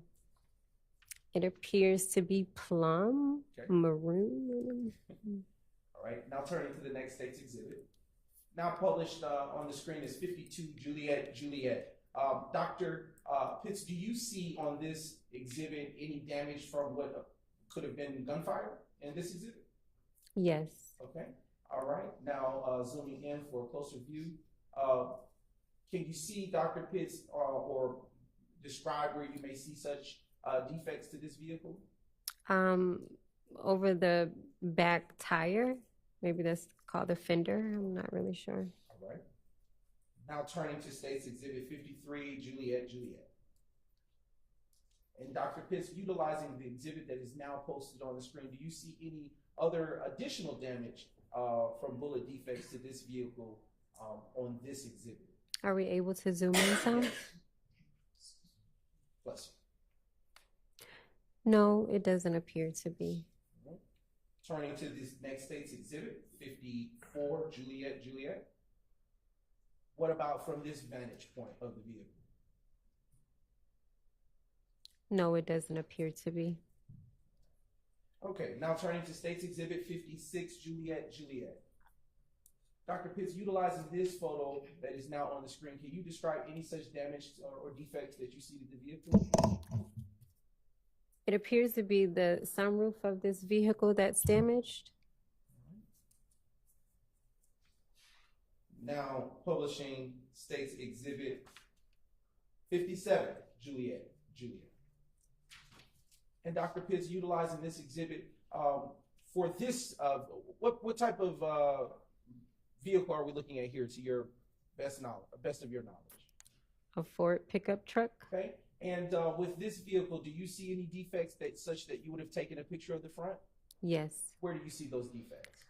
Right above the grill. Okay. Is that the only one? That I can see, yes.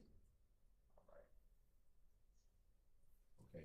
Now publishing for your viewing State's Exhibit 58, Juliet. Excuse me. Now let's actually publish State's Exhibit 59, Juliet. Okay. Doctor, can you tell the ladies and gentlemen of the jury if you see any defects to the passenger side of this vehicle?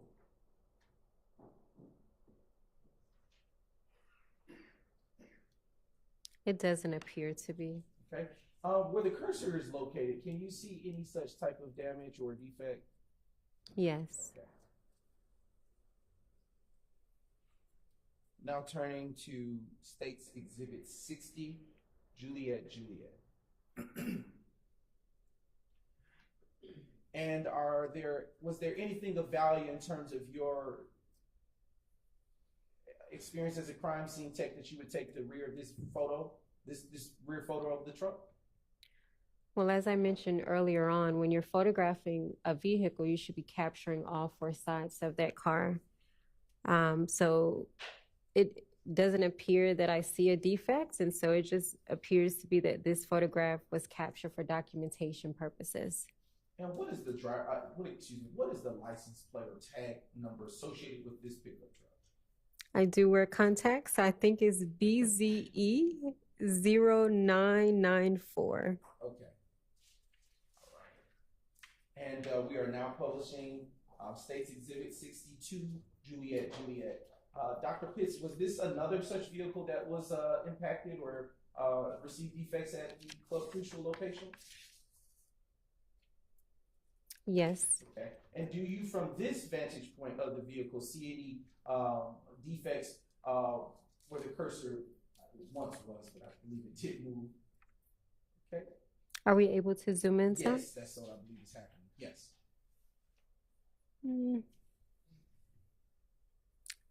I can't accurately say if that's a defect or not. If you, using the hard copy of the exhibit that has been entered, can What you was the tell number that that again? exhibit now is 62 Juliet, Juliet?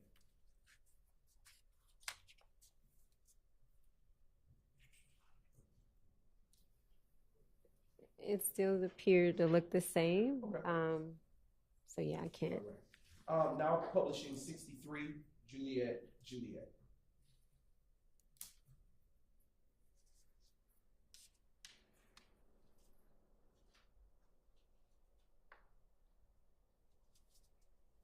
Just a moment, right?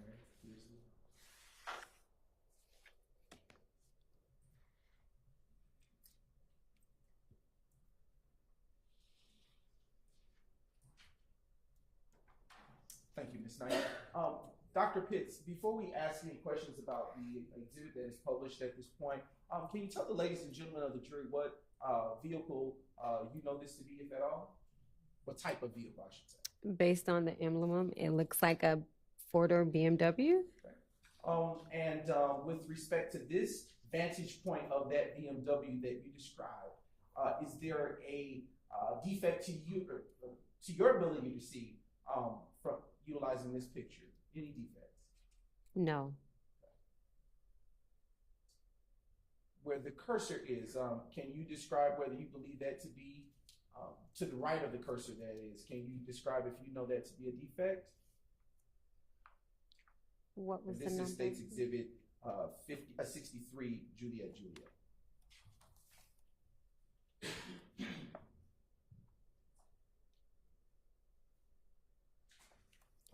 I can't accurately say that. No. No problem. Publishing 64, Juliet, Juliet. And Dr. Pitts, with this passenger side view of the BMW, are you able to distinguish if you see any defects to this portion of the car? I do not see any defects. All right. Now publishing 65, Juliet, Juliet. Dr. Pitts, do you see anything of this pertinent on this picture that would look like defects to you? Yes. Okay. Where on this photograph do you see defects? It appears to be a defect at the top of the trunk. Okay. And then on the bottom lower area of the fender, the back fender. And what is the driver, what is the tag number that is associated, if you can make it out, associated with this vehicle? I think that's P YI 4970. All right. Now publishing the next State's Exhibit, which is State's Exhibit 68, Juliet, Juliet. What type of vehicle, based on this photo, can you tell, make this out to be? This is a Volvo. And is there a tag number that you can see associated with this vehicle? Yes. What is that tag number, Dr. Pitts? Can we zoom in Yes, just so ma'am. I can get the first? The first letter appears to be maybe P TG 7271. What state is that tag associated with? Georgia. And do you see any defects to this vehicle here on this view? No. Now publishing State's Exhibit 70, Juliet, Juliet. What about here, Dr. Pitts? Do you see any defects that drew your attention when you processed this crime scene and this vehicle on it? No. What about in State's Exhibit 71, Juliet, Juliet, which is getting ready to be published now, which shows the passenger side? Do you see any such defects that drew your attention? Can we zoom in a little more? And I believe that is about as far as the technology will allow. It appears to be something on the passenger front door. And if we can put the cursor on the passenger front door, is that what you're saying to be that something, is it above or beneath the cursor? The cursor disappeared. It's above. Okay, and is that what you believe to be a defect to this vehicle?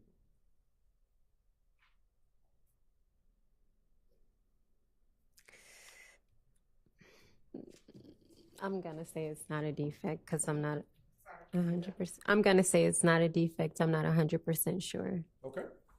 Now showing you what has been pre-marked and admitted as State's Exhibit 72, Juliet.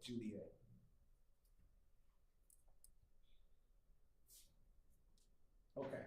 Utilizing this exhibit, Doctor, is there anything that you see in terms of defects to the front of this vehicle?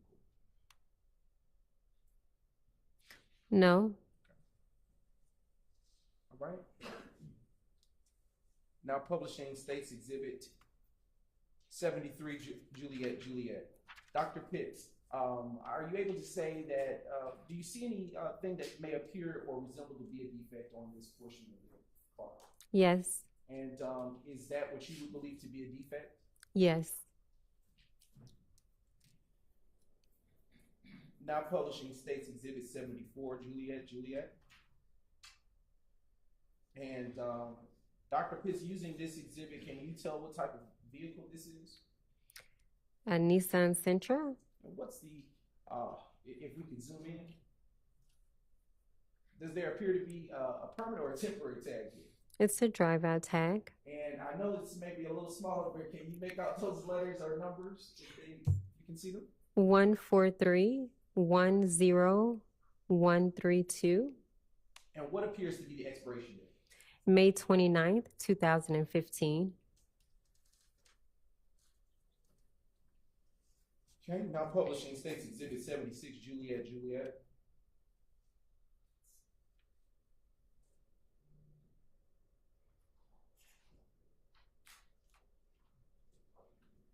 And Dr. Pitts, what are we looking at here in State 76, Juliet?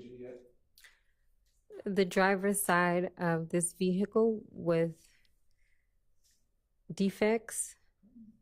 How many windows do you see to have defects or damage? 3. Okay. And now showing you State's Exhibit 77, Juliet. What about on this side of the vehicle? Can you see any such defects on this side? And if you can zoom in for Dr. Pitts.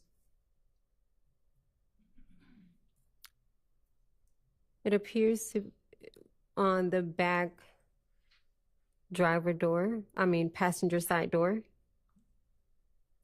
And do you see anything on the front passenger side door in terms of damage? The window. Okay. Is there anything on the ground near the vehicle on this side of it? We would have to, can we zoom in some? It appears to be shattered glass that I can see. Okay. Now turning your attention to the next State's Exhibit, which is State's Exhibit 78, Juliet. Dr. Pitts, do you see any such damage to the front of the vehicle? No. Okay. Next State's Exhibit, please. Actually, if we may zoom in right there. Dr. Pitts, can you see any damage where the cursor was pointed, just be above it? Yes. And what does that damage appear to be to you? It appears that it is a defect in the windshield. All right, next State's Exhibit, please. Now publishing your viewing State's Exhibit 80, Juliet. Dr. Pitts, is this a different vehicle from the last one that we just viewed? Yes. And what type of vehicle do you know this to be, if at all? This is a Impala Chevrolet SS. And does there appear to be any damage or defects to this vehicle? Yes. Where do you see them? The back window. All right. Is the back window fully intact, or does there seem to be some other type of damage to it? It has a defect and it's shattered. Showing you now Dr. Pitts' State's Exhibit 82, Juliet. And what are we looking at here? Thank you. Another drive-out tag or a temporary tag. All right, and can you make out those digits and numbers?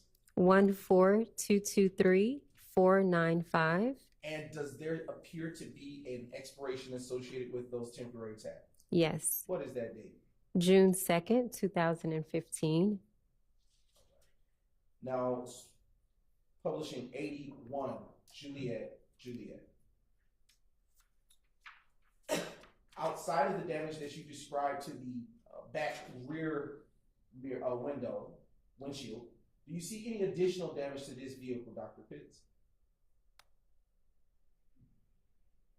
It looks like there is damage to the front passenger door. Do you see any damage to the rear passenger door?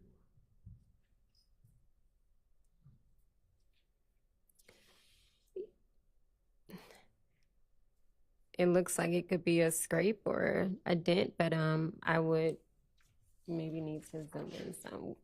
What was the number again? Yes, that is State's Exhibit 81, Juliet. Thank you.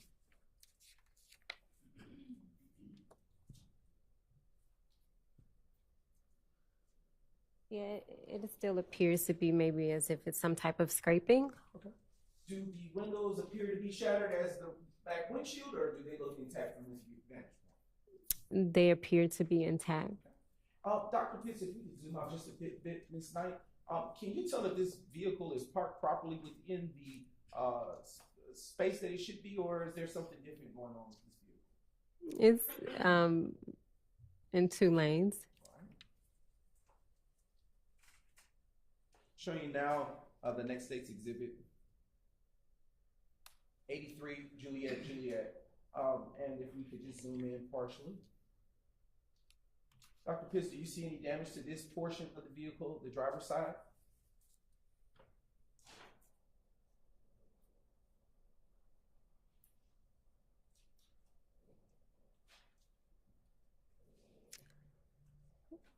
Not that I can say with certain. Okay. And I want to go up to the top left-hand corner of this photo. Dr. Pitts, do you know any of those individuals that appear to be positioned in this photo? I do not. Okay. Did anyone come up to you and tell you that anything about these vehicles at all or anything? No. Okay. All right.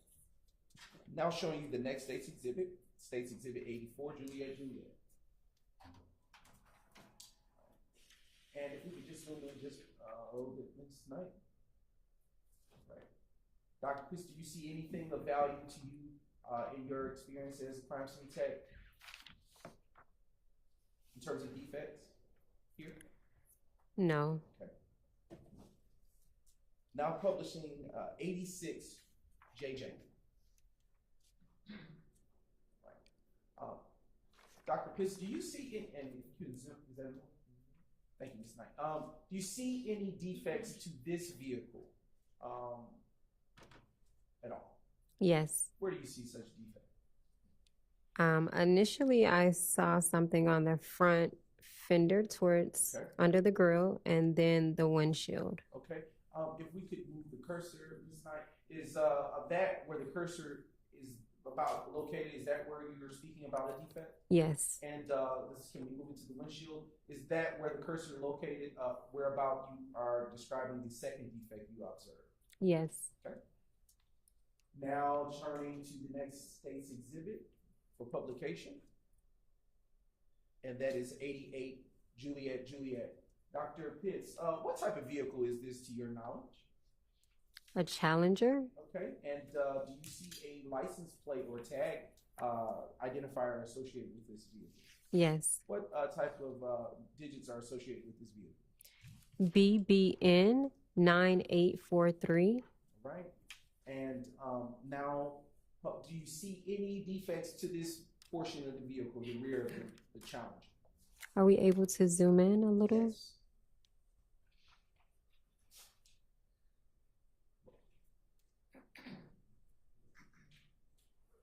No. Okay. Now publishing the next State's Exhibit, and that is State's 90 Juliet. Dr. Pitts, do you see any defects here? Yes. And what do you see? Where is that defect?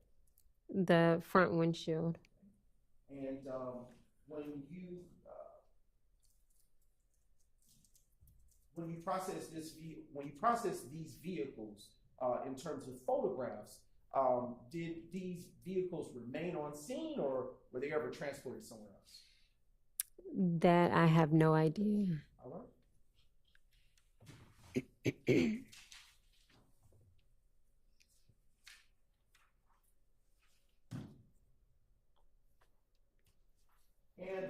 Dr. Pitts, in conclusion, did that conclude your involvement as to APD incident numbers 15026-2672 for the first case that you dealt with? 2672 is the last four. Let me restate that. As to all that you testified today, did that conclude your involvement with the first case that you testified about regarding APD case number 15026-2672? Yes. Okay. As to the second case that you testified about, did all that you testified about conclude your involvement with respect to 151180288? Yes. And as to the last case to which you testified about, that being APD incident number 150280046, did that conclude your involvement with that case? Yes. Your Honor, the state has no further questions for this witness. All right, thank you. Are there defense questions for this witness? On behalf of Mr. Williams, we have no questions. No questions. Okay.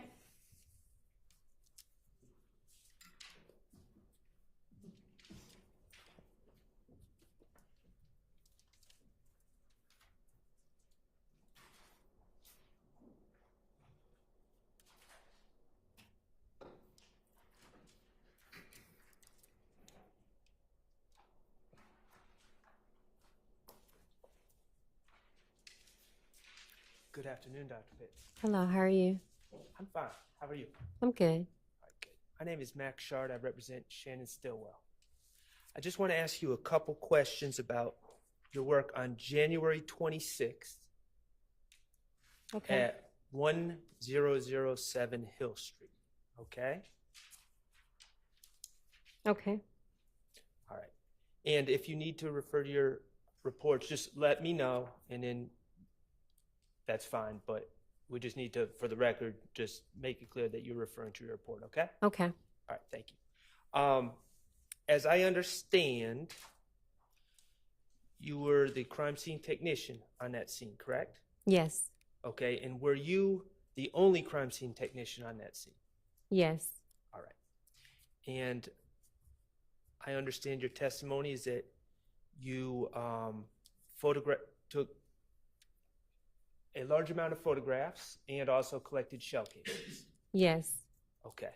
Now, when you're at a crime scene working as a crime scene tech, do you dictate your actions or do you follow the responding officer? How does that work? It's based off of my discretion. The first responding officer really just briefs me during that initial walkthrough of what they've uncovered, but no, they do not tell me or lead me on how to process a crime scene. Okay. And these shell casings, I believe your testimony is you've collected 65 documented and collected 65 shell casings from that scene. Is that correct? Yes, based on my notes, yes. Okay. And I'm not asking for an exact measurement, but with your fingers, I guess, could you show the jury how large these shell casings are? Are we able to pull up a photo so I can make sure that I'm referencing the correct shell casing? I believe it's the batch labeled GG. Is it starting with 1 GG? Okay. I know that there's some photos in there of different shell casings.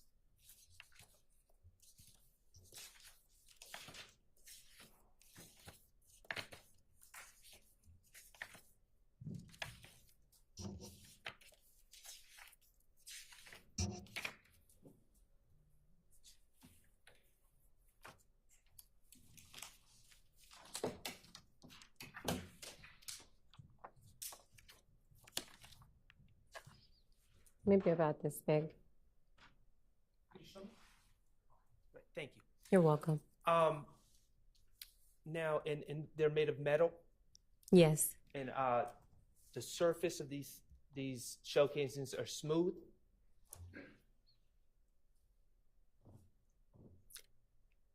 Yes, I guess. I'm not an expert in the manufacturing of shell casings. Okay, well, when you collect them, do they appear to be smooth, the surface? For the most part, yes. All right. Are you familiar, as part of a crime scene technician's role, you're trained to collect fingerprints? We are trained to process for fingerprints. Okay, and thank you for that correction. When you say, you corrected me, I said collect, you said process. Could you explain what you mean by process? So when you're processing a surface for fingerprints, there may not be a fingerprint that's even there to collect. And so in terms of saying collect, therefore there's something that you've brought to the surface and you're adding lifting tape, and then you are physically collecting that print off of that particular surface, and you can actually take it with you and turn it over. Is there another process of processing? Is there another way to process for fingerprints that involves the use of super glue causing prints to rise? So that is called cyanoacrylate, and yes. And that process, cyanoacrylate? Correct. Okay. The process using cyanoacrylate, that can be used on shell casings, correct? Yes. Okay. The 65 shell casings in this case, were they ever processed for fingerprints using cyanoacrylate? Cyanoacrylate, no, they were not. Okay. And were they processed for fingerprints using any other method of processing evidence for prints? Let me refer to my report.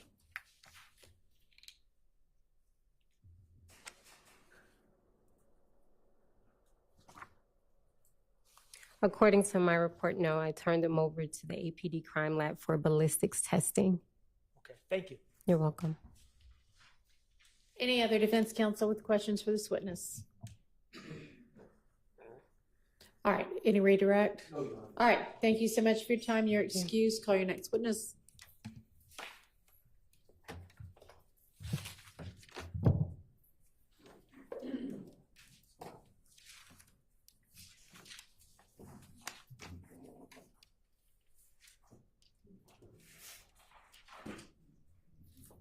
Honor, at the time, the state calls crime scene director Porter on Butler report.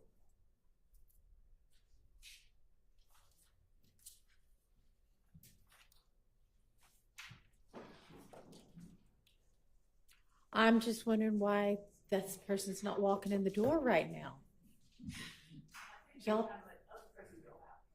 the other person's been out, and there's no harm in them passing by each other. I actually, I'm not trying to be a stickler, but any little bit of time we can save, everybody would appreciate.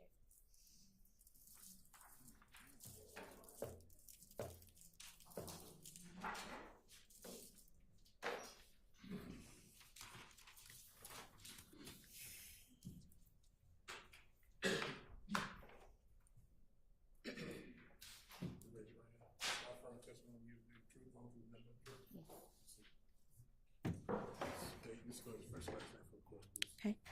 LaShantis Porter, LaShanTise.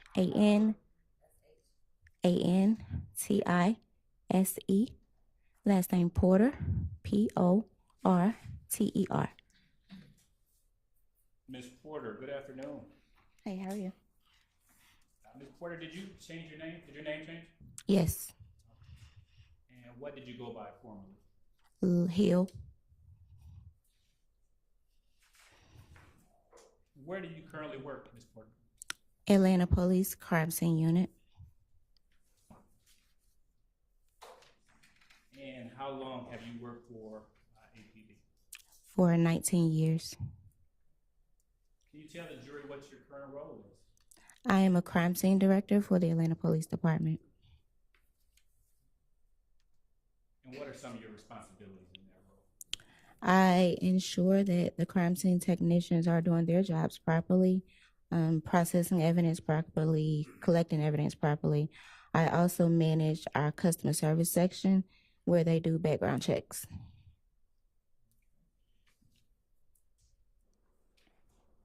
And how long have you been in that role? For 3 months. In 2014, strike that. Yeah, in 2014, what was your position? A senior crime scene technician. And what were some of your responsibilities as a senior crime scene technician? Responding to crime scene calls, processing evidence, and assisting with training new hires. Now, it's kind of important to distinguish. Are you a member of law enforcement? Yes, however, I'm a civilian employee. Are you post-certified? Yes, I am. Now, Director Porter, I want to draw your attention to December 26, 2014. Were you working that day? Yes. And on that day, how long had you been working as a senior crime scene technician? I believe about 2 to 3 years. And were you on shifts or on call? We were on shifts at the time.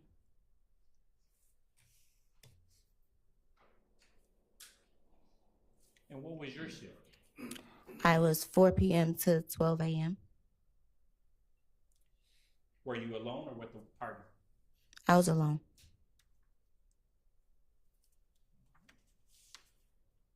So on December 26, 2014, were you dispatched to a shooting scene at 1097 Harwell Road, Southwest? Yes. Now, was this a business or residential area? It was a business. What business? The Blue Flame.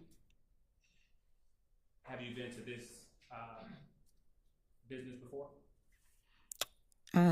At that time, I'm not sure if I had. Is this business located in Fulton County? Yes. Do you know what time you were dispatched? I was dispatched at 9:29 p.m.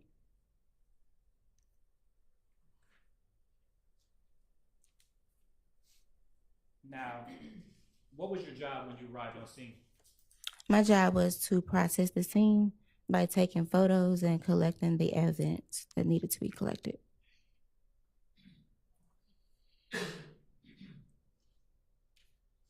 Now, is there a difference between searching for evidence and collecting evidence? Yes. What is that difference? So if you're searching for evidence, you're combing the scene, looking for items of evidentiary value. Collecting, you have located those items and you are now collecting them for processing and submissions. Did you search for any evidence in this case? No, I didn't. Did you collect any evidence in this case? Yes. What did you collect? I collected 7 shell casings. And where did you collect these shell casings from? The shell cases were located in the parking lot of the business. The Blue Flame? Yes. Did you happen to take any photographs? Yes, I did. About how many photographs did you take? I took 63 photographs.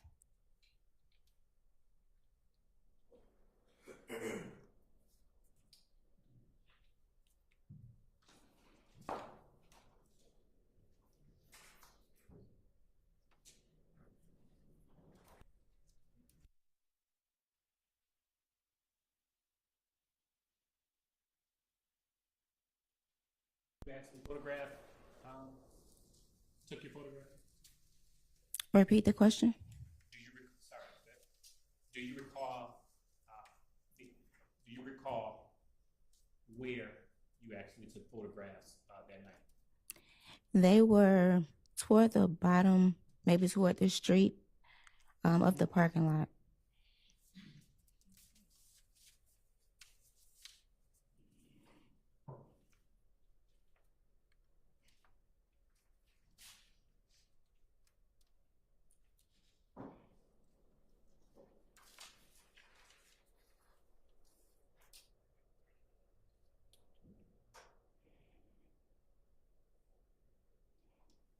And the shell casings that you collected, were they all of the same type?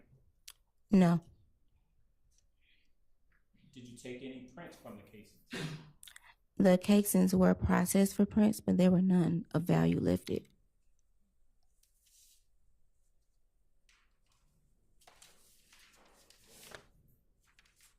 All right. What did you do with the shell casings you did collect?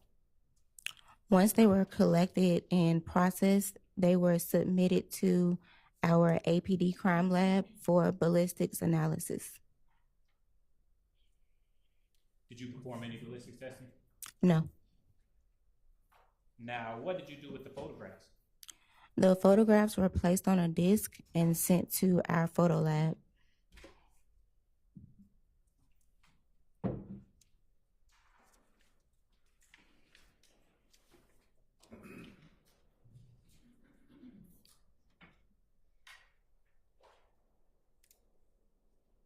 Do you recall the case number of this particular incident? No, I don't. Would looking at your report help refresh your memory? Yes. Your Honor, permission to approach? Yes. Let's take a look at that. Once you have a moment to look at it, look up at me.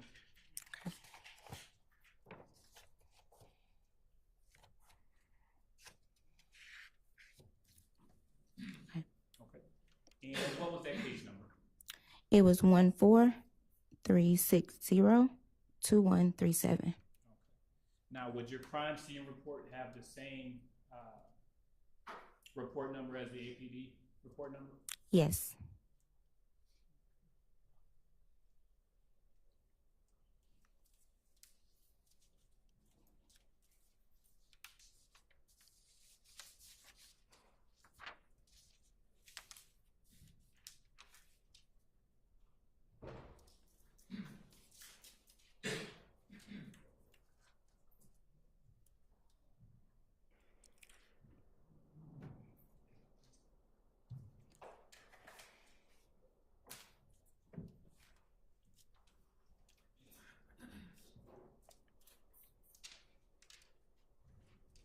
I am now showing you what's been marked as 33 Delta through 96 Delta. Permission to approach, Your Honor? You may. And these have been previously served to defense counsel.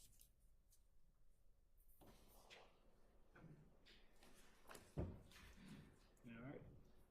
Take a moment to look at those.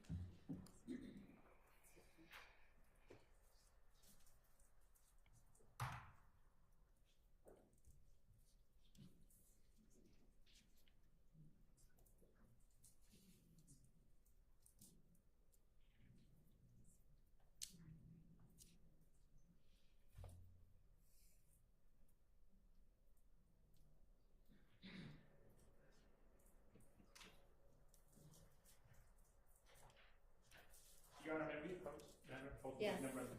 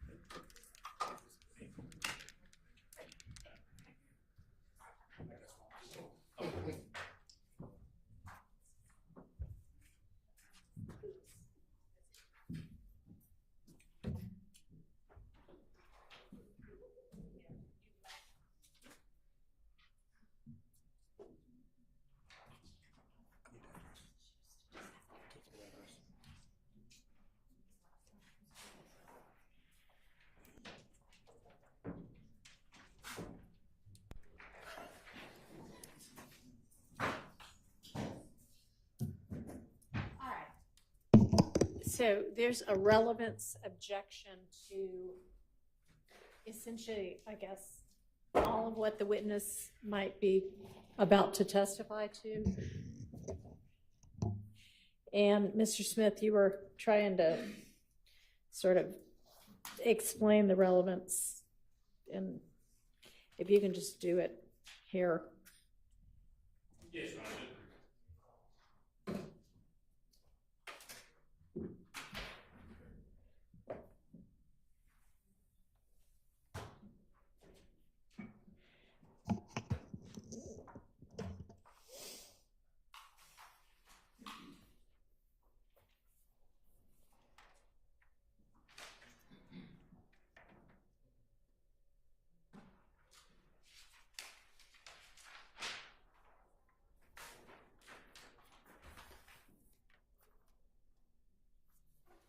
Whenever you're ready.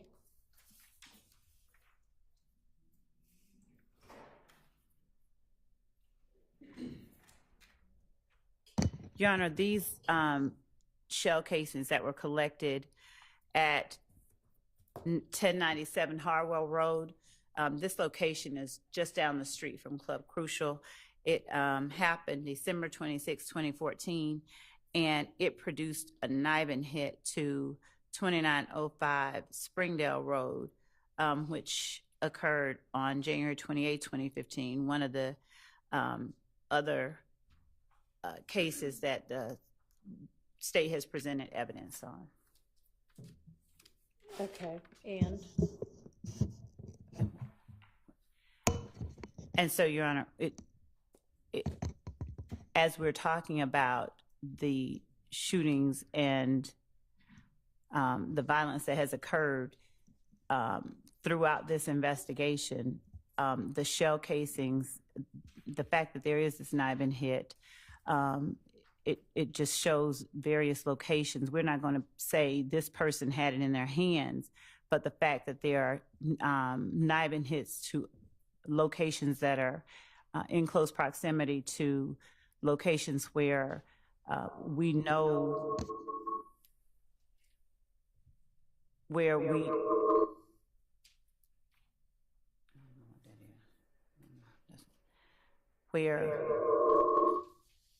I have no idea why it's doing that.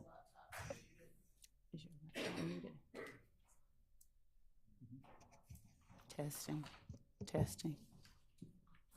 Where we know that other instances that have involved the groups of people that are an interest in this gang war have been seen and apprehended at. We believe that it's relevant because it tends to show that this particular firearm was used in at more than one location and more than one incident. So the connection of the locations by shell casings is not like it's 2 years earlier or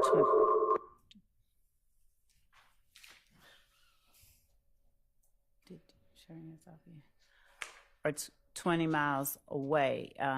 The proximity and temporal proximity of the locations are what we believe make it relevant. All right, and which group is it that is alleged to, that the state's theory at least, committed you said Springdale Road in this? Yes, so 2905 Springdale Road, yes, on January the 28th, which was, right. And Your Honor, we are not going to always in each case be able to say this person had this gun. Right, but I mean, was this alleged to be 2 YSL shootings? No, or the 2905 Springdale Road, just 1 second, was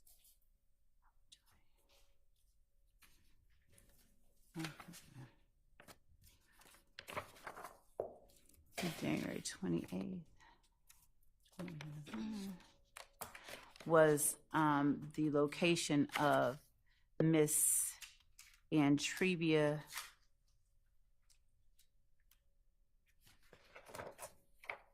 is a location of one of the witnesses that we have. The Springdale Road. Yes. Right. And who is alleged to, or which group is alleged to have committed that shooting?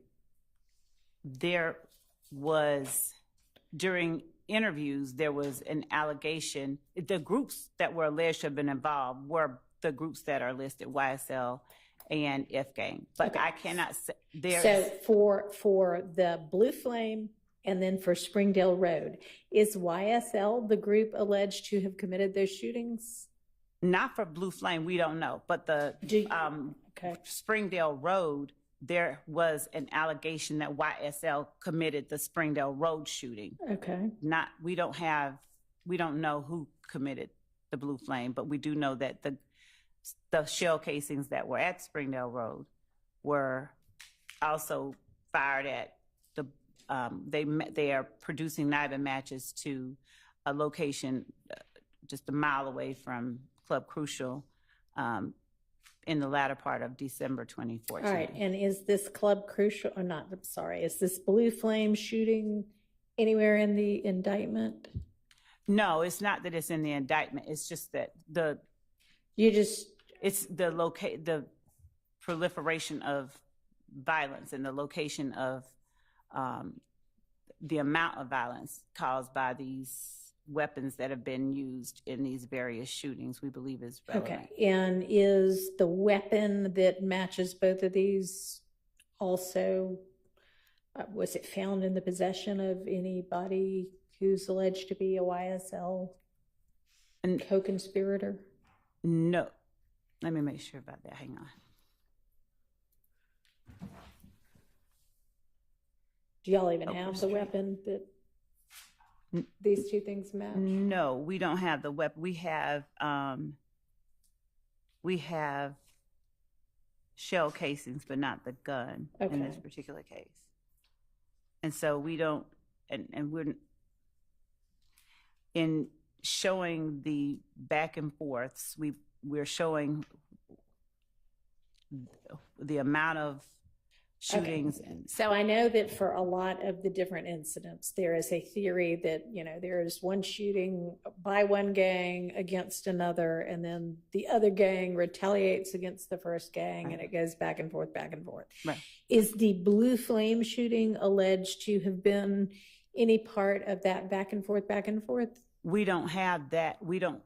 In as much as we don't know who committed that, all that we know is that the weapons used there were knife and hits too. Okay. So you just want to show that I assume we'll have some evidence that in some way ties YSL to the Springdale Road shooting, and you want to be able to show that somebody involved in that might have been involved in some other shooting, just to show that they shoot things up a lot. Essentially. Well, the count one of this indictment alleges exactly that. Okay, but this isn't an overt act in count one of the indictment, right? No, but it's not an overt act. No, the Blue Flame, no, but it is. I guess our position is it doesn't need to be an overt act to be proof of something that we are showing. Has there been any prior notice about this? Any argument that it's 404B or intrinsic? Well, we have not. Yes or no? No, I don't think we have. No. All right, I'm going to sustain that relevance objection.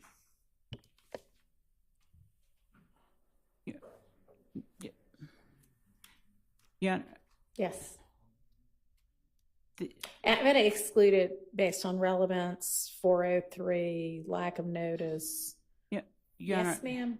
Well, Your Honor, in as much as it has produced a knife and hit, and that they have known, we have provided that information from day one. This is not something that has been kept. And in as much as it is a firearm that has been used in a shooting that we believe was committed by and perpetrated by one of the, or at least a member or associate of the enterprise that we're talking about for a reason that Okay, well, I asked you if you had anything that tied this gun to a particular YSL co-conspirator, and you said no.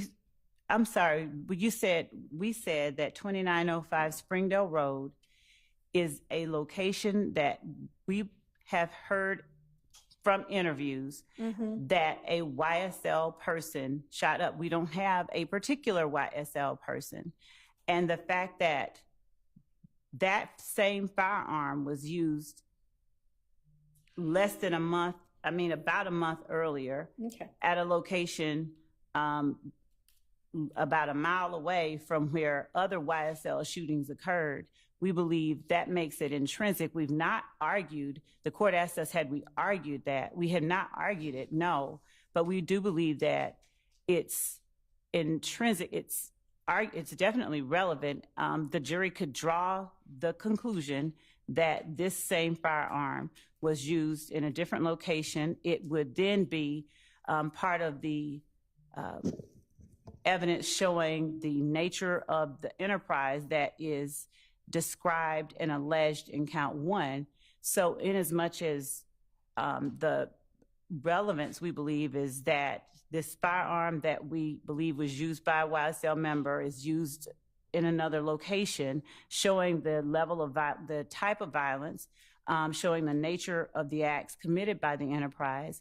We believe that it certainly meets the very, very, very low burden of relevance, and we believe it meets it. It's more than, the small burden required to be relevant. Okay, well, maybe relevance wasn't the right. And in as much as it's intrinsic, there's not notice that's required for intrinsic evidence. Evidence is just proving an element of count 1. So there's no 404B analysis. There's nothing that has been argued or that suggests that somehow this would cause the jury to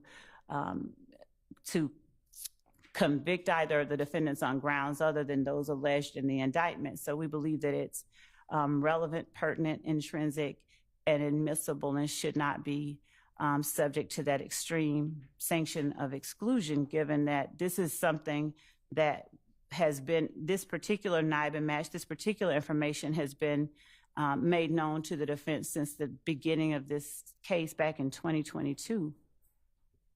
So we would ask that the court not exclude this information. And this is not a witness that is going to take a very long time. We have 2 photographs that we're going to publish. We have, I think, about maybe 30 that she took, but 60 that she took, but 2 that we were going to publish. All right. Well, maybe I misunderstood a little bit about what Mr. Smith was saying at the bench. It sounded, and that may be my fault, I thought he was saying the NIBA match was something that just got learned this week. No. So that was my misunderstanding. No. Maybe you just meant, I don't know what you meant. So you said something about things that had just occurred this week. Well, we just put these witnesses back on the list. But no. Okay. So I'll hear from the defense. Your Honor. Yes, sir. Well, first of all, there's a lot of irrelevant police reports that are included in discovery. Talk into your mic, please. There are many, many irrelevant police reports and irrelevant incidents that are included in discovery. So just because the state put in discovery and we didn't jump up and down doesn't all of a sudden make something relevant or pass 403. Your Honor, what the state is not telling you, and quite honestly, I don't think they're being a little misleading. The 2905 Springdale Road address, yes, that's in Trivia Smith's house. No one was ever charged with that. There's no solid evidence whatsoever. The state wants to say, oh, well, we believe YSL is involved. They didn't say a name. They didn't say anyone that's allegedly did the shooting. They have no idea.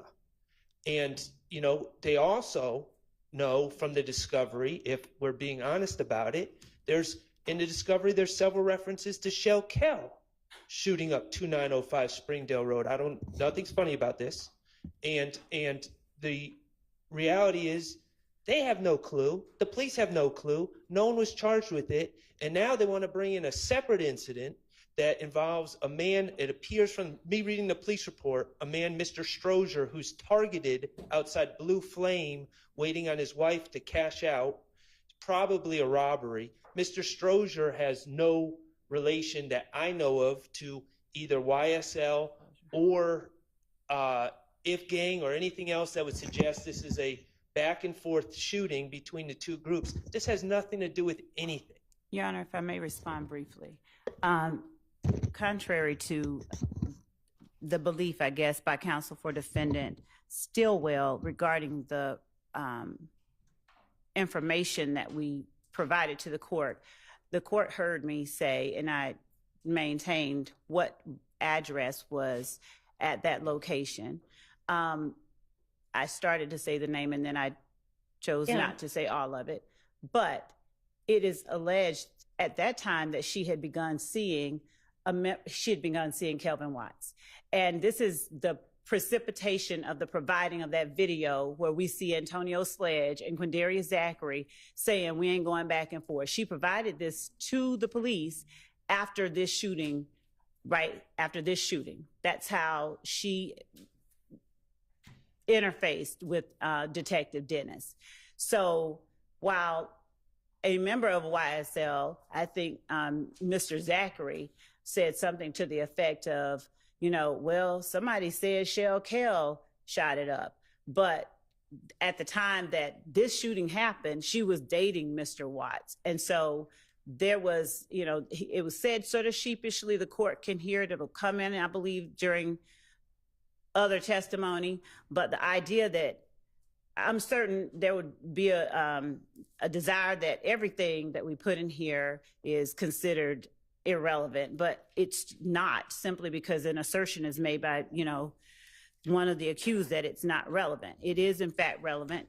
It does not, there's nothing that warrants its exclusion. It meets the very low requirement for relevance, and arguments to the contrary don't take into account the information I believe we've just shared with the court. And no one has ever said anything about the victim in this case. We're not bringing up his name. We're not trying to say he has anything to do with it. But guess what? A lot of the other shootings that occurred, for instance, the location of Miss B, she wasn't an intended target. And that's one of the themes here. We see people who aren't intended targets getting affected by the violence that's perpetrated by persons on behalf of this enterprise. And so in as much as that person's name, Do you have any evidence that the shooting at the Blue Flame was perpetrated on behalf of, at the direction of YSL? Your Honor, what the evidence that we have that we believe suggests that a member of YSL was involved in that is a Nibin hit. Right. To the okay. A member of YSL was involved in that is not the same as it was done at the direction of, in furtherance of YSL. And Your Honor, so I get that. All you have is that the gun used here is suspected to have, was apparently the same gun used at the Springdale Road location, which is suspected to have been done by a YSL member, but could equally have been done by somebody who's not YSL, under the theory that, I mean, Your Honor, it's circumstantial evidence. Right? It is circumstantial evidence. It is all right. Right. And I mean, yes, you can prove your case based on circumstantial evidence. You have a right to do that. But I do not find that this Blue Flame incident is intrinsic to the issues in this indictment. So I am excluding it. All right. So does that mean that we're done with this witness? Your Honor, if the court's going to exclude that one, then we'll. Your Honor, can we just have a instruction to the jury to just strike the testimony about this incident? Well, they hadn't heard much of anything yet anyway, but yes. All right. Your Honor. Yes. Your Honor, I would ask that, given that the court has decided that it has not heard very much, there's nothing that's prejudicial to anyone that's been presented. We would ask that the court simply allow the state to have no further questions and move forward. They haven't even seen the photographs. And so to strike the information, there's nothing that has been in any way that could, they be considered harmful. So we'd ask that. Well, it's not harmful, but I mean, we don't want to be confusing the jury, so I'll just tell them to disregard it. You can certainly put her back on the stand and say, thank you, no further questions, but then I'm going to turn around and say, disregard all that testimony. Yeah. If you want me to say it in a way that you want to come up with a particular way for me to potentially say it, I'm willing to consider it. Just one moment, Your Honor. Okay. If the court will allow Anybody us. need to use the restroom while we're on break anyway? Yes. Okay. Your Think Honor. about it. Well, let's try to take, yes, sir. And when you come back, or can do it now. We can do it now. Thank you, Judge. Your Honor, the court asked me some questions regarding any objections I had to a Yes. 911 call. Yes. I'd like to be heard at the court's Okay. pleasure. Yeah, that's fine if we want to do that now. We want to Break craft and it. then- Yes, Yeah. yes, please. Okay, we'll break. We'll do the crafting of the instruction. We'll take the 911 issue up. You can let the jury know it'll be at least 15 more minutes. All right, y'all try to get back here quickly so we can deal with these issues.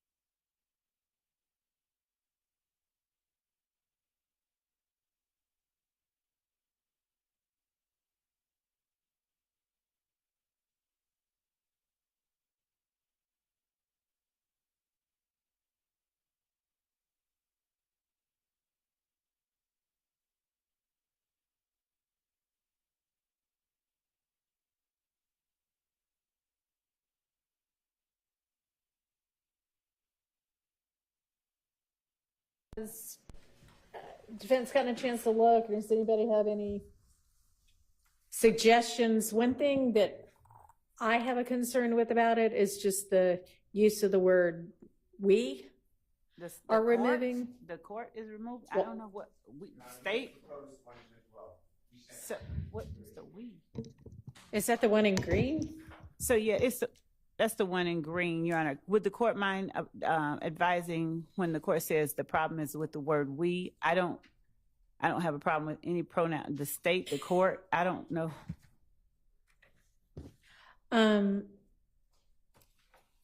This court is removing. Hang on, I haven't gotten anything from y'all, Mr. Steele, and it may be that you just sent it to Ms. Pursfield, and she'll be in here in just a minute. But you want to just tell me what it is?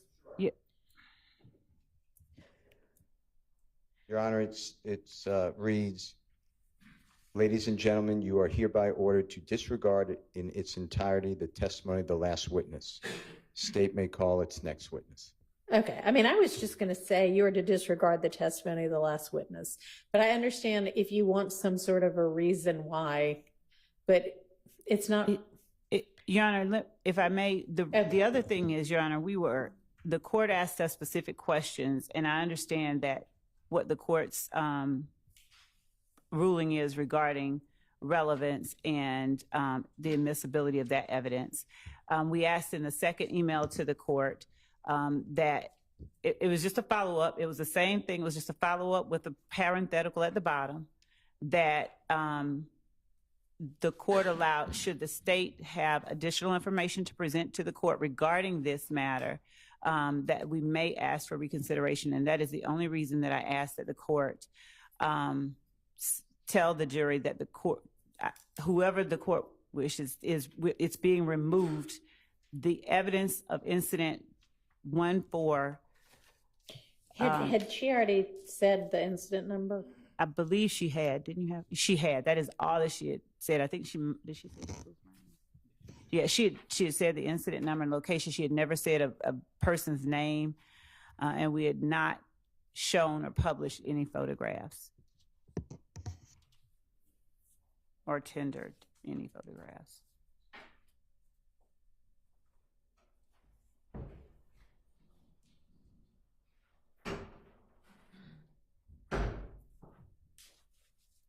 All right, I'll hear from anybody as to this. Your Honor, I just would like the instruction that we gave or asked for in writing. If you don't have it, it's what I read out. And I'm just going to say at this time, you're to disregard the testimony of the last witness. Okay. That way, the at this time's in there, and if it comes up later, great. And the bigger problem with this is the state is saying we have evidence from somebody that they never disclosed to us. We've asked for expert reports. We've gotten zero. And that's been the problem the whole time. I'm confused now about what you're talking about. Evidence of what? Evidence that a YSL member committed the Springdale Yeah. So it's thing? Well, I don't know that would be an expert. Well, what they're saying is gang experts go out and interview people, but we don't have any of those interviews. So we're just, trusting the word of Miss Love. And that happens all the time because we don't get an expert report by saying, why is the blue flame linked to this crime, besides just a random hit on a computer database. But that's besides the point. I understand we have a jury. I don't want it to read. We don't want it to read the incident. It sounds like the court is saying that it happened. It has something to do with this case. We just want to say disregard the witness's testimony. The state can call its next witness. All right. Let's get the jury out. Oh, gosh, you're right. Yes, thank you. Yeah. Short attention span sometimes. Was there something else on this, Ms. Love, before we move to the 911? No, Your Honor. The court intends to give the instruction. I'm just going to say at this time you're to disregard the testimony of the last witness. Thank you. And whenever Mr. Matthews has his. So, Judge, good afternoon. There's a 911 call that is going to be planned to be introduced by the state. It's from a March 12th, 2020 theft of a vehicle call. Your Honor, I have had an opportunity to listen to the 911 call. And based on the 911 call, Your Honor, it's our position that that call is a testimonial call that would be excluded under the confrontation clause. I may need to listen to it. Do you know how long after? It's about a minute or two. Oh, no, couple no, no. I minutes. meant how long after the incident it came in? How long after? Oh, yes. So according to the 911 call, it was the caller said that over an hour ago, the theft took place. All right, I'll take a listen. Okay. If somebody can cue that up for me. Okay. While they're queuing it up, Your Honor, I would submit that when you listen to the call, it's not going to indicate that it's thwarting an ongoing crime. It's not going to be to seek any assistance in any situation involving immediate danger. And the callers, Chandler Durham or this other person, hasn't been called as a witness. We've never had an opportunity to cross-examine this person at any prior proceedings or anything of that nature. So this will be the first time. So that's what makes it, in our opinion, testimonial. And the cases that I'd like to cite for the court is going to be two cases, Pitts versus the state, 280 Georgia, 288. That's an 06 case. It's been cited several times. It was one of the recent sightings on it was McCord versus the state, 305 Georgia, 318. It's a 2019 case. All right. This is not a present citizen impression call that you're about to hear, in our opinion. Mr. Atkins is queuing that up for the court. Thank you.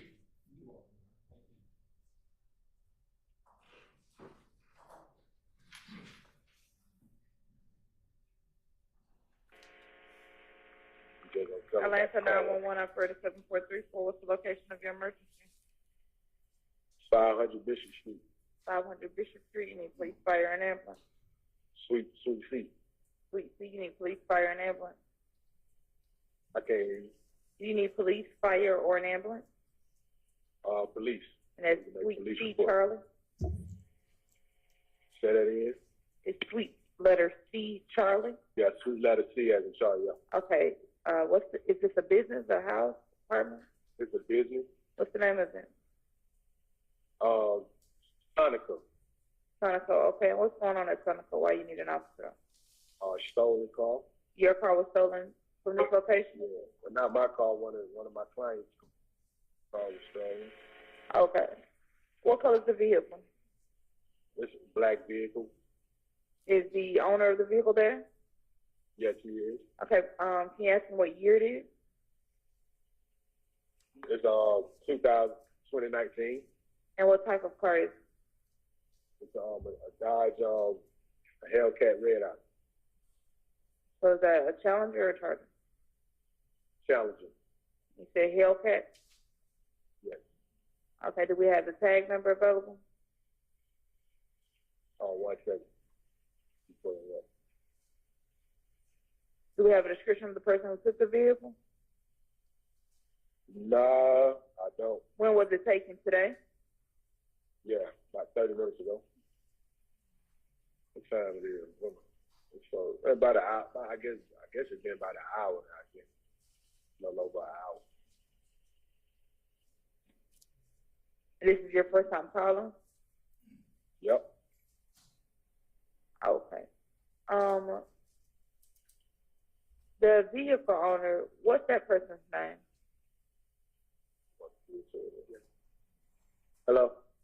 Yes, it's Atlanta 911. May I have your name? My name is Chandler. First name Chandler, last name Durham, Durhan. Okay, Mr. Durham, what's your phone number? 404-502-2953. That's 404-502-2953? Yeah. And so the officer knows it's you. Tell me what you're wearing. What color shirt and pants? I have on a black hoodie and green sweatpants. Black hoodie, green sweatpants. Are you a black, white, Hispanic, or Asian male? Black. And will you be inside or outside of the location? I'm outside. Okay. And do you have the tag number to your vehicle? Yeah, I'm trying to find it. And is it registered in the state of Georgia? Yes.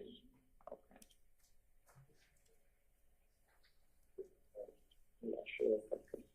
Do you see the VIN number? You have a VIN number? Let me look on my insurance. I might have a VIN number for it. See if I can find my code.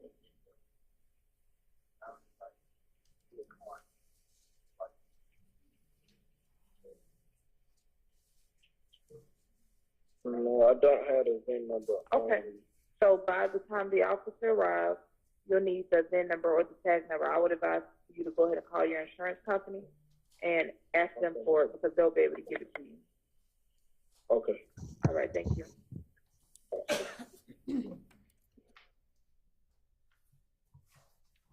All right. So, Your Honor, the caller initially says, I don't know if the court heard it, but I heard it, says, need a police report. It's number one. There were two callers on the call. One was the owner of the business. The second one was the victim of the theft of the vehicle. And that description that the court heard, that was the description of Chandler Durham, who says, I have on a black hoodie, I'll be outside, so Seems forth. like they switched the phone over. They switched the phone after a few over. minutes to say, for him to give the details. Right, and Durham says, hey, I have a black hoodie on, green pants, I'll be outside when the police get there. So the police get there and then they do some further questioning. So in our, based upon the law, Your Honor, this is a testimonial call. It doesn't involve a present sense impression, Your Honor. The court heard the call. And it was over an hour after the theft of the vehicle. So it's not to thwart an ongoing crime. And it's not to seek any assistance in a situation involving immediate danger. They don't know who took the car. They have no other information other than the car is gone when they discover it. So they call in to make a report, have a police officer come out there. Thank you, Judge. I hear from the state. Yes, Judge. Your Honor, clearly this call was made to report the theft of this person's property. He's not trying to implicate anyone, to get anyone in any trouble for any kind of litigation. He's trying to get his car back. And the only thing that he's describing, I believe in all of the cases that we've looked at to, or at least previously with the court's predecessor, when the court was evaluating whether or not it considered a call to be testimonial, and for the purposes of future litigation, it involved a situation where, for instance, someone called to report not an ongoing emergency, but, you know, he's violating his probation or something like that. In this case, Judge, the man's car had just gotten stolen. Even if maybe he had to walk around the parking lot for an hour and he, you know, is really gone. But the fact remains it was gone and he was trying to get it back. He didn't give anyone's description but his own. And he's telling them, I'll be out here waiting on you. So I don't believe that this falls into the category of testimonial, and we believe that it should be admitted, Your Honor. All right. Do you have any case law about, because it's not to report a crime in progress. The crime already occurred. And it maybe, I mean, we don't know whether they just discovered it, even though it occurred in 30 minutes to an hour ago or not. We don't have that information, but it's not a crime in progress and it's not to avert immediate danger. It still also may not be something that anybody objectively would know would be used in a future prosecution. They don't seem to be saying, we think it was, you know, the big bad wolf who stole my car. We're just saying my car is gone. So do you have anything that covers that kind of a situation, any case law? Your Honor, I can be with the court's permission, getting it while we're putting up other pieces of evidence. All right, she's not our next witness anyway, right? Miss Latner's. Okay. Right. All right. I will, understanding what the issue is, get back to y'all with a ruling before she takes the stand. Thank you. Okay, so do you have your next witness available? Yes. All right, let's get the jury out. Your Honor, while the jury's coming in, can you just also, I just want to put on the record, because you excluded that last witness, that's also on the NIBIN chart, if that could be removed by the state. Okay. Thank you. That's not in evidence yet, right? a NIBIN chart? No, we didn't put a NIBIN chart in evidence. Are you going to ever? No, not that includes something that the court excluded. Nope. Okay, well, make sure that it gets removed from the chart, even if the chart gets used as a demonstrative. Yes, Your Thank you Honor. for bringing that to our attention. Yes, Your Honor. Thank you. Thank you. Ready for the jury.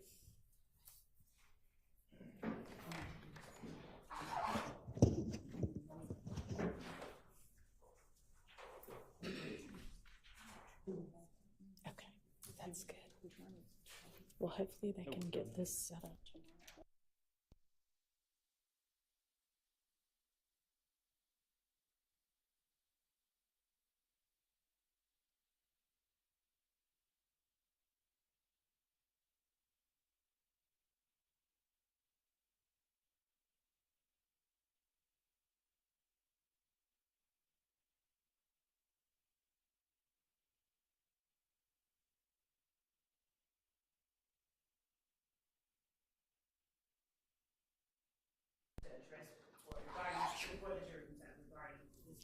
I'm sorry, hold just a second. We need the witness to be excused again. Can we ask you to step back out for a second? Yes. Oh, well, but stay really close because we might need you in here again. Just stand at the door for us. Yes, sir. Yes, Your Honor. We're requesting that the witness not be filmed in the undercover capacity. Okay, is there any issue with that? I don't know. Detective Starks.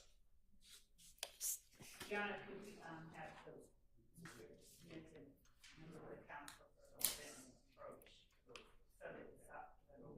Y'all come on up here. Yes. Yeah, that's what I figured, is that nobody said that before he walked in as the next witness.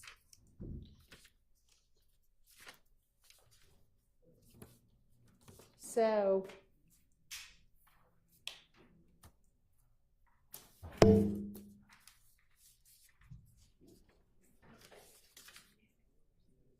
and honestly, y'all, even like, y'all keep skipping around. You will tell everybody it's going to be witnesses A, B, C, D, and E. And then it's witness A, witness E, witness D, witness B. I mean, y'all can't keep your order straight either. He was supposed to be the last witness of the day. At 1:30, when we came back from lunch, he was listed as the last witness of the day.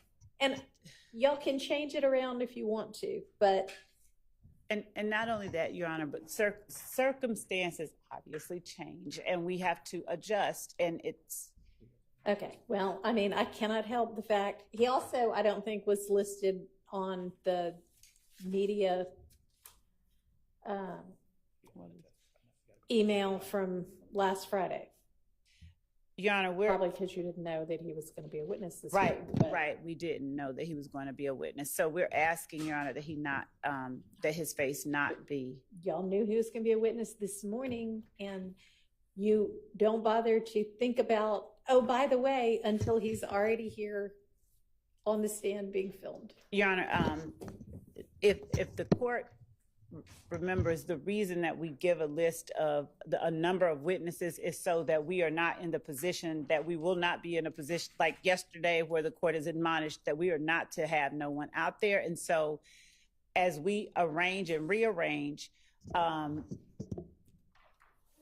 not faulting you for not having him on last week's list because things changed, but I am saying that if you have concerns about a witness being filmed, then please raise it maybe that morning if that's the first you know you're going to call that witness, and not after the witness is in the courtroom and has been filmed. I don't disagree. Okay, because there is nothing I can do about the fact that he was filmed. So with regard to further filming of him, we are asking that he not be further filmed. Okay. Please. And I Thank think you. that given the reason given, that is reasonable, so I don't have a problem with that. Anybody have a problem with that? Media does not, that are in the courtroom, defense attorneys? Nobody has a problem. All right, fantastic. And that, what have we been doing? Just last initial? No, we, with respect to the name, I don't think that we've been concealing the name. We've just not been showing the faces. So I don't, let me make sure about that because. Well, what is in the order says that anything that displays the name, display first initial, last initial, so yes, you'll that have part. as well. Okay, and then, but audio is fine, right? Just not the victim, I mean, the witness's face, Right. not the witness's name. Right, thank you. All righty, so let's stop the filming, get him on the stand. Yeah, he almost stopped filming altogether. Hmm?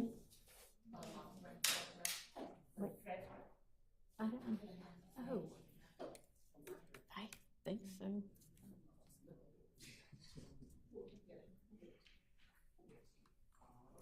Beats me.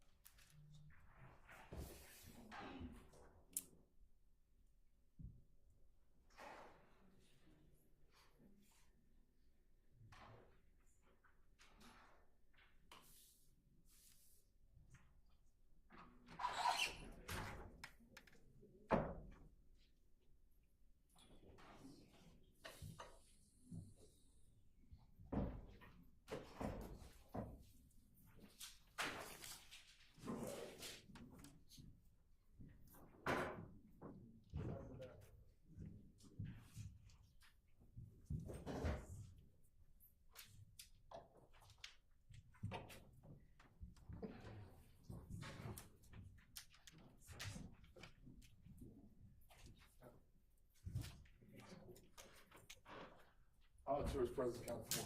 Thank you very much. All right, ladies and gentlemen, you will notice that there's a different witness in front of you right now.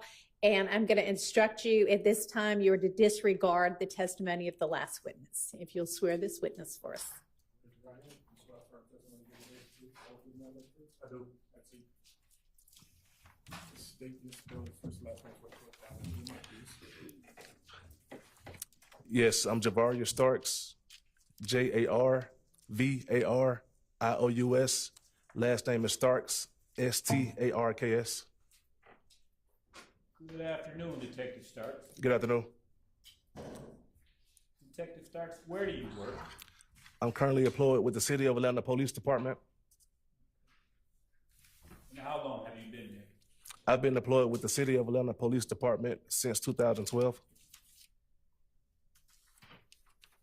What is your current position with APD? I'm currently a detective with the Atlanta Police Department. Back in November 2020, what was your position? I was a detective. What are some of your responsibilities as a detective? I investigate things such as robberies, homicides, auto thefts, entering autos, burglaries, shoplifting.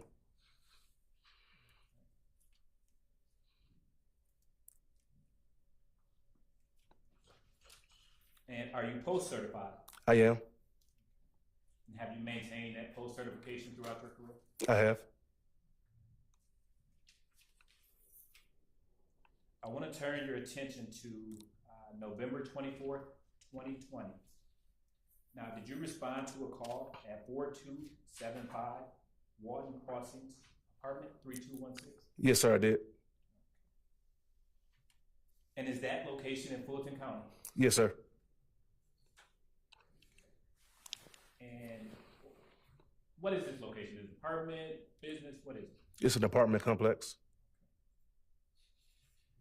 And was it a 1 or 2 bedroom apartment that you responded to?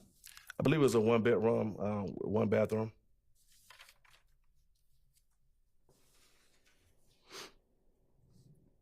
Now, can you orient the jury on why you were called? Yes. So I responded to the location to assist with a search warrant. The warrant was for a person and for ammunition, guns, and cellular devices. Now, when you responded to the call, were you alone or were you with a partner? I was transported to the apartment complex with Sergeant Price, and we met other people there, the people who actually executed the warrant and other members of my team. Do you typically travel with a partner? Sometimes I do, sometimes I don't. Now, you mentioned that you were there to aid in the assistance of a search warrant. Yes, sir. Okay. So when you arrived at the location, were you assigned to a specific area to search? When I arrived to this apartment, I started searching around the bedroom and closet area of the apartment. Why did you search that area? When I initially came to the apartment, I was escorted in, and they showed me stuff that was already found, so I just started that way.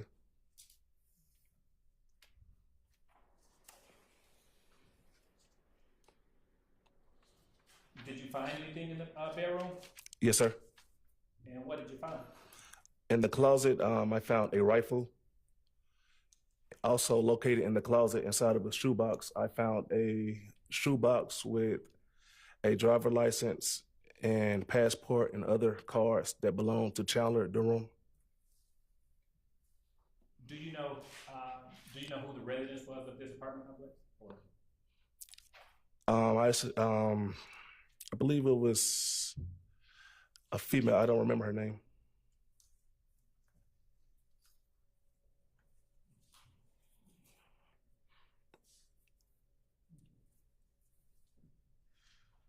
What did you do with the items that you found? The items that I found, I gave it to Investigator Belknap because he was the lead investigator on the search warrant. And did you or Belknap prepare the search warrant for that residence? Investigator Belknap prepared the search warrant.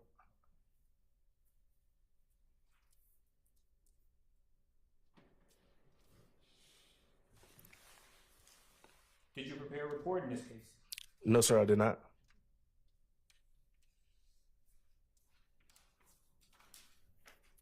Were you wearing body camera that day? Yes, sir, I was.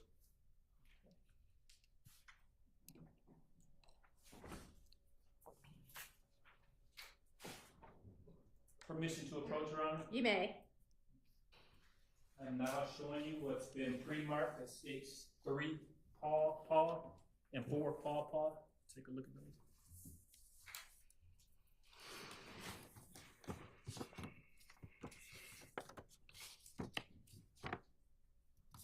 Yes, sir, sir. Do you recognize those items? Yes, sir. And what are they? It's a rifle that I located in the closet, and the ID of Chandler Durham that I located in the shoebox was within inside of the closet. Are they a fair and accurate representation of the items depicted on your body cam that day? Yes, sir. Your Honor, this time the state moves to admit 3 Papa and 4 Papa. All right, those are admitted. I'm now going to publish 3 Papa.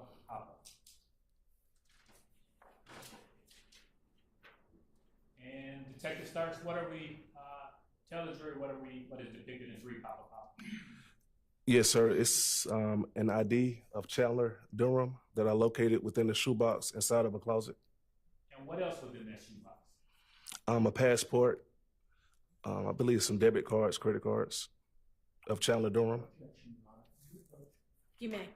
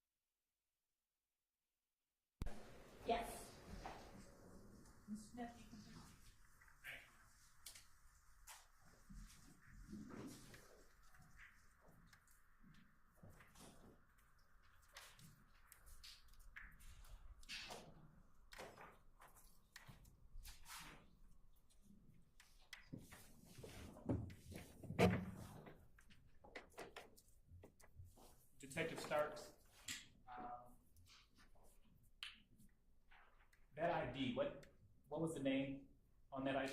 I believe it was Chandler Durham. And what else did you locate or find in that shoebox? It was a passport and I believe some debit cards. And did those items bear the name Chandler Durham as well? Yes. I'm now going to publish four Papa. And Detective Starks, what are we, tell the jury, what are we looking at here? Yes, sir. We're looking at a rifle that was located inside of the apartment closet. And where was this? I know it was in the closet, but where was this located? On the shelf, I believe, inside the bedroom closet.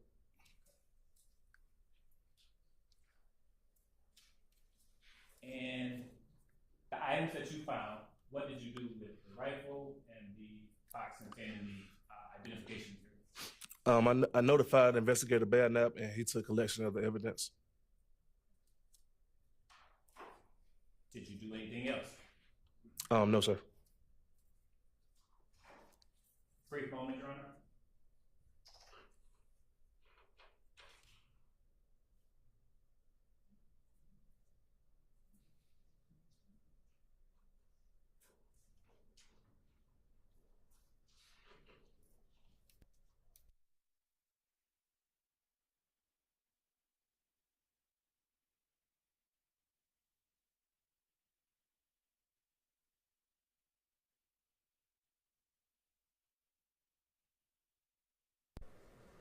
No further questions at this time, Your Honor. All right. Are there any next questions for Ms. Bennett?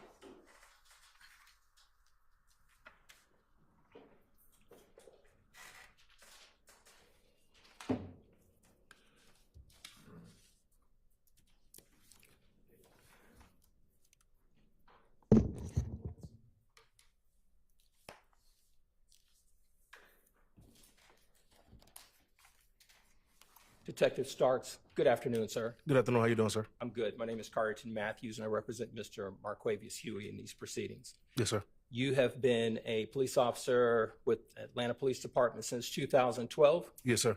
Okay. And you were part of a team that conducted a search warrant. Is that right? Yes, sir. And I understand it was in November 24th or so, 2020, correct? Yes, sir. Okay. And you were not the only person that was there doing the search warrant, correct? I was not the only one there. You're correct. Okay. My understanding is that you did not prepare a report, correct? You're correct. Okay. And my understanding is that there were a couple items that you just testified to and you talked about that you located, correct? Yes, sir. All right. You have arrest powers, right? Yes. You have the ability to take out warrants for people when you believe that something awry has happened and a crime has been committed, correct? Yes. Can you look at this jury and can you tell them that you took out a warrant for a rifle found at this particular location for Mr. Marquavius Huey? I did not. You had the ability to do it, right? Yes. You did not. You're correct, sir. Okay. Let's talk about the items in the shoebox. The items that you just talked about, you're not aware of any of those items that we just talked about being the result of any crimes that you took out a warrant for on November 24, 2020 for Mr. Marquavius Huey. I did not take out any warrants dealing with the apartments or contacts in the apartments. You had the ability to take out a warrant if you believe that a crime had occurred with respect to these items that were located in a shoebox, correct? Yes, sir. Now, this was November 24th or so, 2020. Did you take out any warrants in 2021 for these items that you just talked about? No. Did you take out a warrant or anything of that nature in 2022 for the items that you just talked about? No. And to this date, you've not taken out any warrants for any items that you found with respect to a rifle located at that location, correct? You're correct, sir. And the same would be for the items that you just talked about with respect to the shoebox, correct? You're correct. Okay.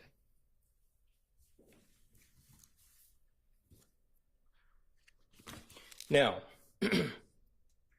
let's talk about a couple other things.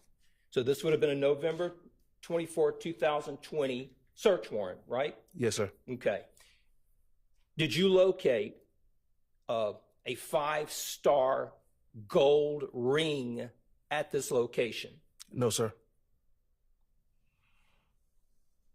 Did you locate a bracelet, a gold bracelet or necklace or anything of that nature that you collected at this location that you believe was part of any type of crime?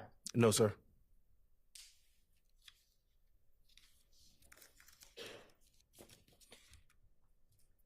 Let's talk about, I think in the search warrant, Detective, you talked about a need or desire to look for cellular phone information at that location, correct? Yes. All right. Did you locate any cellular phone that would belong to anyone that would be the name Gary Holloman? I located the cell phone on the couch. Right. And I turned it to Investigator Belknap. That's as far as I went with the cell phone. I didn't try to find the owner of the cell phone. Okay. So there's one cell phone that you said you found. To your knowledge, as you sit here today and you look at this jury, you have no knowledge or information that a cell phone belonged to a Gary Holloman, correct? I found the cell phone on the couch. I don't know who it belonged to. Okay. And I turned it over to Investigator Belknap. You have no information or evidence that any cell phone was found belonging to a Domitia Coppage, correct? You're correct. I don't know who the cell phone belonged to. Okay.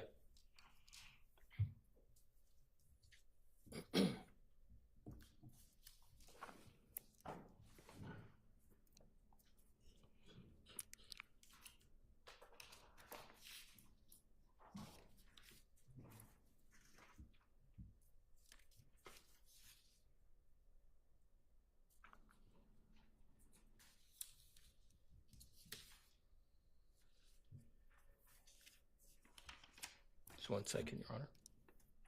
Beg the court's indulgence.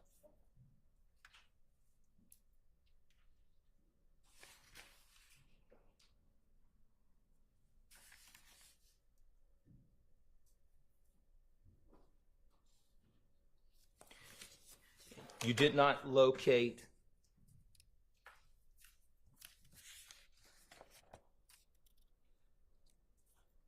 strike that.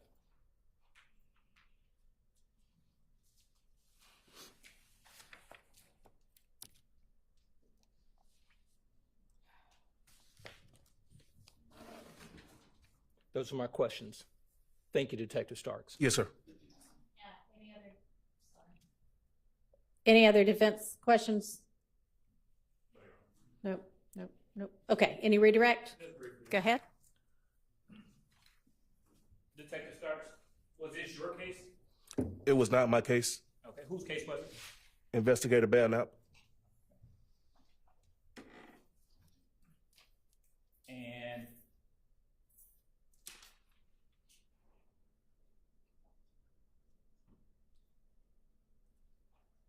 for a search warrant to be valid, does it have to contain information that the evidence of a crime is likely to be found?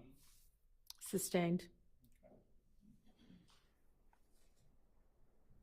What does a search warrant have to contain in order for it to contain evidence, information?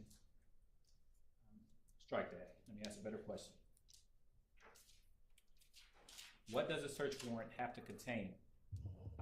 Does it have to contain information that evidence of a crime is likely to be found at the place to be searched? Again, Your Honor, that would be a leading question and also foundation. Sustained.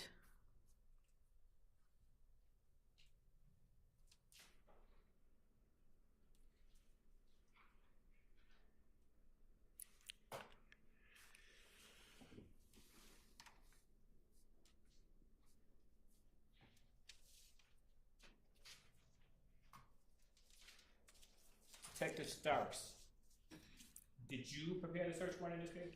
I did not. And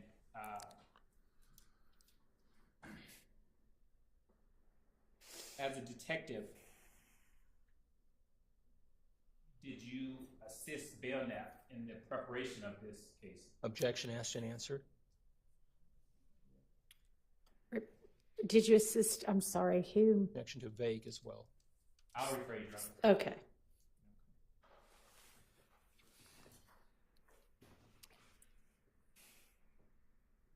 what additional steps did you take in the execution of the search warrant? The execution of the search warrant, I searched. But I'm going to object. It's been asked and answered.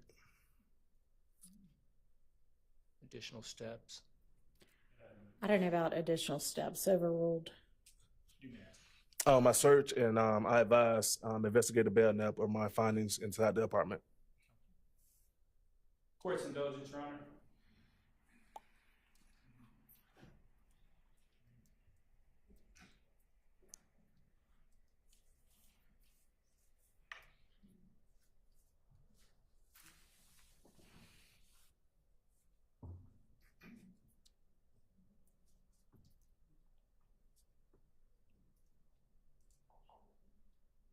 No further questions, Your Honor. All right. Nothing further, Judge. All right. Thank you for your time. You may step down. Oh, yeah, have a nice one. Do y'all have a relatively short witness? Like an hour or less? Okay. Bring them on. Your Honor, the state calls will share Latin. Okay. Y'all approach real fast.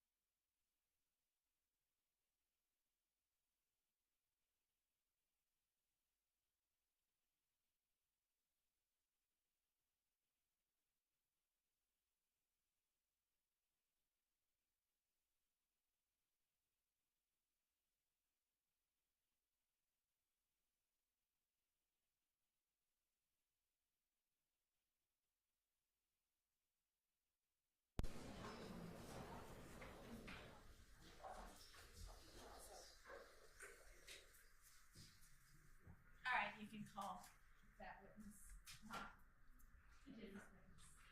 It's so much shorter.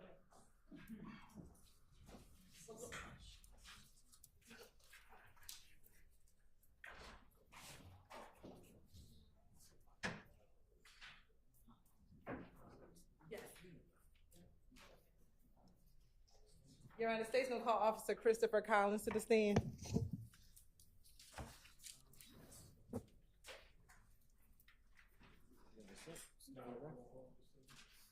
Raise your right hand. You swear first testimony you're giving the truth, the whole truth, and nothing but the truth. I do. Spell your first last name for the course down into that mic, please. Yeah. It's Christopher Collins. Spelling on that is CHRISTOPHER. And last name is COLLINS. And Mr. Collins, were you formerly in law enforcement? I was. And how long ago were you in law enforcement? I think I left being a police officer in 2019. And when you were a law enforcement officer, how many agencies did you work for? 2. And what were those 2 agencies? City of Atlanta and the Roswell Police Department. I want to take you to your time as a City of Atlanta Police Department, with the City of Atlanta Police Department. When did you work for the City of Atlanta? 2013 to 2016. And when you worked for the City of Atlanta, what ranking did you have? Just police officer. Did you work in a specific zone? Zone 3. And did you work a specific beat? Yes, 1313. It's 13's beat in Zone 3. And generally, where is that beat located? That's like the furthest southeast you kind of get in the city. It's like if you were to cut like a pie of the city of Atlanta, start at Turner Field and go south. What main roads were in the 1313 beat? Cleveland Avenue, Browns Mill Road, Jonesboro Road, and 285 actually cuts through the bottom of it. Okay. You got permission to approach? You may.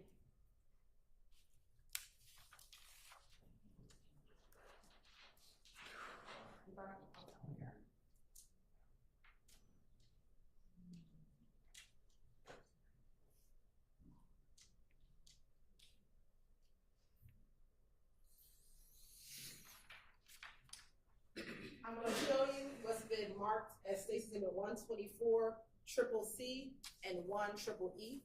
Tell me if you recognize what's in Stacy's Exhibit 124 triple C and 1 triple E. Okay, triple C, that's 2905 Springdale Road. It's a apartment complex, and then the other one is a house off of Ruby H. Harper, which is right near Browns Mill Road, near the old Atlanta Police Academy. And looking at Stacy's Exhibit 124 triple C, is the location of Springdale Road, is that in the 1313 beat? No, that's in 311's beat. And is it 311? Is it 313 or 1313? 1313. So when you like it would be 313's beat. Okay. So the 1 means morning watch. Just going off of my basic memory from when I was a police officer. But yeah, that would be 311's beat. And then that's 13. 1 triple E would be 313's beat. Correct. And does this appear to be a fair and accurate depiction of streets? First at 124 triple C, that's in 311's beat. And then for 1 triple E, that's in 313 beat. Correct. You're at this time, the state would like to tender as a demonstrative 124 triple C and 1 triple. Okay, 124 triple C and 1 triple E. They're admitted. And first, I'd like to publish 1.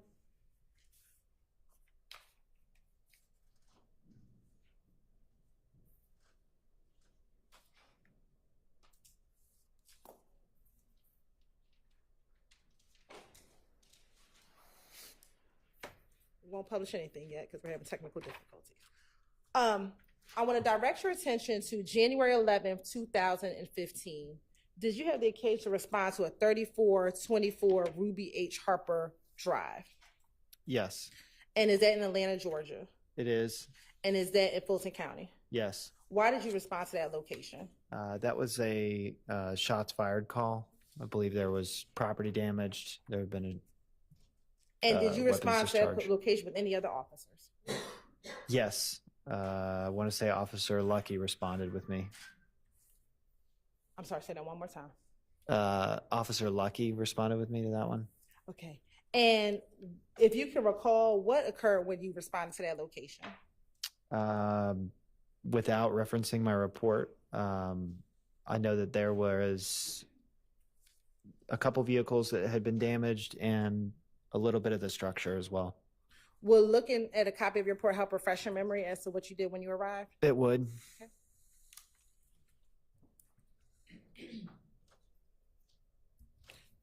Got permission to approach? You may. I'm going to show you what's been marked as State's Exhibit 2 Triple E. Okay. Tell me if you recognize 2 Triple E. I do. This would be a police report that I wrote that's been printed out. And will looking at that report help you refresh your memory as to what you did when you arrived at 3424 Ruby H. Harbor Boulevard? Yes, it would. Okay, you can take a moment, look at it, and let me know when it helps refresh your memory.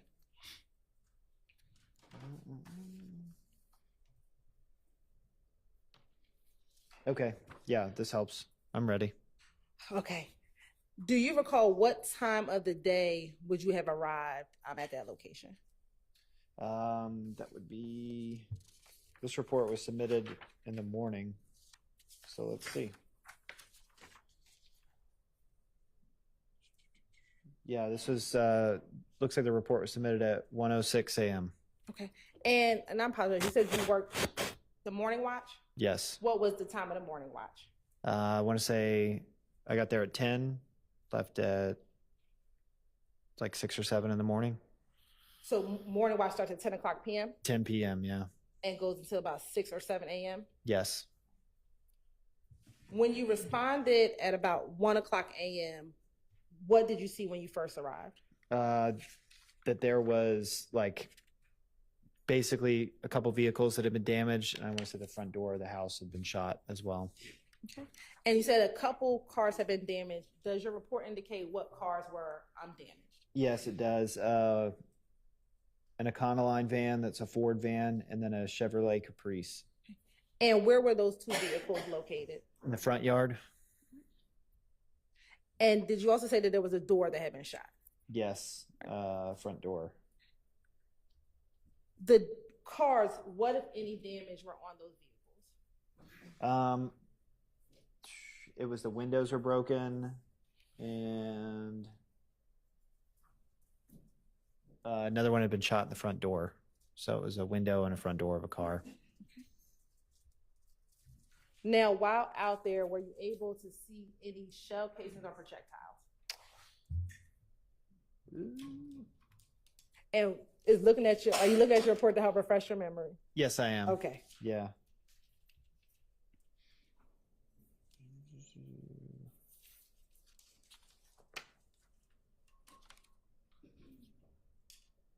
Yes. There were 24 shell casings, 9mm and 40 caliber that were there. They were in the street directly in front of the house.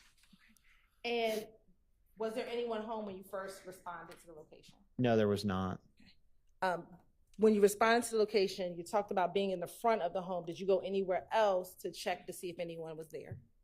Yes, we checked the backyard and the surrounding area. Now, were you familiar with that location? Yes. How were you familiar with that location? I believe I've been on several 911 calls there in the past. And were you familiar with the individuals that lived at that location? I was. Okay. And who were the individuals that lived at the location? Your Honor, I'm going to object to the extent that it calls for hearsay. Okay. How were you familiar with the individuals that lived at that location? Previous 911 calls. And are those 911 calls that you responded to? Correct. And when you responded to those previous 911 calls, did you interact with the individuals that lived at that location? Yes. And did you become aware of them through that interaction? Yes. Okay. Who were the individuals that you knew that lived at that location? You had Rodney Sturkey and Thaddeus Bush. Okay. And without giving me their full date of birth, what was the year of birth of Thaddeus Bush? 1967, And what about the year of birth of Mr. Rodney Sturkey? 69.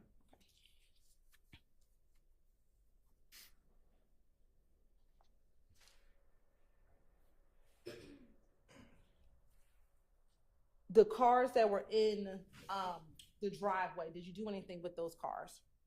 Yes, we like ran them and through GCIC to see who they were registered to. And were you able to determine who the cars were registered to? Yes. All right. And who were those cars registered to? Objection, that would be hearsay. Sustained. Now, were you familiar with any relatives of anyone, or were you aware of any relationships of anyone who lived at that home? Yes. Okay. Specifically, Mr. Bush, were you familiar with any of his relatives? Yes. Okay. Who, maybe not familiar with, were you aware of who he was related to? Yes. Who was he related to? Objection, foundation, and possible hearsay. Sustained. Let me ask, how were you familiar with Mr. Bush and who his relative?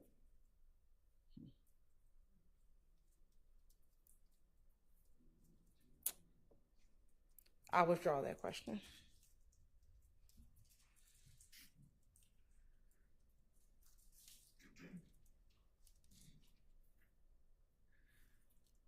While on scene, were you ever able to speak with any witnesses? Without telling me what they said, were you ever able to speak with any witnesses? Yes. Okay. Were they able to provide you information about the incident? Yes.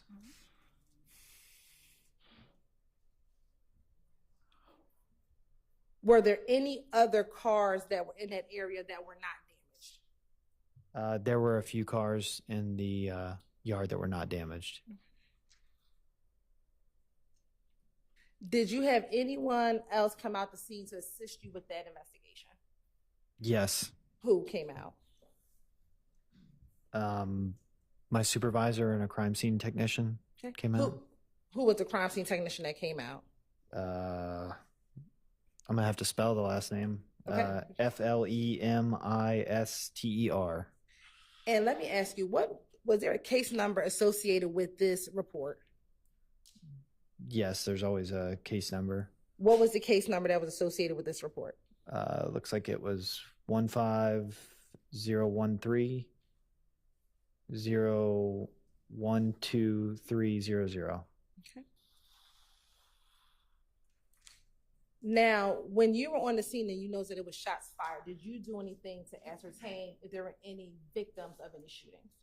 Yes, that's searching the yard, trying to make contact with anybody inside. And then we also call, or at least have 911 call the local hospitals to see if anybody came in, like if anybody brought themselves into the ER.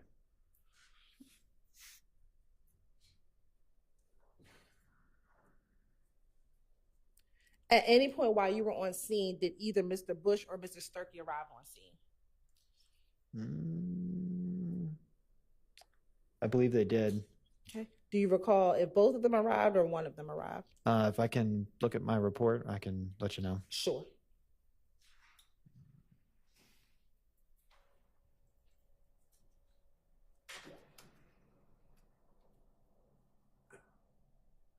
Mr. Sturkey looks like he arrived on scene. And were you able to speak with him when he arrived on scene? I was. And was he able to, provide you any contact information for himself or for Mr. Bush? Yes, he provided contact information for both.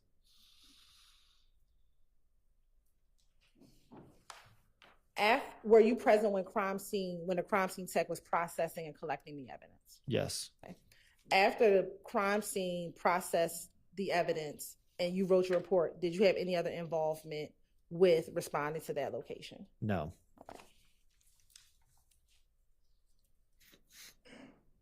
I want to direct your attention to January 28th, 2015.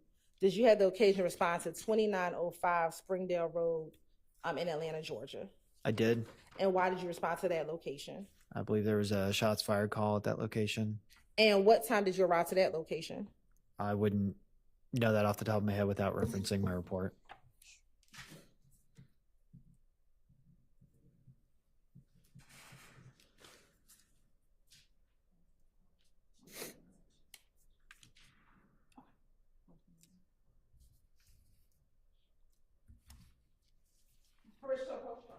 You may.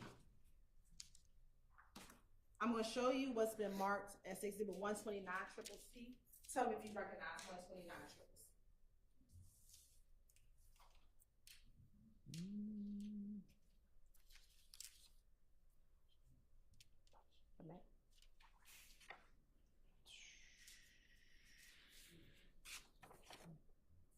Let me make sure.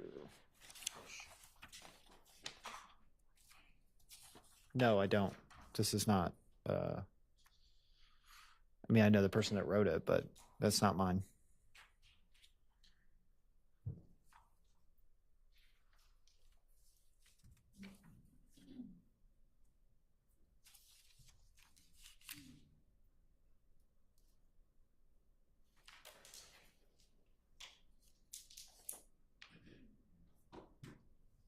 I'm sorry, I gave you the wrong report. I apologize. Okay, now looking at 129 Triple C. Tell me if you recognize 129 Triple C. Yes, I do. This is a report I wrote.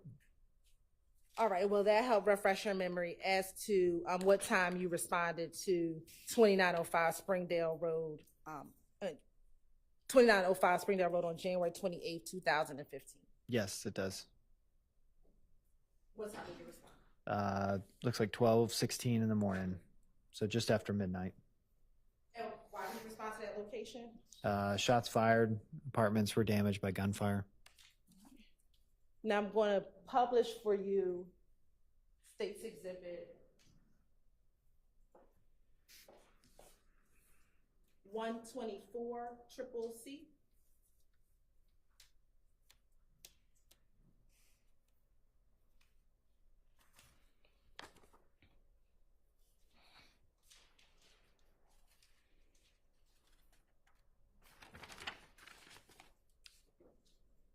No, 124.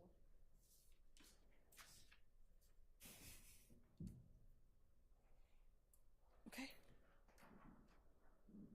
We have to remove the bar.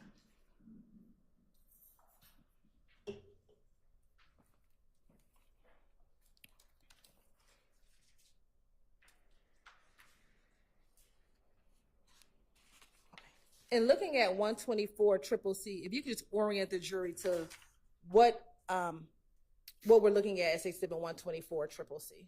Sure. To the north is well, it's older now, but at the time it was a newer Walmart on Cleveland Avenue. And then you go down Springdale Road. This apartment complex would be on your right.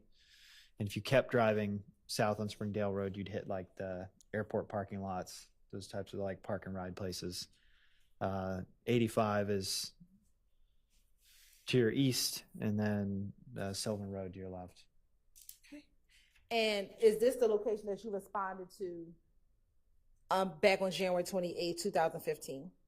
It was. Okay. Did you respond with anyone else? Yes. Who did you respond with?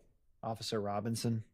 And what did you find once you responded to that location? There were four, I would say they're like apartment/townhouse style living, but there were 4 units that had bullet damage to them. And did you have the occasion to go in and look for the damage at the 4 apartments? Yes, we checked all 4. And when you first arrived, did you encounter anyone? Yes. There's no way to know how many 911 calls came in, but at least the one that got dispatched to us, we met with that 911 caller. And do you recall how soon after you arrived on scene that you met with that 911 caller? Almost instantaneous. And was that 911 caller able to provide you any information about what had occurred? Yes. I believe that 911 caller had video surveillance that he showed us. And did you look at the video surveillance? I did.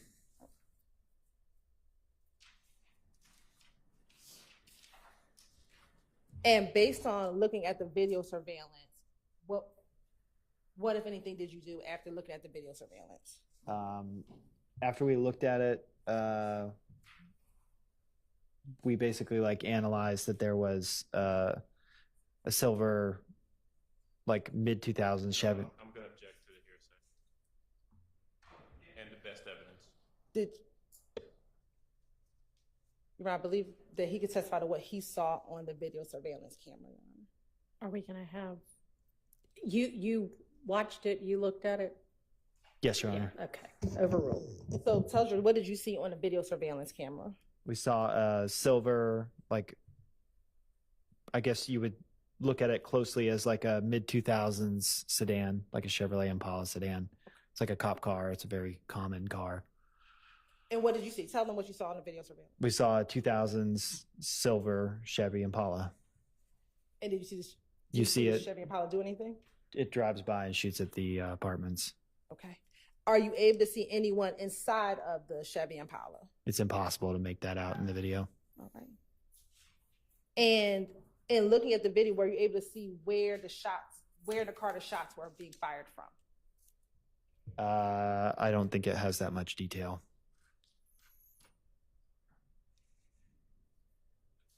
Will looking at a copy of your report help refresh your memory as to whether or not you saw It would. Okay. If you want me to read it, I can.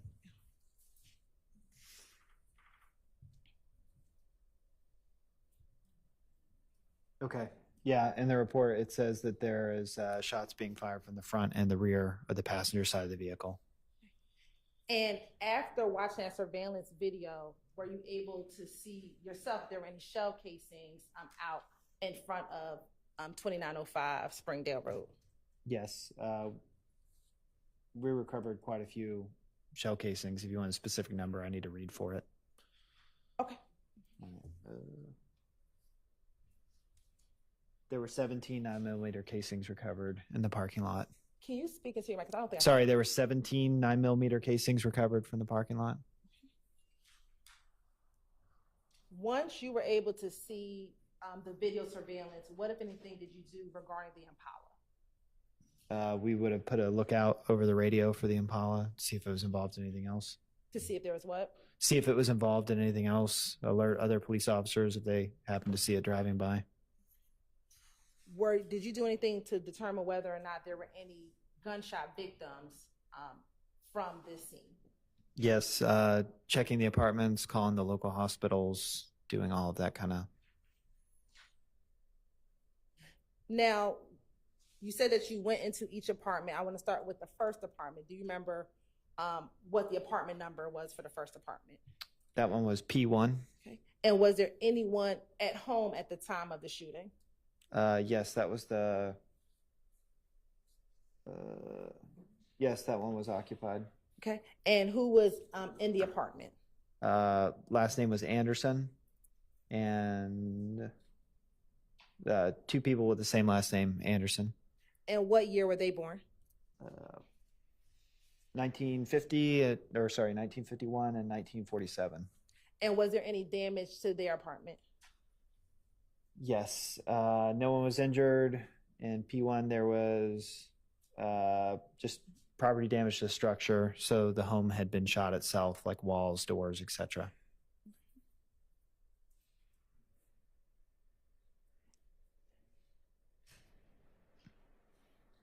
And you said there were holes. Was there 1, 2, 3, or 4 holes within their structure?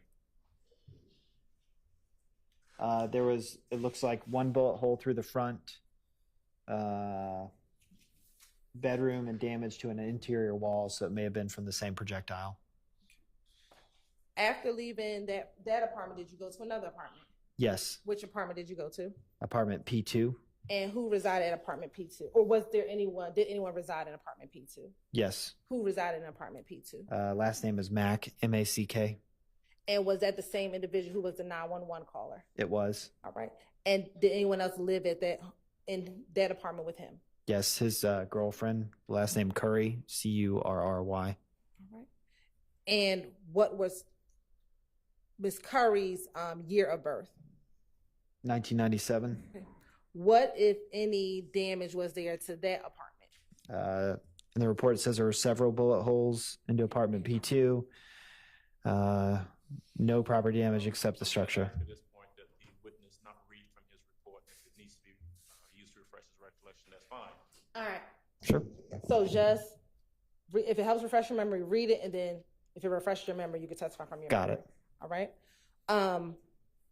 Were there any projectiles? I'm gonna have to read to give you the specifics on that.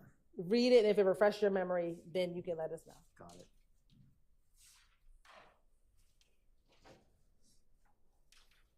Yes, there was one projectile that was located inside the apartment. Now, after leaving that apartment, did you go to the next apartment? We did. And was there anyone occupying the third apartment? I'm gonna have to read really quickly to refresh my memory. Sure. Okay. No, that was unoccupied at the time of our arrival. Did you enter inside the apartment? We did. Okay. And what, if anything, did you find once you went inside the apartment? I'm gonna have to refresh my memory by reading real quick. No problem.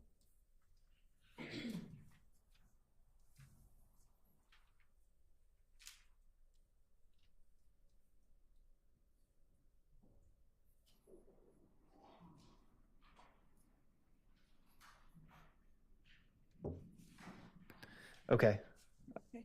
I'm ready for your question again. Sure. Was there any damage inside of that apartment? Yes, it looked like there were 2 TVs that had been damaged, and we did find a projectile. The back door was unlocked. 2 TVs downstairs were on. And what was that apartment number? That was apartment P3. And then did you go into the fourth apartment? I did. And what was that apartment number? P4. And was that occupied by anyone? I'm gonna have to read to let you know. Okay. Yes, that was occupied by, it looks like 2 persons. And who were those 2 individuals? I'm gonna read them real quick. Apartment P4. Last name was McCurdy, MCCURDY, and the other last name was Daniel, DANIEL. And what was the year of birth of McCurdy? 1970, And what about Daniel? 1989. And was there any damage to that apartment? I'm gonna have to read really quick to let you know.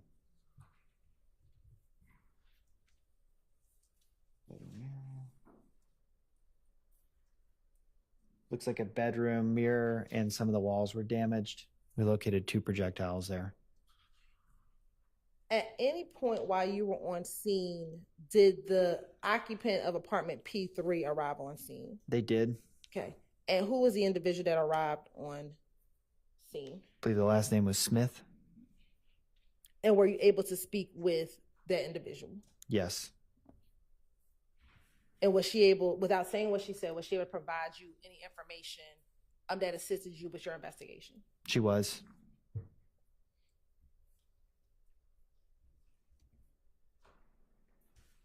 Now, did you have any crime scene techs come out to the scene? We did.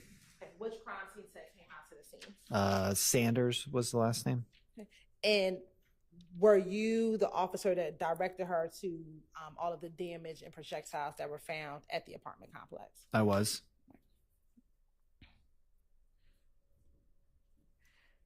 After speaking with Ms. Smith, talking to all the other residents of the apartments that were damaged, did you have any other involvement in this case? No. All right, court's indulgence for one moment.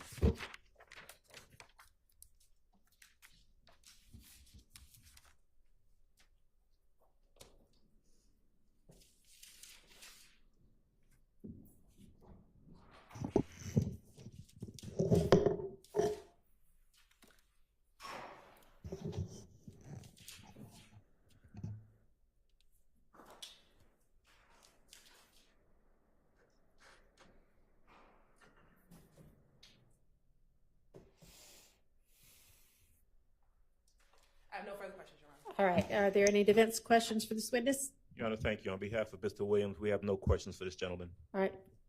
Mr. Short, if you. Okay. Officer Collins, good afternoon. Good afternoon. My name is Max Shard. I represent Shannon Stillwell, okay? Yeah. my understanding, you arrive at the scene and one of the residents shows you their surveillance video. Correct. Oh, I'm sorry. Thank you. At 2905 Springdale. Sure. Is that correct? That's correct. And you viewed that video? I did. Were you the only officer to view the video? I couldn't remember. This is from several years ago. I understand. I In that video that you watched, there appeared to you to be one car involved in this incident, correct? Yes. Okay. And that one car that appeared to be involved, according to the video, was a silver Chevrolet Impala or a similar car. Yes, the taillights are awfully specific on that car, so that's what it looked like to me. Okay, but it was definitely silver. Could be a variety of gray. It could be anything. Okay, But gray or silver. sure. Sure. Okay. And that video that you watched, did you collect that video? I have no idea. I mean, if it's listed in there as being put in like on a thumb drive, then sure. When a case like this typically happens, it gets assigned to an investigator, and they would be the ones to retrieve it, or a crime scene tech, not necessarily the responding officer. Would you have, if you didn't collect it, would you have alerted the investigator? Sure. Yeah. Okay. And do you personally know where this video is now? No. Okay. Thank you.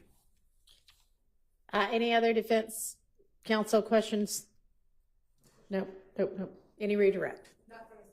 All right. Thank you for your time. You are excused. Thank you. And we're going to adjourn for the day.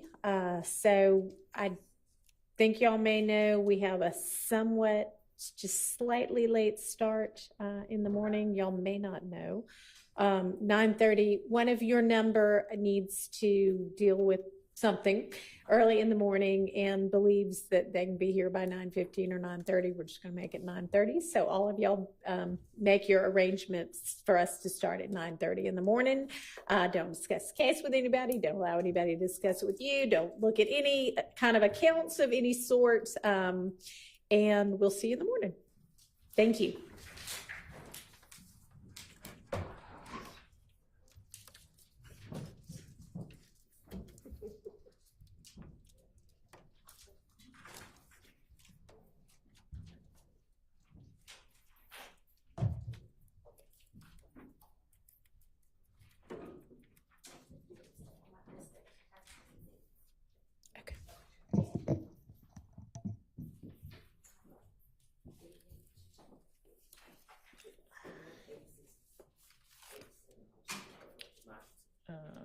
GG.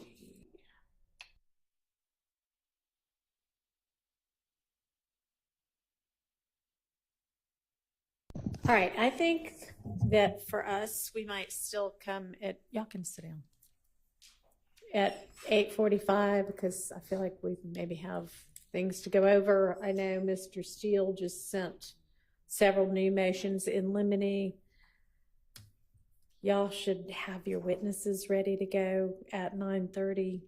Is there any issue remaining with witnesses? I know, Ms. Love, you updated us over the lunch hour, I believe, with when and where there was notice of the newly re-added witnesses. Is there any issue about anybody now? Okay, all right. If we can just have some idea of what witnesses they plan to call on tomorrow. Okay. Is there any update on Mr. Zachary?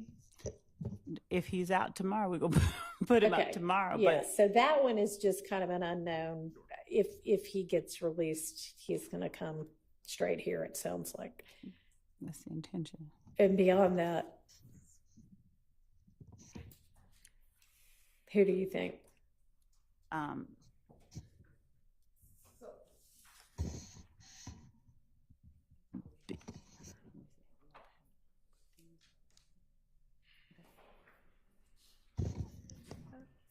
Beyond that, Your Honor, these are subject to being called. These are the ones that we have in line. We have Ms. Coppage, Jenkins, Bowers, Kelly, Tullis. Hang on, slow down just a tad. Everybody's sort of jotting it down. All right, so this is who you expect to be lined up calling tomorrow. This is who we have lined up, and if we don't have Mr. Zach. Understood. Okay, so can you run through that again a little more slowly? Yes. Miss Latners, I should have started with her. All right. Miss Coppage. Jenkins, crime scene tech, Jenkins. Bowers, also crime scene tech. Former GBI analyst Kelly, crime scene tech Tullis. Former,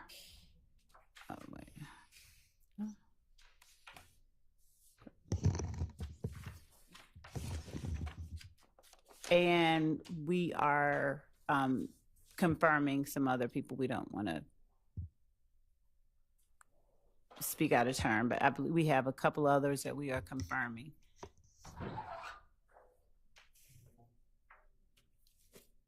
Okay. Y'all had mentioned Montgomery before as a maybe today witness. Is that going to be a maybe tomorrow witness, or is that the?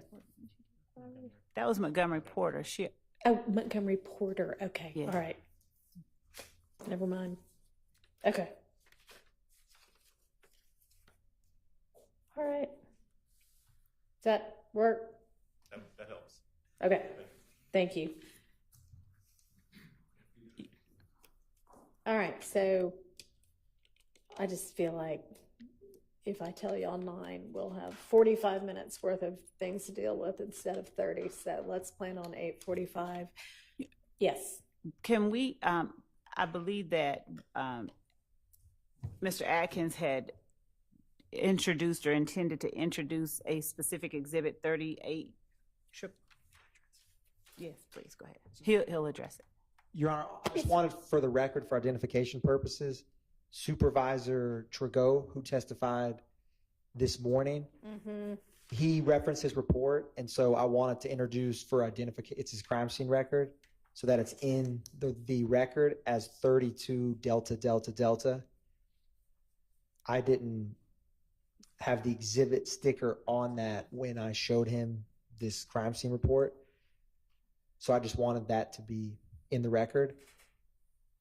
Is there any objection? No. All right, that's admitted.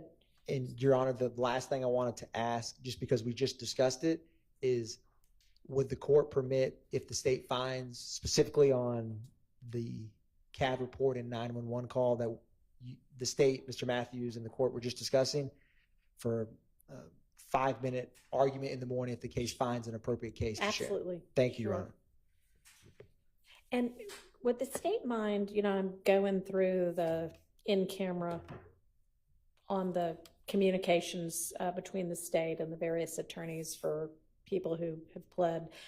Do y'all mind getting me the executed plea acknowledgments for whomever y'all sent me over the correspondence for? Because I know it's somewhere and I could probably sort through and find it, but if y'all could just get them to me, it'd be easier. Because I've got sort of the drafts going back and forth, but I don't know what the results look like. I will. I think that we filed them in Odyssey. Do we? And I'm sure that they are we'll get somewhere, them. but we have them. We will give the court that'd be signed great. copy. Yes, that would be great. Thank you.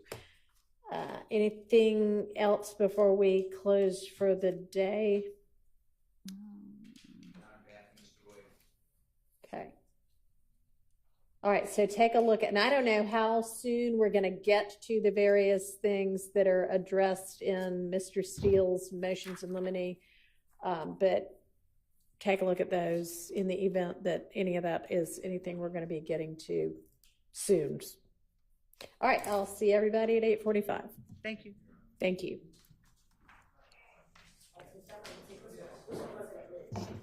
Yeah, and y'all at some point, you might want to just make sure that the evidence up here is in order.